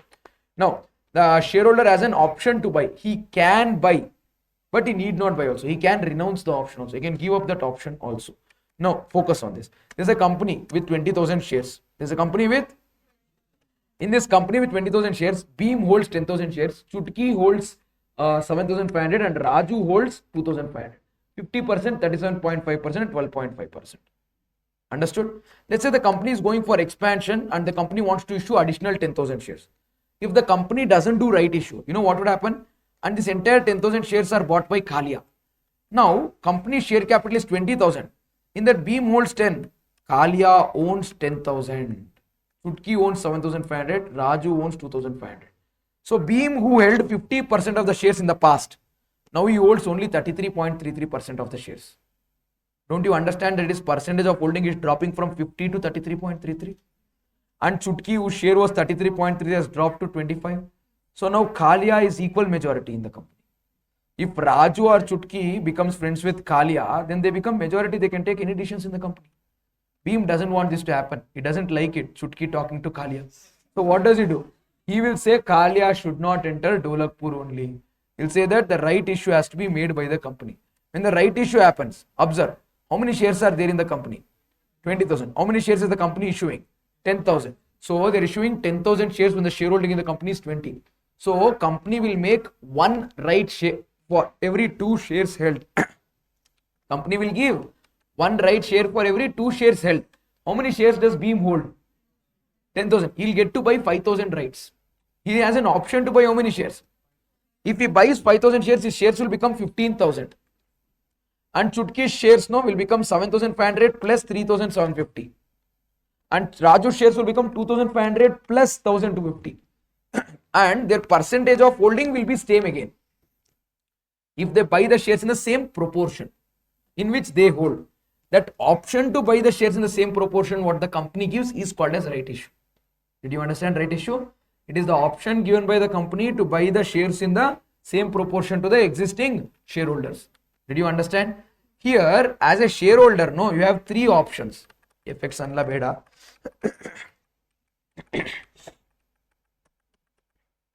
As a shareholder, no, you have 3 options. You can either buy the shares or you can sell the right, not the share. What can you sell? Right will be sold, not the share. Or the third option that you have is do nothing. What is it? Do nothing. So why is it that you can sell? What is it you can sell? This will be understood by these important terms. One is cumulative right price. What is it? Cumulative right price. Cumulative right price is the market price per share before right issue. Cumulative right price is the market price per share before right issue. And then we have something called as theoretical X right price. What is it called? Theoretical X right price. Theoretical X right price is the market price per share after right issue. What is it? Market price per share after right issue. Now you think and tell me, whenever the company is making right issue, company will collect the money and then give share. I told you it is not free share. Is it free share? Company will collect the money and then give share. And the company is going to collect the money and give share. Think and tell me, will the company issue the share at the same price at which it's there in the market, or at a lesser price, or at a higher price? Lesser price. Company cannot offer rights at a price higher than market price. Why? If you ask them to pay more than market price, why will they buy? They'll buy from market. If you give it at market price also, they won't buy. You would have to offer it at a price lesser than market price. Now, market really share price is 100. Company is offering you right share at rupees 90. The moment you buy the share at rupees 90, now you have certain shares at 90 rupees, certain shares at 100 rupees. Am I right? Do you really think in the market still the share will trade at 100? Share will not trade at 100. Price will drop. Price will. So, cumulative right price, that is the price of the share before right issue in the market, will be more than the theoretical ex-right price, that is the price of the share in the market after right issue. What will be the decrease in the price? It will be like this. Let us say you had 10 shares. You had how many shares? 10 shares. Each share you had bought at rupees 100 each. So 10 into 100. 1000 rupees is the value of your 10 shares. You had 10 shares. Each share you had bought it at 1000 rupees. 10 into 100. 1000 rupees is the value of your old shares. Let's say company gave you option to buy 5 right shares. How many right shares? Each share at rupees 90. You pay 5 shares into 90, 450 rupees. 5 shares into 90, how much do you pay? 450. You got 10 shares at 1000 rupees. You got 5 shares at 450 rupees. Together you have 15 shares at what price together? 1450. 1450. No. 100 shares into 10 per share. No.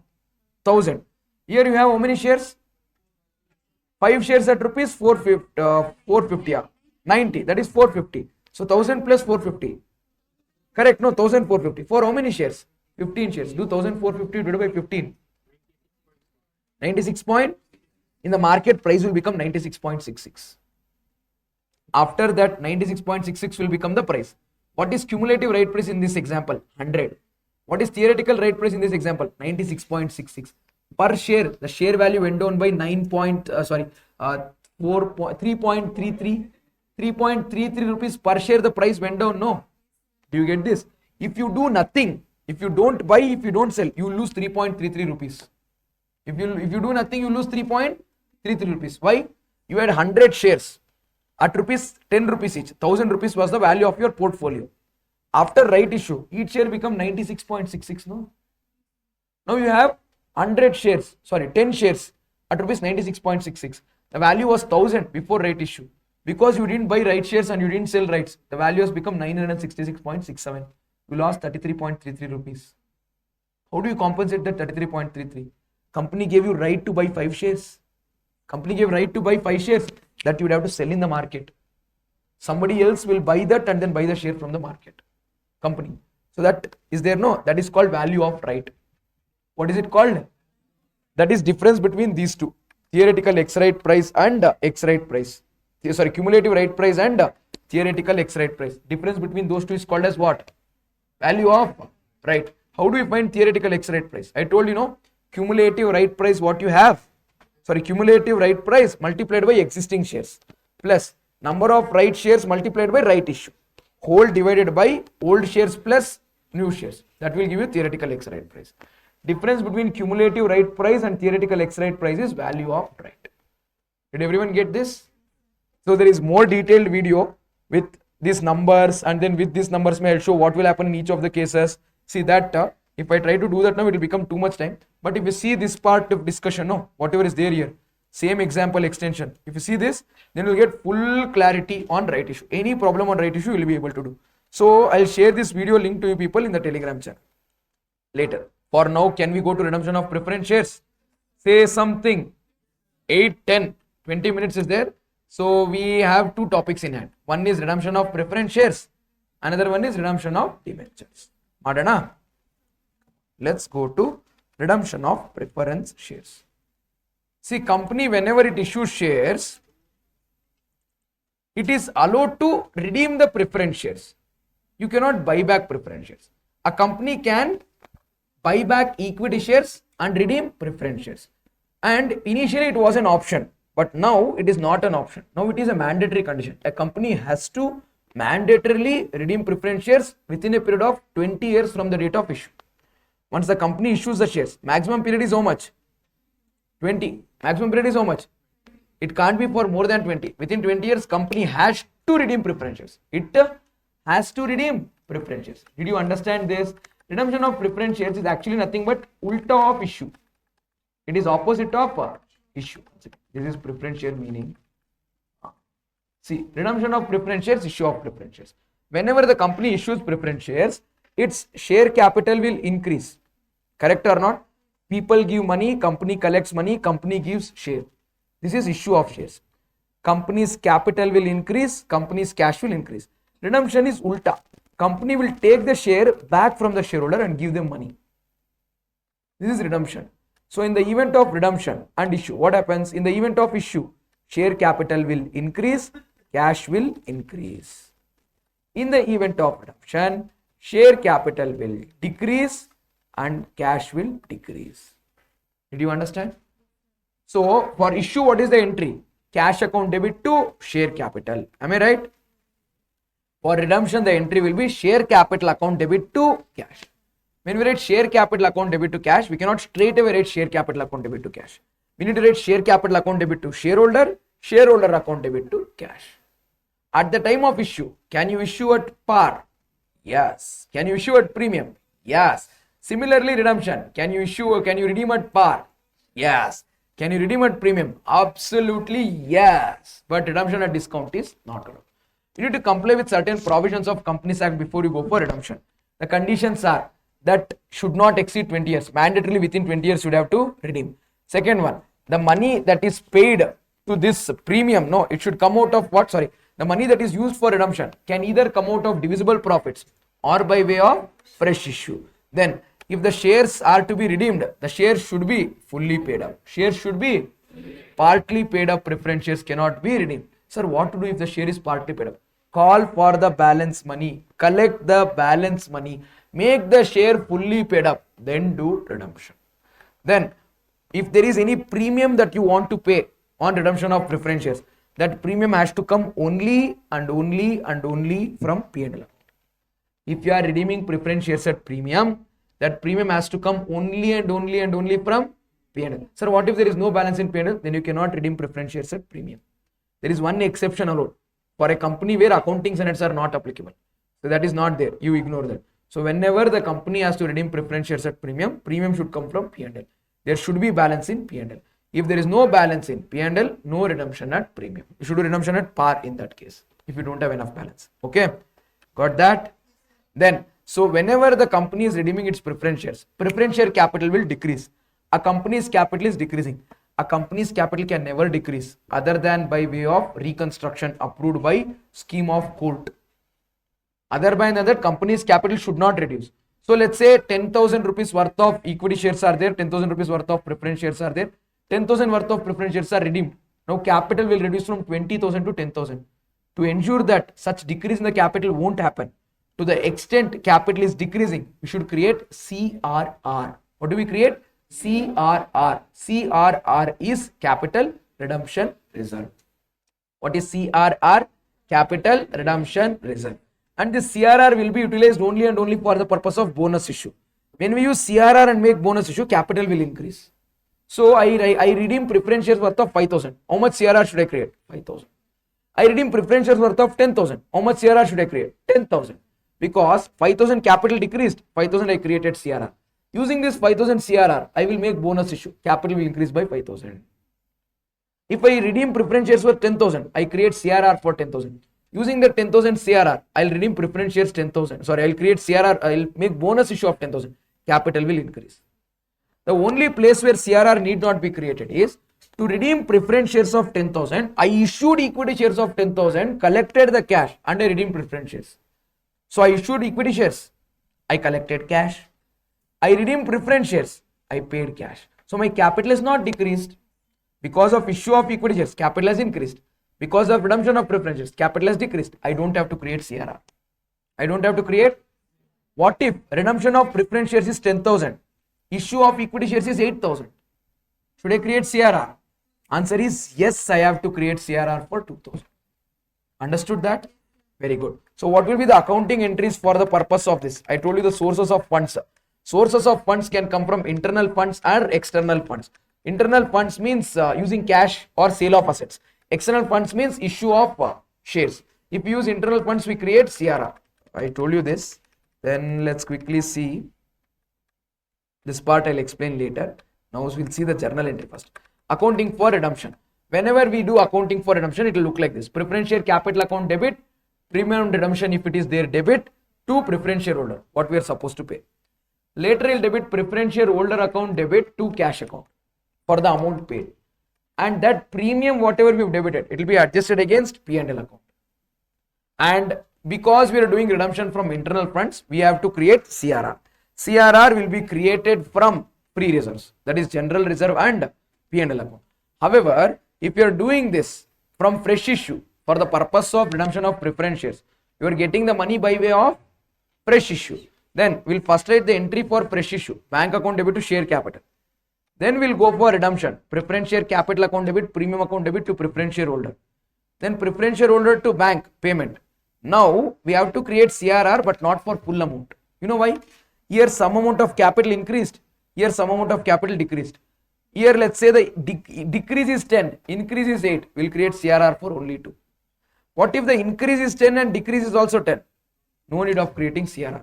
Only to the extent to which the CRR is decreasing, only to the extent to which the capital is decreasing in net, no, there we do CRR. If there is no decrease, there we don't do CRR. Here it is partly from internal funds, partly from external funds. So we create CRR for the differential amount. Are you getting it? So I was trying to show you all the three cases. Fully out of divisible profits, fully out of fresh issue, partly out of fresh issue and partly out of reserves. How to do? All the three cases. You got it? Then, this is a very tricky question. In CA intermediate, people find it annoying and difficult there also. I'm going to tell you how to do it with the help of a very simple shortcut. Shall I? This is where the question is about, they won't tell you how many shares to issue. They will ask you to compute how many shares are to be issued. They will not tell how many shares are supposed to be issued. They will ask you to issue minimum number of shares to arrange the funds for the purpose of redemption. Now, why are we issuing shares? Why are we issuing shares? Two reasons can be there. Number one, we don't have cash. We don't have. Number two, we have cash, but we don't have enough free reserves to create CRR. See, we have 10 lakh rupees cash. Redemption need to be made is 2 lakh. From 10 lakh cash, I'll pay 2 lakh and redeem my preference shares. But when I redeem my preference shares being 2 lakh cash, 2 lakh rupees capital has decreased. I should create CRR. To create CRR, reserves illa. Reserves. So though I have 10 lakh rupees cash, I can't redeem my preference shares using cash. I have to go for fresh issue. Sometimes what will happen? I don't have cash. I have 10 lakh rupees reserves to create CRR, but I don't have cash to redeem. Then I'm making fresh issue for the purpose of cash. So whenever the company asks you to make fresh issue of equity shares to raise money for the purpose of redemption, you need to ask yourself one question. Is it because there is shortage in cash, or is it because there is shortage in reserves to create CRR? If it is because there is shortage to create, if it is because there is shortage to create profits for the purpose of CRR, then first you take nominal value. Why? CRR is created to the extent of nominal value. And from this nominal value, how much ever divisible profits are available, no? You deduct that profits available. Are you getting it? Once you deduct that, whatever value we get, no? That is the funds that should be raised by way of fresh issue. See, let's say we have 2 lakh rupees worth of reserves. How much is the reserves that we have? We can create CRR to the extent of 2 lakh. But preference shares redeemed is 10 lakh. 10 lakh is the CRR should be created if we redeem fully out of internal funds. 2 lakh is what we have. How much is shortage? 8 lakh. How much is shortage? So to the extent of 8 lakh, you have to make fresh issue. To the extent of 8 lakh, you have to make that 8 lakh should be divided by nominal value of shares. Remember, 8 lakh should be divided by nominal value, paid up value. Don't include security premium. Nominal value, that is paid up value, not security premium. However, if the money is shortage, if you have sufficient reserve, if the shortage is money, then we will take redemption value of preference shares. How much money should we pay for preference shareholders, including premium? From that, we deduct the cash available. After I deduct the cash available, I'll get the shortage of cash, no? This will be divided by not paid up value, but premium also will be included. Issue price is what I'll divide it by.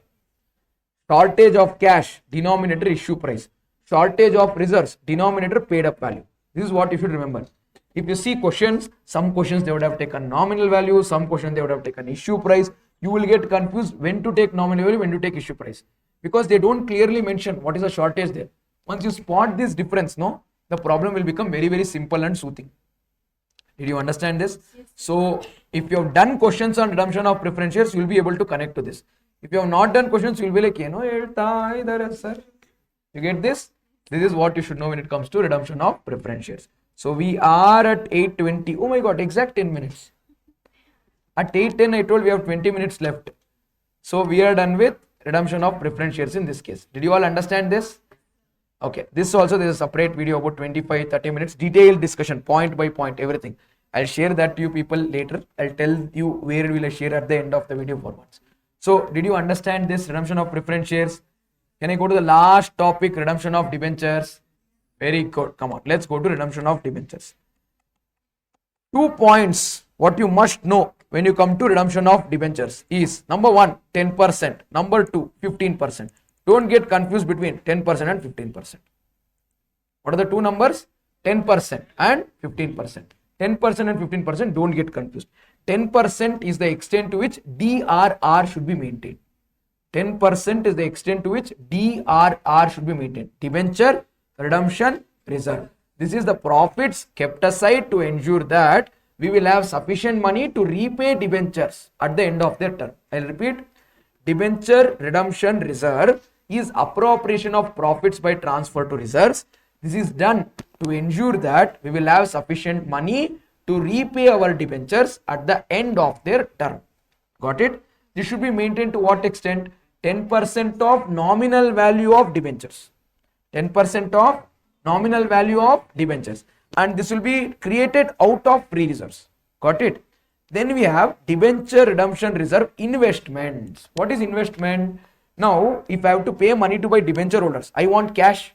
Sumne aage cash itre kharchaagbidutte. You won't keep cash, no, too much. You will say, if I keep too much cash, I'll spend it. So I'll freeze it somewhere. That freezing is investment.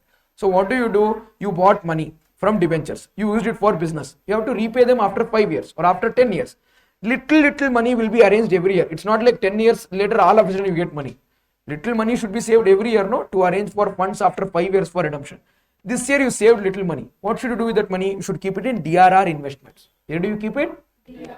This DRR investments will not be like investment where 21 din mein paisa will become double. No, this should be safe investments.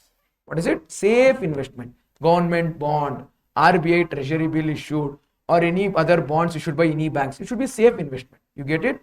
So we'll keep that. First year we'll keep little, second year we'll keep little, third year we'll keep little, fourth year little, fifth year little. Over 5 years you kept little.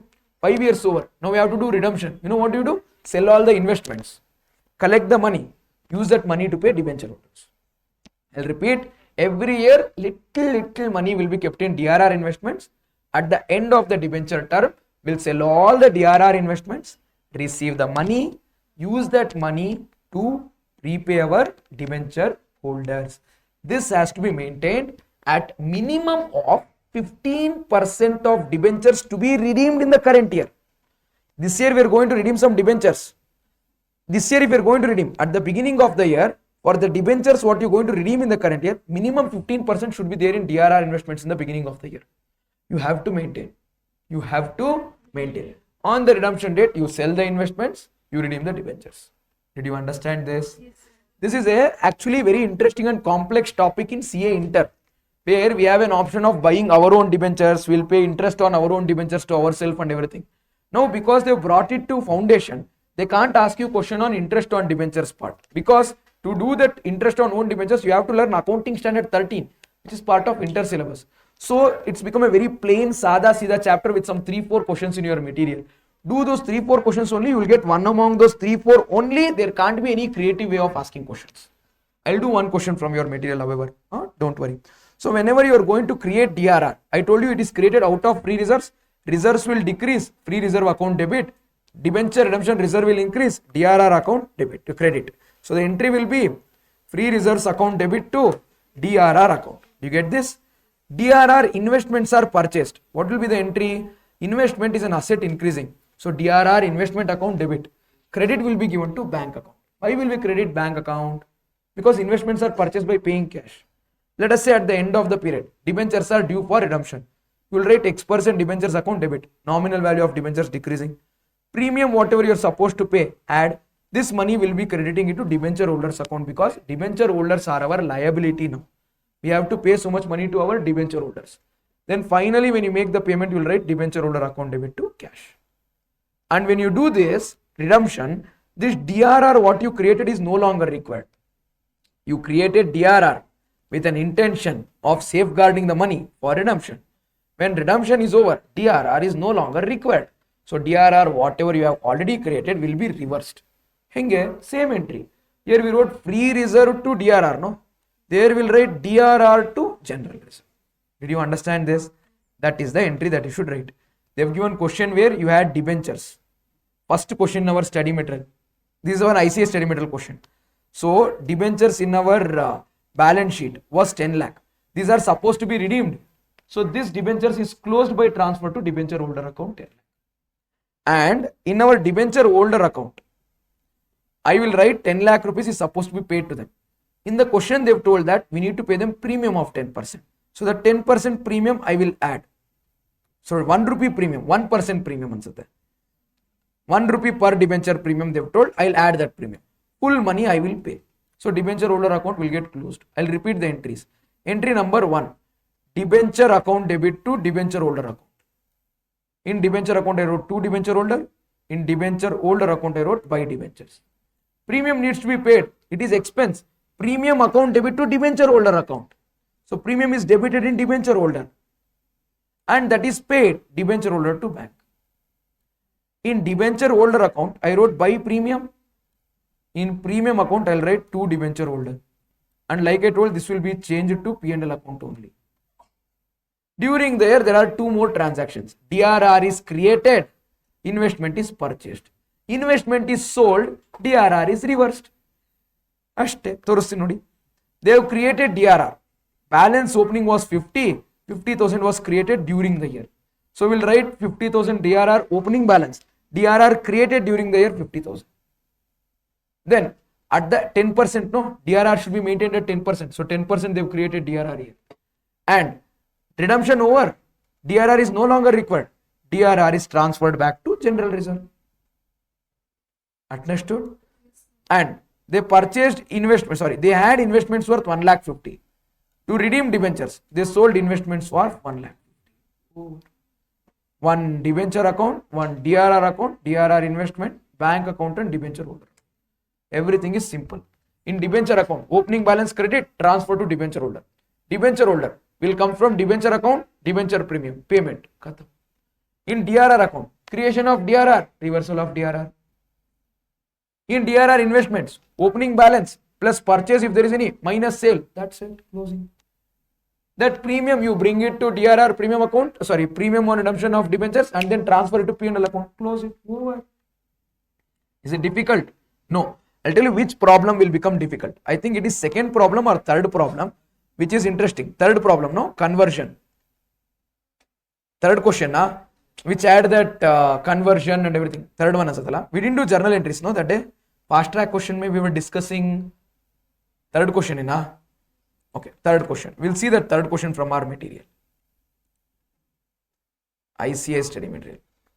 I won't take too much time, guys. Another 5 minutes. It is 8:30. I know it's 8:30. 5 minutes. Aren't you feeling good that we did so much? Imagine you sitting and studying for so long. Would you finish so much in such less time?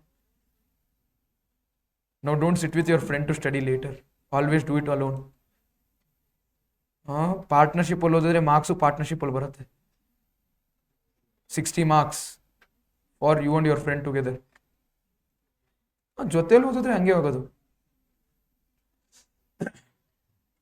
So humble request, don't try to study together. Separate you study. Together don't study. See, second question is also very similar to that. Third one is a very interesting question. See, look at third one. Here there is no journal entry. It's too much of mathematics types. So word problems used to be there in school, no? Atara, irritate agate. But very easy if we decode it. Shall we decode this? See, XYZ Limited had issued 1,012% convertible debentures of rupees 100 each. Redeemable after a period of 5 years. How many debentures are issued? 1,000. According to the terms and conditions, these debentures were redeemable at a premium of 5%. When they collected 100. When they're repaying, they'll pay 105. Okay. The debentures also had an option for conversion, option at a time of redemption to convert 20% of their holdings into equity shares. So if they want, you have 10 shares, you have 10 debentures, you can convert 20% of your holding to equity shares. Balance you have to take cash only. Balance you have to take cash only. So they have an option to convert 20% of their holdings to equity shares. It is not like you have 10 debentures, you will get 2 equity shares. 2 equity shares Allah. 20% of your holding will become equity shares. How many equity shares? We don't know. That depends upon rate of issue. I am not telling you 10 debentures only, 2 debentures will become 2 equity shares. It will not become 2 equity shares. The value equal to 2 debentures can become equity shares. How many equity shares? That depends upon the rate of issue. At which issue price are they issuing. Okay. Then holding into equity shares of is 10 each at a premium of 20. At what premium? 20. So issue price is 30. Sorry, at a price of 20 per share. So issue price is 20. Issue price is how much? 20. And the balance in cash. Debenture holders amounting to 20,000 opted to get their debentures converted into equity shares.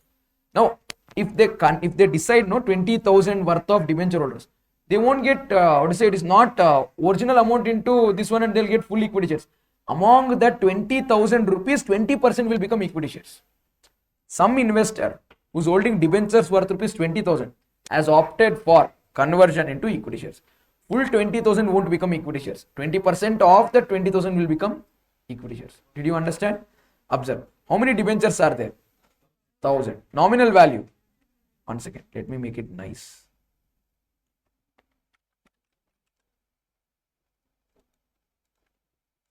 Now it will become nice. Number of debentures in the question. 1,000. Nominal value. Total nominal value 1 lakh. Nominal value for conversion is how much? How many people opted? Person holding how much nominal value opted for conversion? 20,000. Did you get this? Now nominal value per debenture is how much? 100. Am I right? So 20,000 divided by 100. Number of debenture holders opted for conversion is how much? 200. Debenture holder holding 200 debentures opted for conversion. Number of debentures to be converted is how much?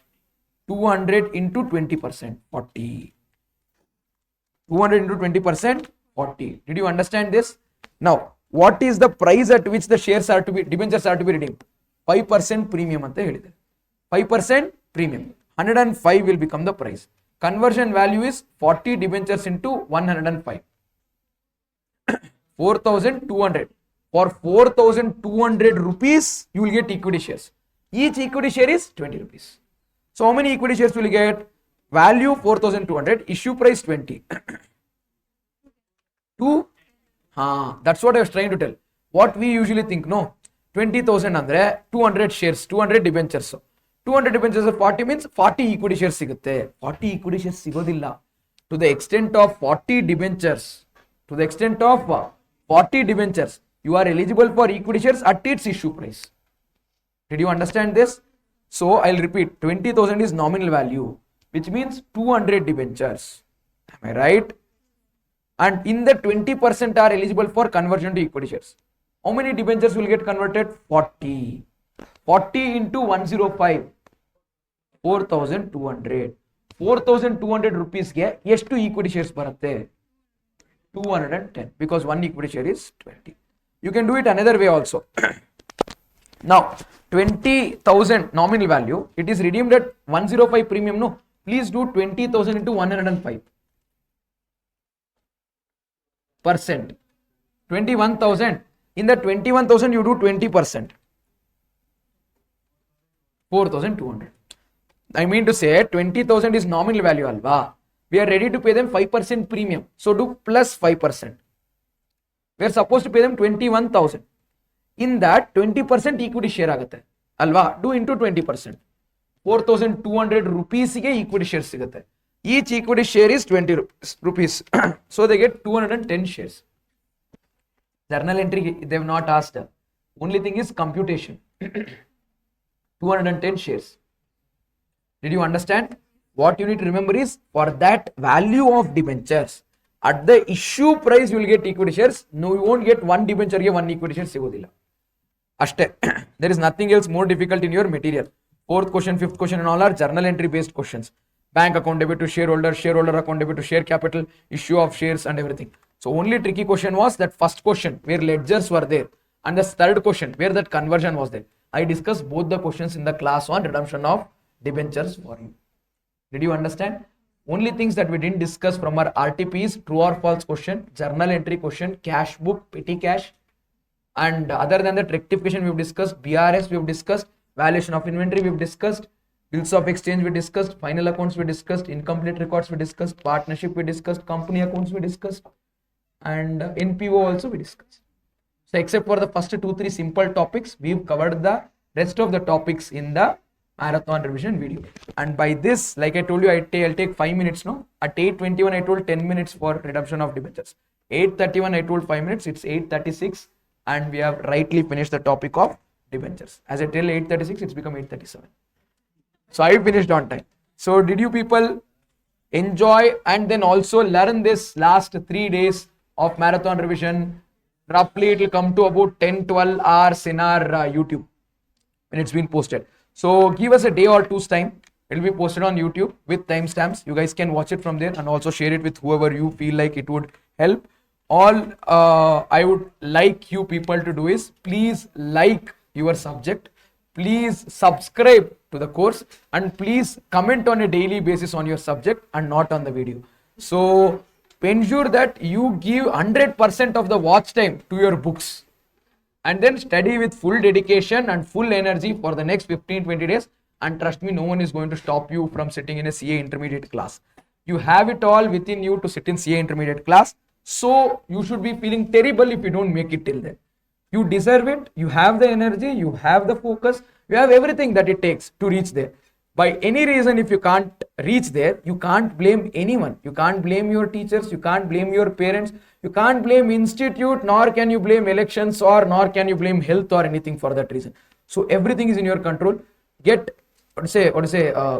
on exile. No one should find you, no one should spot you. So just escape from the reality. Go to your hideout. You don't have to show your face, you don't have to shave, you don't have to cut your nails. So just have the food, become an early man, stay in the cave, just eat, study, eat, study, eat, study, sleep. Eat, study, sleep, eat, study more, sleep less. And then do whatever it takes to ensure that it will be fine. I'll tell you, when I was also a student, I also felt this moment where when you sit back and then try and study, everything in the planet looks so exciting, so nice other than studying. Even the staring at the bare wall becomes so exciting. You would hate the game of chess, but you like playing the game of chess during the time. So everything is nice. Talking to mom is so nice. Talking to random strangers on the street is exciting. Everything is exciting because you don't want to study. But I'm not telling you will love to study. If you love it, amazing. You don't need anyone's help if you love. But if you don't like to study, I'll tell you something. Listen, you have picked this course and you have to complete this course. If you accept that you are a failure, if you accept that you are not a fighter, then don't study. Quit. You will fail, no problem. But if you think you are not a quitter, if you think you don't deserve to fail, if you think you are a person with courage and then focus that you don't want to let yourself go down and then accept failure, no, then you have to study right now. If you take a little relaxed mode, you would have to study for 3 months after exam. Ask yourself one question: 3 months or 15 days? 3 months or 15 days? Satru parvagila. Sit for 15 days and study. Because if you don't study for these 15 days, you might have to do the same thing for 3 months, guys.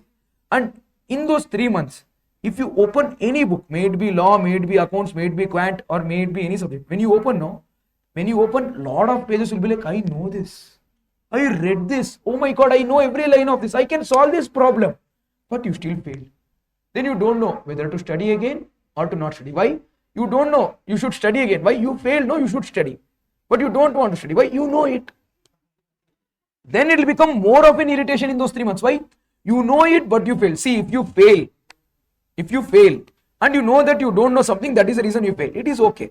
You failed, but you're like, how did I fail? How can I even fail? I know everything. How can I fail? If you get into that zone, no, why did I fail? And you're not able to find the reason why you failed, it is very bad. Because you don't have a solution to it. You get this? Only way to escape that scenario is don't try to get into that zone only. 15 days. How many days left? 25 days. Okay, 25 days. Sorry, I don't cut my 25. So 25 days. You can do anything. You can do anything possible. Even if your preparations were okay till date, no? In this 25 days, you can make miracles happen. And look around in the classroom. Look around in the classroom. Look around in the classroom. So these are the people with whom you are going to write the exam. And I'll tell you to look around when you go to inter. You should be able to see same faces. Yeah? If you miss anyone, then that means that that person has not given their 100% in this 25 days. You will miss them. And every batch, this does happen. I want one batch where you go to inter, you look around and say, all of us are here, sir, yaru missing illa. I want that. All of us are here, sir. You might call me a dreamer. I don't care. There's nothing wrong in dreaming. I have this dream. Bloody one day this dream will come alive. That day I'm living my dream. I don't want to live as a person who doesn't even dream. I have a dream. Very simple dream. Whenever we take any marathon revision, fast track or any batch, you look around and there are some 20 people, 30 people, 100 people, 200 people, how many number? Whatever number. And when you go to next level, we have all those people sitting there in that very room.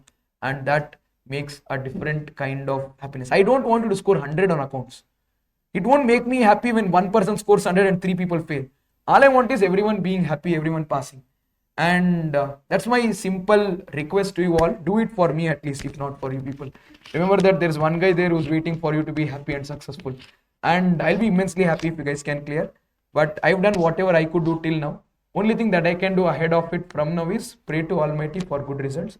So on June 1st also Hanuman Chalisa 10 times for the betterment of your results. So I will do whatever it takes from my side by including you all in my prayers. I hope you will also work enough hard to ensure that you clear your examination this very time. But that's a simple message, guys. Did you learn something new today? Did you guys have little fun today? Remember, life is not a battle to be struggling. It's a game to be enjoyed. Till the time you're learning something, you're having fun. It's all good. The day you guys stop learning something new or stop having fun, trust me, you might start struggling because you might be in a battle. So the thumb rule to stay happy is pretty simple. It is to stay in the game. So for one last time on this day, I have just one simple question for all of you. Are we in the game? Yes. Are we in the game? Yes. Before I tell on the top of your voice, in order to come to Telegram, just open Telegram and then search accountsman, and then you will find one.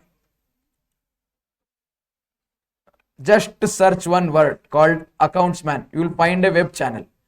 And then if you come in there, when you come to Telegram, in the search icon, just search accountsman. When you search for accountsman, you will find one thing called accountsman for accounts. And here, there is one link shared which says CA Foundation discussion channel. If you click on this CA Foundation discussion channel, it will take you here and I will share the paper here. Is that fine? Very good. That's it. See you all here. Where was I? For one last time on this day, are we in the game? That's it, guys. Tada, bye-bye. Take care. See you all very soon at the next level. Till then, have a great time. Bye. Hey, before you leave, ಎಲ್ಲರೂ ಹೇಳೋದು ಒಂದೇ ನಮ್ದೇ